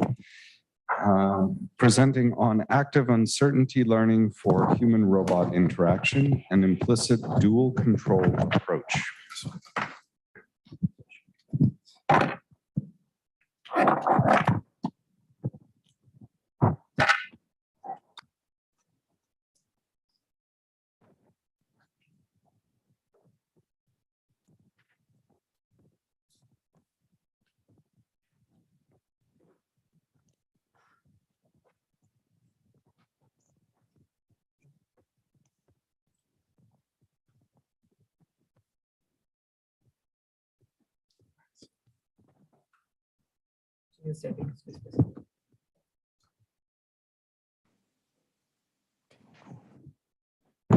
Hello, can you hear me?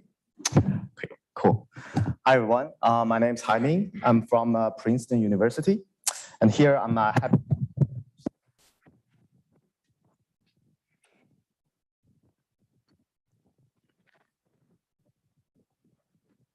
Sorry about that.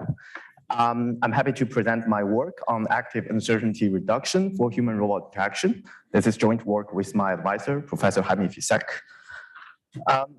So as we know, human-robot interaction is a challenging task. And in particular, we are looking at two key questions in human-robot interaction. First is that how the robot can reason about the human's future motion, and more importantly, their reactions to the robot's behavior. And secondly, in typical human-robot interaction tasks, there are always some of humans' hidden states that are not directly observable to the robot. And it is a key question that how the robot can reduce the uncertainty about the human's hidden states, and therefore reduce the uncertainty of the human's future motion, which will lead to performance improvement of the robot. And those hidden states might include the human's goals or preferences, or whether the human is expecting to take the initiative to lead the interaction, or whether the human agents are distracted or focused. So our key contribution of this work is that we are proposing an algorithmic human-robot interaction planning framework that actively and automatically reduce the uncertainty of humans' hidden states by interacting with them. And by doing so, we will show that this ultimately leads to an improvement in the safety and the efficiency of human-robot interaction tasks.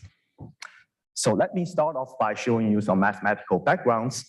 So in our work, we parameterize the human's action as a linear combination of some basis policies. So in this model, we have two kinds of uncertainties. First is this vector theta, which is the linear coefficient of the basis functions. And on top of that, we have this m, which describes some of the discrete modes of the human. And for each basis policy, control policy of the human, we model them using the Boltzmann-Noisy rationality model from the cognitive science literature. And this model basically says that the human agent is exponentially likelier to pick an action that minimizes the underlying state action value function. And as I mentioned just now, so since the parameters theta and m are not directly observable to the robot, so the robot must estimate them from past observations. And we can do so by using the classical recursive Bayesian inference.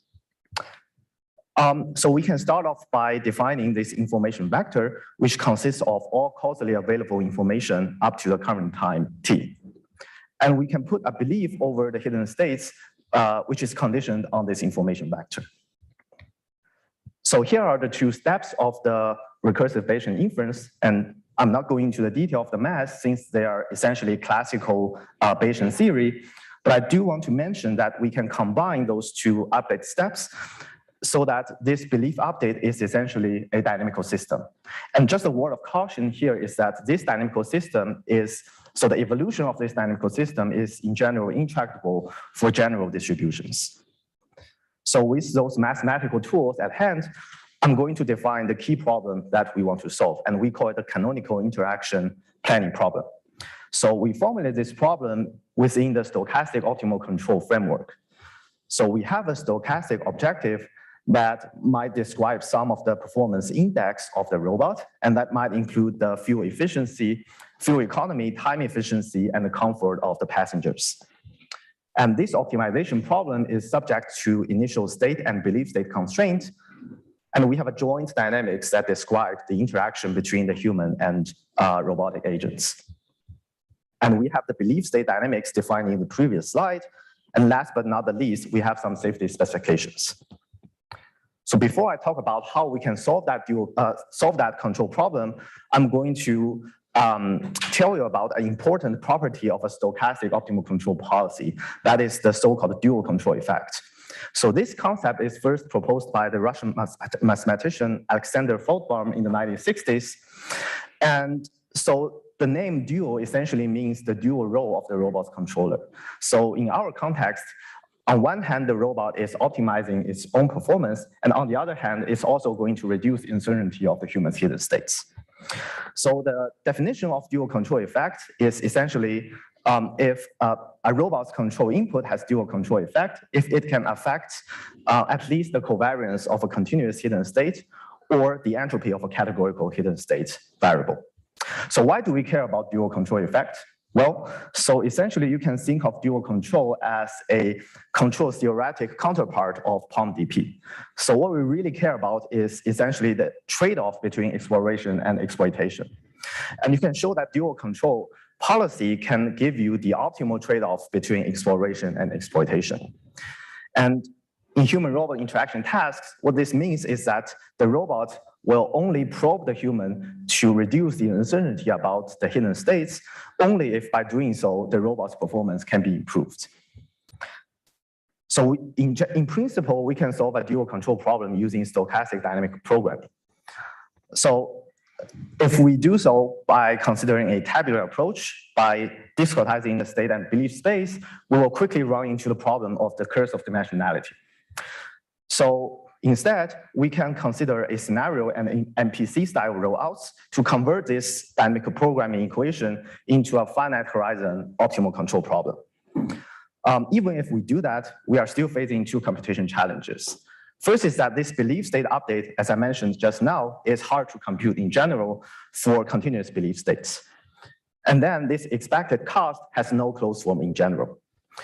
So with those computation challenges, what people usually do is instead of solving the dual control problem exactly, we are going to use some approximate dual control methods. And you have two options. First one is the implicit dual control paradigm, which is based on simplifying the stochastic dynamic programming equation. And option two is this so-called explicit dual control, which is based on some heuristic probing mechanism. And one example of this is by augmenting the nominal cost of the robot with a weighted information gathering term. And this is paper by Professor Dosa Sadi here. So this is a really nice paper and I really like it. And that is the paper that motivated our work. But a small catch here is that you have to weigh the information gathering term, and that weight is usually hand-tuned. And moreover, that weight is usually a fixed value. But what we really want is a dynamic information gathering scheme. So that motivates us to went for a paradigm shift to focus on the implicit dual control approach, which really allows us to perform dynamic information gathering. So let's now look at how we can tackle those computation challenges of dual control. So first, we are going to do a tractable approximate belief propagation when solving for the trajectory optimization problem. So the key approach that we took in our paper is by using this Laplace approximation, which essentially approximates the human's basis control as a Gaussian distribution. So essentially, the mean function of the Gaussian distribution is basically the maximizer of the state action value function. And that corresponds to the perfectly rational human's action. And then the covariance function of the Gaussian is essentially the inverse of the Hessian of the Q function. And you can just think of that as a second order Taylor extension. And now, since we have the hidden state as a Gaussian, we can leverage the conjugate prior property, where essentially the posterior, the mean and covariance of the posterior is now analytically tractable. And we can just look at the covariance function of the posterior distribution. So you can see that this updated covariance has explicit dependency on the robot's control. And that is the key component to show why our control policy has dual control effect. So in order to tackle the second computation challenge, we use basically a scenario-based trajectory optimization. And the key idea here is that we are now approximating the expected objective with sampled uncertainties that include the hidden states and humans' action and also the external disturbances.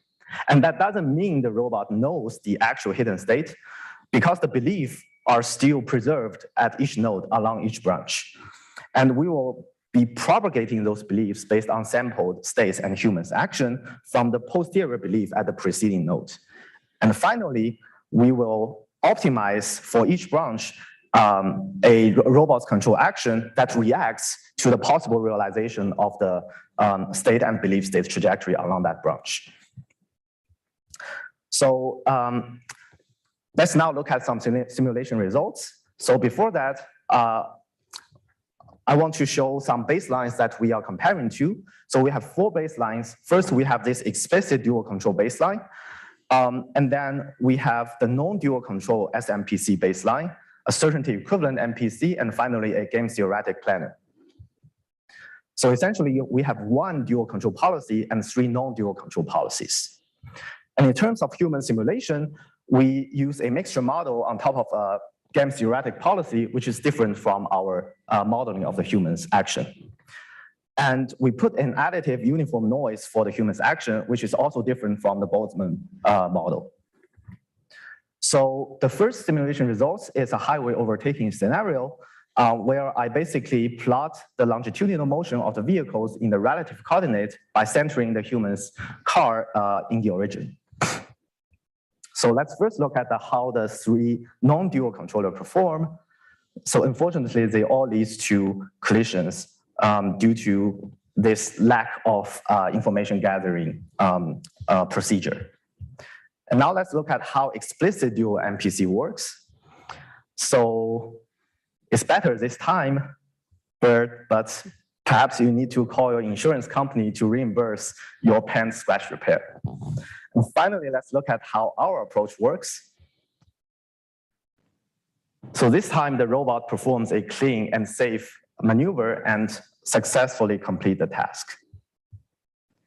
And in the second example, we are looking at the traffic intersection example where the human has 4 possible modes. First mode is when the human is playing a Nash game with the robot. And the second mode is when the human is protected by assuming the robot will try to crash into the human. And on the opposite, we have a wishful mode for the human. That is when the human is assuming the robot is optimizing for her objective. And finally, we have the human totally ignoring the robot. That is the oblivious mode. And we put an uninformative prior belief in all 4 cases. And you can see that in all 4 cases, the robot basically safely crossed the interaction without colliding with the human. And the robot is also able to recover the underlying true hidden states of the human. And finally, let's look at some aggregate results. So we are looking at two metrics. So on the y-axis, we are looking at the collision rate, which corresponds to safety. And on the x-axis, we have the closed loop cost, which corresponds to the performance. And in the plots, for each point, we have a particular planar design that is evaluated over 100 trials with different random seeds. And we design different planners so that some of them are more aggressive and some of them are more conservative. And we have some randomness in the simulations. So the way to interpret those plots is that the curves that is closer to the left bottom axis, the better are the planner's performance. So as you can see, our planner, which corresponds to the orange lines, are consistently better than the other baselines. And quickly, let's look at some dirty laundry. So currently, our approach is not directly handle the multimodal distributions. And in real life, human is almost always multimodal. And we are also going to need to improve the real-time performance of our planner.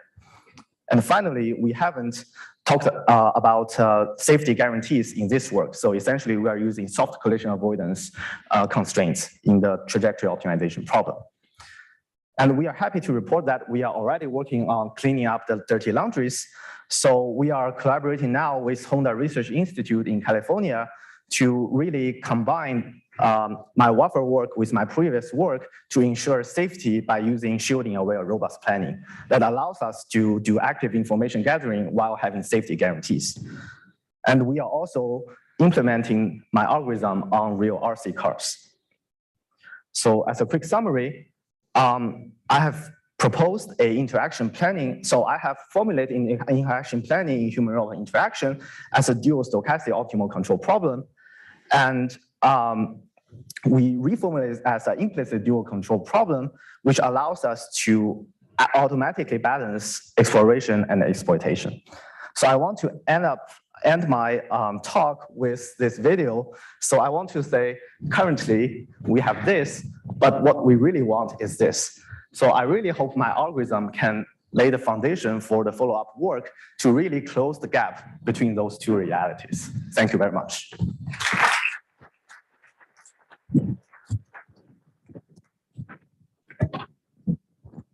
Thank you.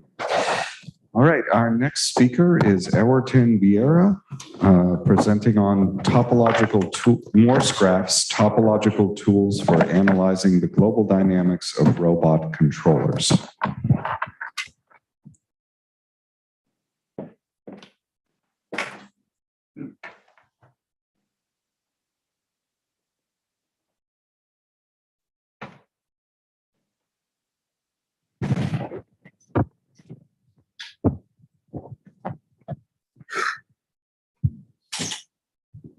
Okay.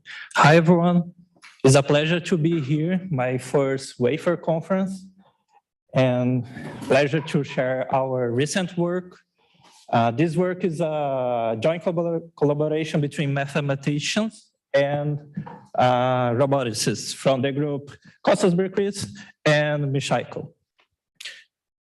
So today, I'm going to explain how from short trajectories, you can obtain the global dynamics information that is compressed into the Morse graph.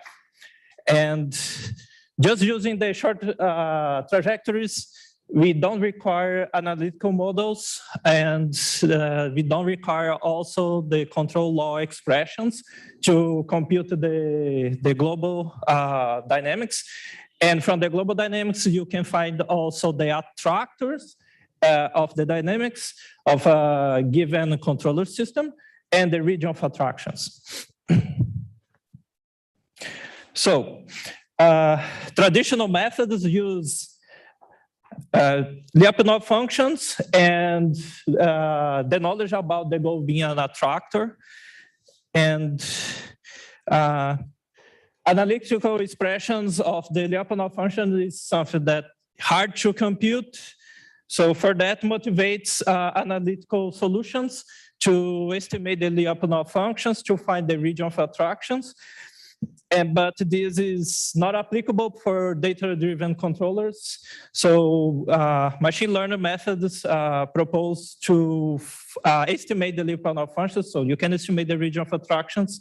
However, this produces, as a consequence, in some cases, you have sensitive to parameters. This is computational demanding and lack of mathematical guarantees. And we step aside from the Lyapunov functions, also the requirement that the goal is an attractor and we use the combinatorial dynamics and topology to obtain the global dynamics information. And this provides us a mathematical robust procedure as rigorous and computation and data efficient. Also, the global information that we get allows us to synthesize hybrid controllers.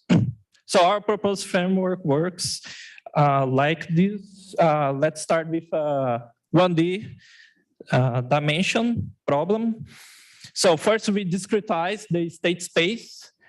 Here I'm discretizing 8 boxes, compute the image at the boundary of each boxes. After you compute, you do the combinatorial representation of the dynamics. And here each box is represented by a vertex and the arrows represents the image of each box. For instance, the box 5, the image of it overlaps the box 5 and 6. And 6, the image of 6 overlaps box 5 and 6. So you have those arrows and this 5 and 6 actually is a strongly connected component of the digraph that represents the combinatorial dynamics. And here, this strong connected component is actually capturing the recurrent behavior of the dynamics. So the recurrent behavior of the dynamics is where you find tractors or periodic orbits. So after that, you compute the condensation graph, compute all these strong connected components, and we don't need the strong connect component that is coming from a trivial strong connect component that just have a vertex. So we can compress more the information and get the Morse graph. So for instance, here 0, 3, 7, they are trivial strong connect component. And this graph, the Morse graph, it contains all the recurrence behavior of the dynamics. So as you can see, we can compress. Starting with the discretization of the dynamics, we can compress in a small graph all the dynamics behavior of the state space up to this resolution. From that, we can use the condensation graph and the Morse graph to obtain the region of attractions. And for instance, here, you see the 4 is actually a repeller, splitting the state space into a region of attraction. One is for the attractor A, another one is for the attractor B. And A contains 0, 1, 2, 3 boxes, and B contains 5, 6, 7. The region of attraction of B contains 5, 6, 7. Okay, so applying this for the inverted pendulum, as you can see, we compute and found 3 attractors and saddles, 2 saddles. The collection of a box represented by the B here is the region of attraction of the attractor 2. And we also have the other region of attractions for the inverted pendulum using LQR. Okay, so we have the combinatorial description of the attractors. And we have a mathematical guarantee that this is actually, for the dynamics, we have the attractors inside of this collection of boxes. And also we have a convergence for this proposal method. If you discretize more, eventually you get the optimal global discretization description of your dynamical system. In our work, we prove that the region of attraction, the maximal region of attraction, the collection of box is actually, it is inside of the true region of attraction. This is important because we don't get false positives. So this is a safe procedure. Okay, so we evaluate our proposal using benchmark systems, Pendulum, Arkham, and Acrobat. We use the controllers LQR, learn controller using SAC algorithm. Also, we use analytical controller for the Arkham and proposed hybrid solution for the Acrobat. So we compare using the metrics accuracy and data efficiency. Compare with the Lyapunov LQR and Lyapunov sum of squares, methods that use closed forms, so they are not applicable for the learner controllers. So that's why we see some gray boxes here. And also we compare with a state-of-art Lyapunov neural network machine learn that is applicable for black box systems. So you can see that our proposal estimate large region of attraction for the desired goal. And if we compare with the Lyapunov neural network, we get a similar approach, but with much less data requirement, 2 orders of magnitude less. For the learner controller for the pendulum, we obtain 99%, is a huge improvement.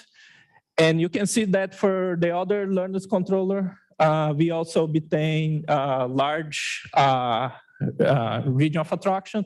This shows that the learner controller benefits the most of our proposal approach. So the data efficiency here, you can see that our proposal in some cases is 2 orders of magnitude less than the Lyapunov neural networks. And of course, the force brute through attractor is huge.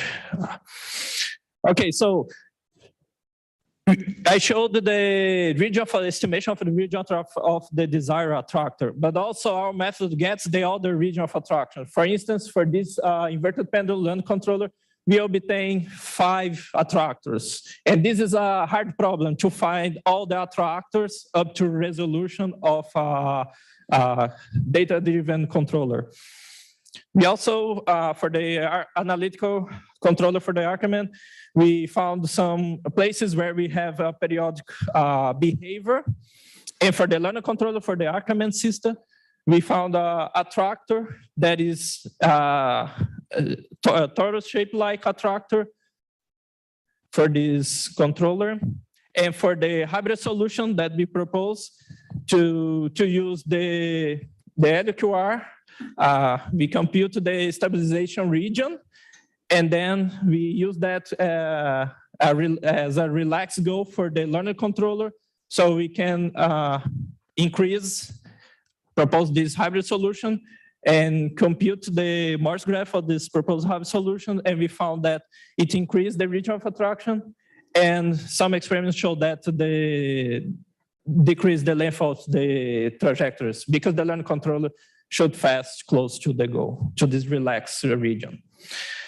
Here, we have mathematical guarantees that this procedure is robust. Here I'm going to show in an example where we have the inverted pendulum. We increase a little bit the max of the torque, and you can see the dynamics changing. One critical point here is disappearing. And our estimated region of attraction is consistent throughout this perturbation of the torque. So dirty laundry, as you can expect, these procedures increase as you increase the dimension of the state space, so the data requirement increase. And also our method requires that we sample at each cell. So to try to solve those problems, we like to try adaptive discretization of our state space, because instead of the tiny little boxes, we can use big boxes. And to decrease the amount of the requirement, we can use surrogate models, and we have some positive results coming from a Gaussian process as a surrogate model. So the conclusion is we can obtain the global dynamics and is in an explainable way and compact in form of graph. we obtain a better accuracy and data efficiency than the Lyapunov function methods. This is a robust procedure, no false positives, and it is not sensitive to parameters, perturbation of the parameters. This also allows us to synthesize hybrid solutions because we know the global information. We know where the controller is failing, where you can put another controller to solve those regions. And this is based, we can put topological information even more. These frameworks allow us to do that, where we can obtain more information about the dynamics like periodic orbits, gradient-like structures, chaotic dynamics, connections between saddles, and the amount of loops that a trajectory do before it gets to the goal. Thank you very much for your attention.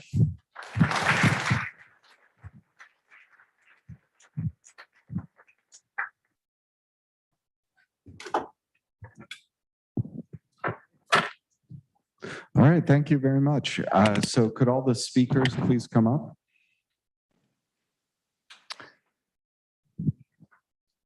And I know we're eager with questions, so let's get started with questions. So I see someone in the back, then someone here.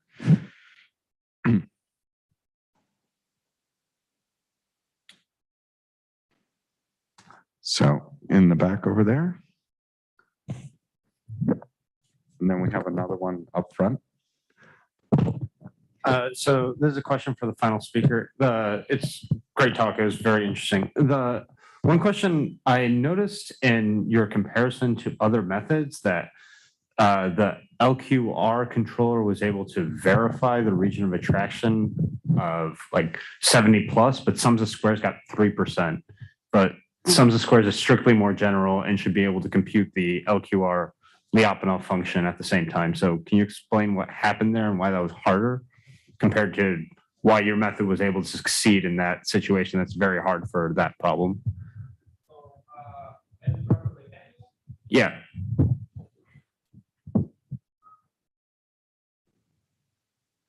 We can chat after. Yeah.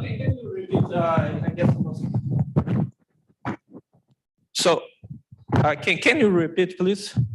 It looked like in that table that you showed of how often they were, the volume of the region of attraction that you were able to compute, it looked like the certificate that you were getting from the LQR controller for stabilization was better than the Lyapunov function certificate for if you use sums of squares, but sums of squares is strictly more general. So I was wondering what was going on in that comparison and how is that comparing to like the Morse graph, which is able to actually compute for the discretized case?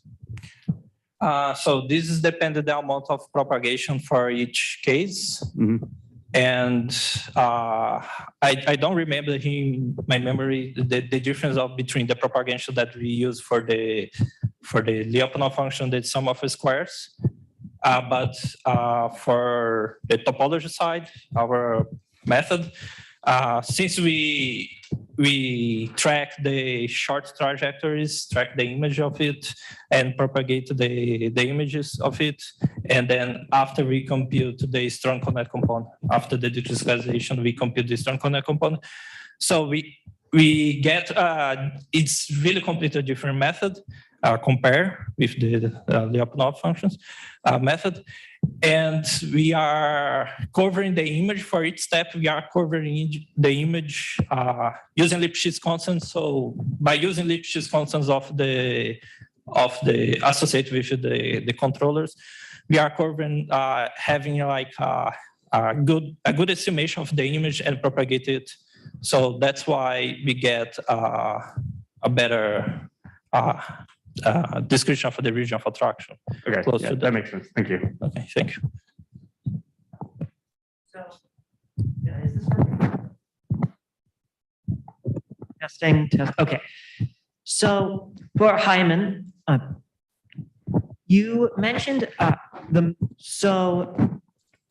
you use a Gaussian with Laplace approximation with a mean function for a perfectly rational human, and the covariance is, quote, a second order Taylor extension, i.e. the inverse Hessian of the mean function. But No. what if the Hessian is non-invertible? So no. So that's the inverse function of the Hessian of the Q function.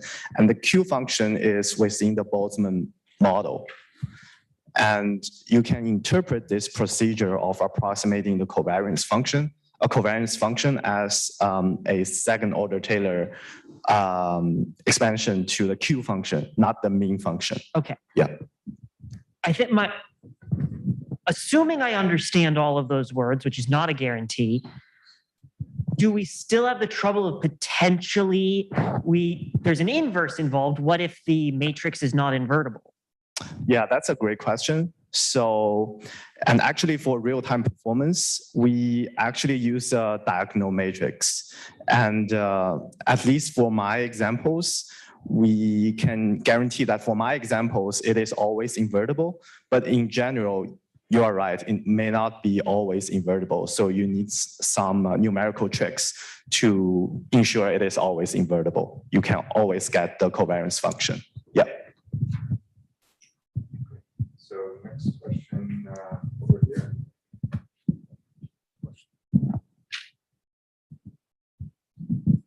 I have a question for the last speaker. Hi. Hi. Is there any possibility that your method can tell what is inside the attraction region? Is it a equilibrium point or periodic limit cycle? Yes. However, we have to compute the topological shape of the attractor or the invariant set, like a saddle. If you compute the topological shape of the collection of boxes, you using the Cone index, you can guarantee that you have inside you have not precise a critical point, but like an attractor or a periodic orb invariant set that has the topological shape of a periodic orb, something like that. Okay, thank you. All right. I have a question for you about your work. So I like the idea of a dual control. It's pretty cool. Thank you. But there's this whole field of belief space planning that kind of does exactly what dual control says. Can you sort of elaborate on the connections between belief space planning and your approach? Connection between my approach and belief space planning. Belief space planning. Yeah, actually, you can simply view our approach as a particular approach to do belief state planning. Because if you look at the policy from our approach, it's essentially a control policy based on your physical state and the belief state. So it is essentially a belief state planning method. Yes. Okay, I have a question for the first speaker. Hey, I like your work on the intended disambiguation. Thank you. And that leads my question about, because we're doing the assistive control. So have you thought about do you have think about the feedback when you deploy this algorithm? For example, what if the human's model does not match with your assumed model? And by that time, usually people are looking at the trust-based kind of consideration. So have you thought about that, or does that naturally kick in your framework, or is we could maybe, right? I think when we talk about trust, I think the two notions of trust we need to be aware of. One is the human's trust in the robot, and also the robot's trust in the human. So I think there's some interesting work that's been done from the perspective of whether the autonomous agent trusts what the human does. And particularly in my case, that because we're talking about humans who have motor impairments and who need not necessarily can generate like optimal commands at all times, that becomes an important thing. But the other part would be, potentially update these models online as new information comes in, So I think that would be a good way for the autonomous agent to update these, to make sure that what it thinks the human does is indeed what the human is doing. So I feel like there is a lot of room for integrating those ideas there. Yeah. Cool. Thank you. Hey, we have time for maybe one or two more questions since we started a little late.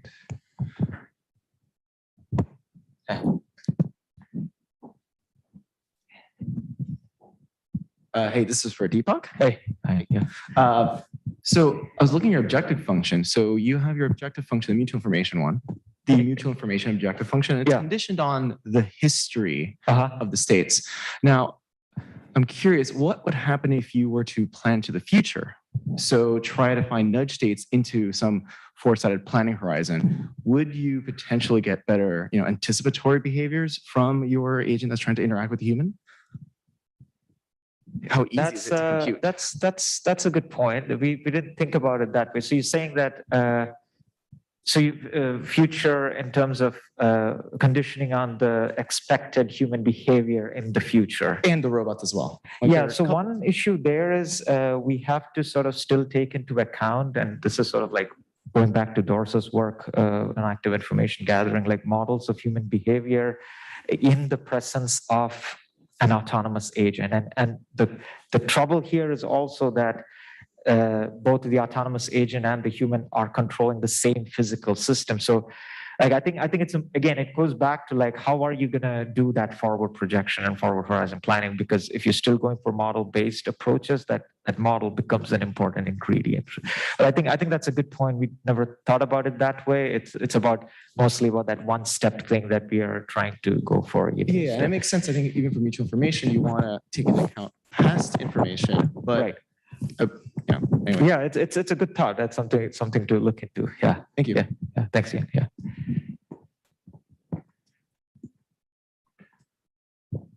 All right, one more question over there, and we'll make this the last one.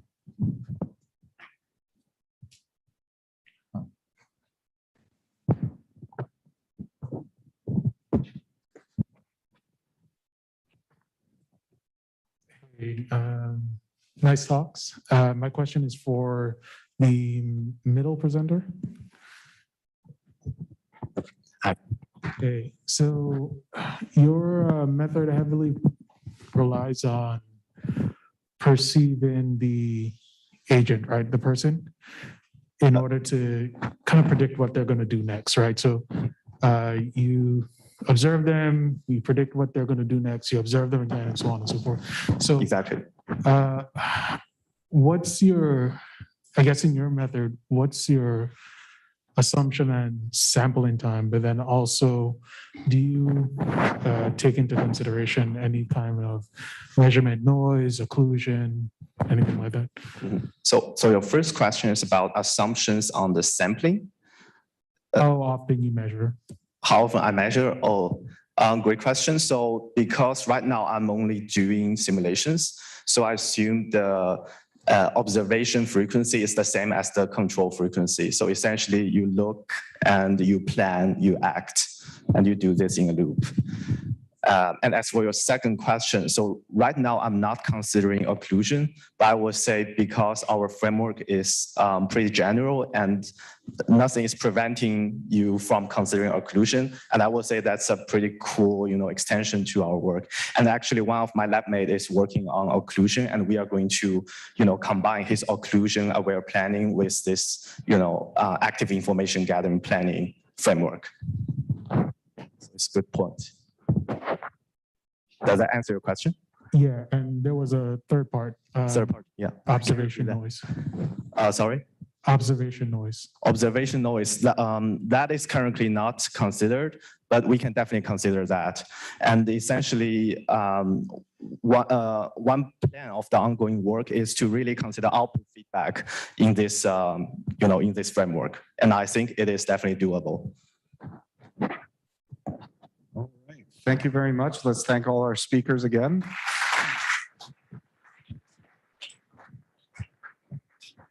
So now it's time for a coffee break, and we'll see you back here at 3:30.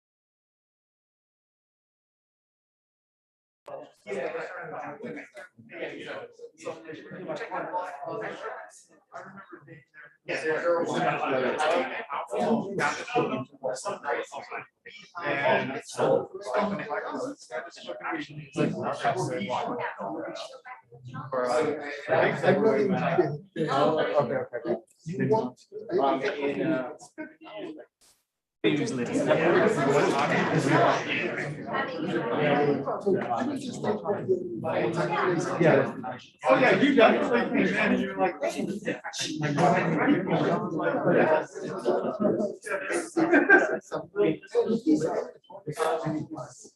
That experience for me. Yeah, exactly. I'm saying.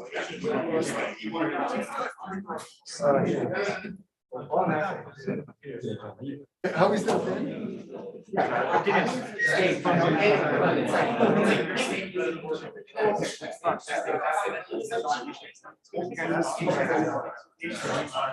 We went into that already. Our conclusion is that possibly Belgium is the only way to.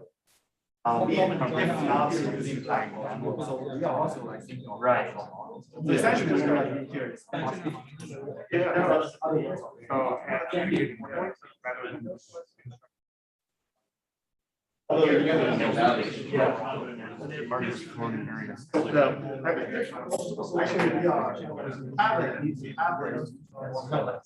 Unpublished work. Right, yeah. For most people, for, I talked about the.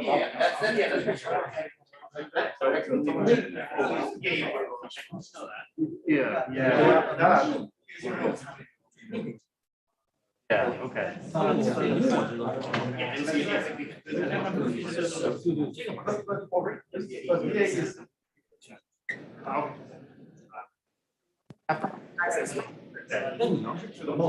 That's exactly.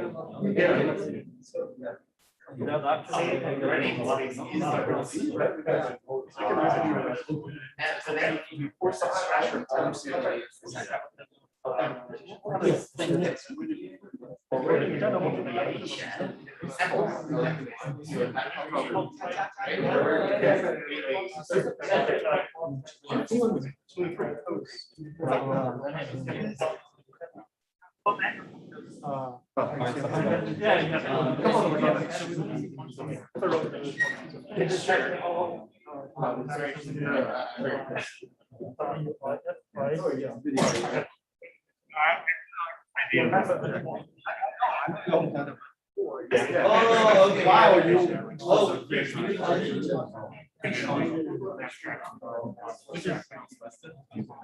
Yeah, which is it's ambiguous. You don't know which. I have no. Same term. Yeah.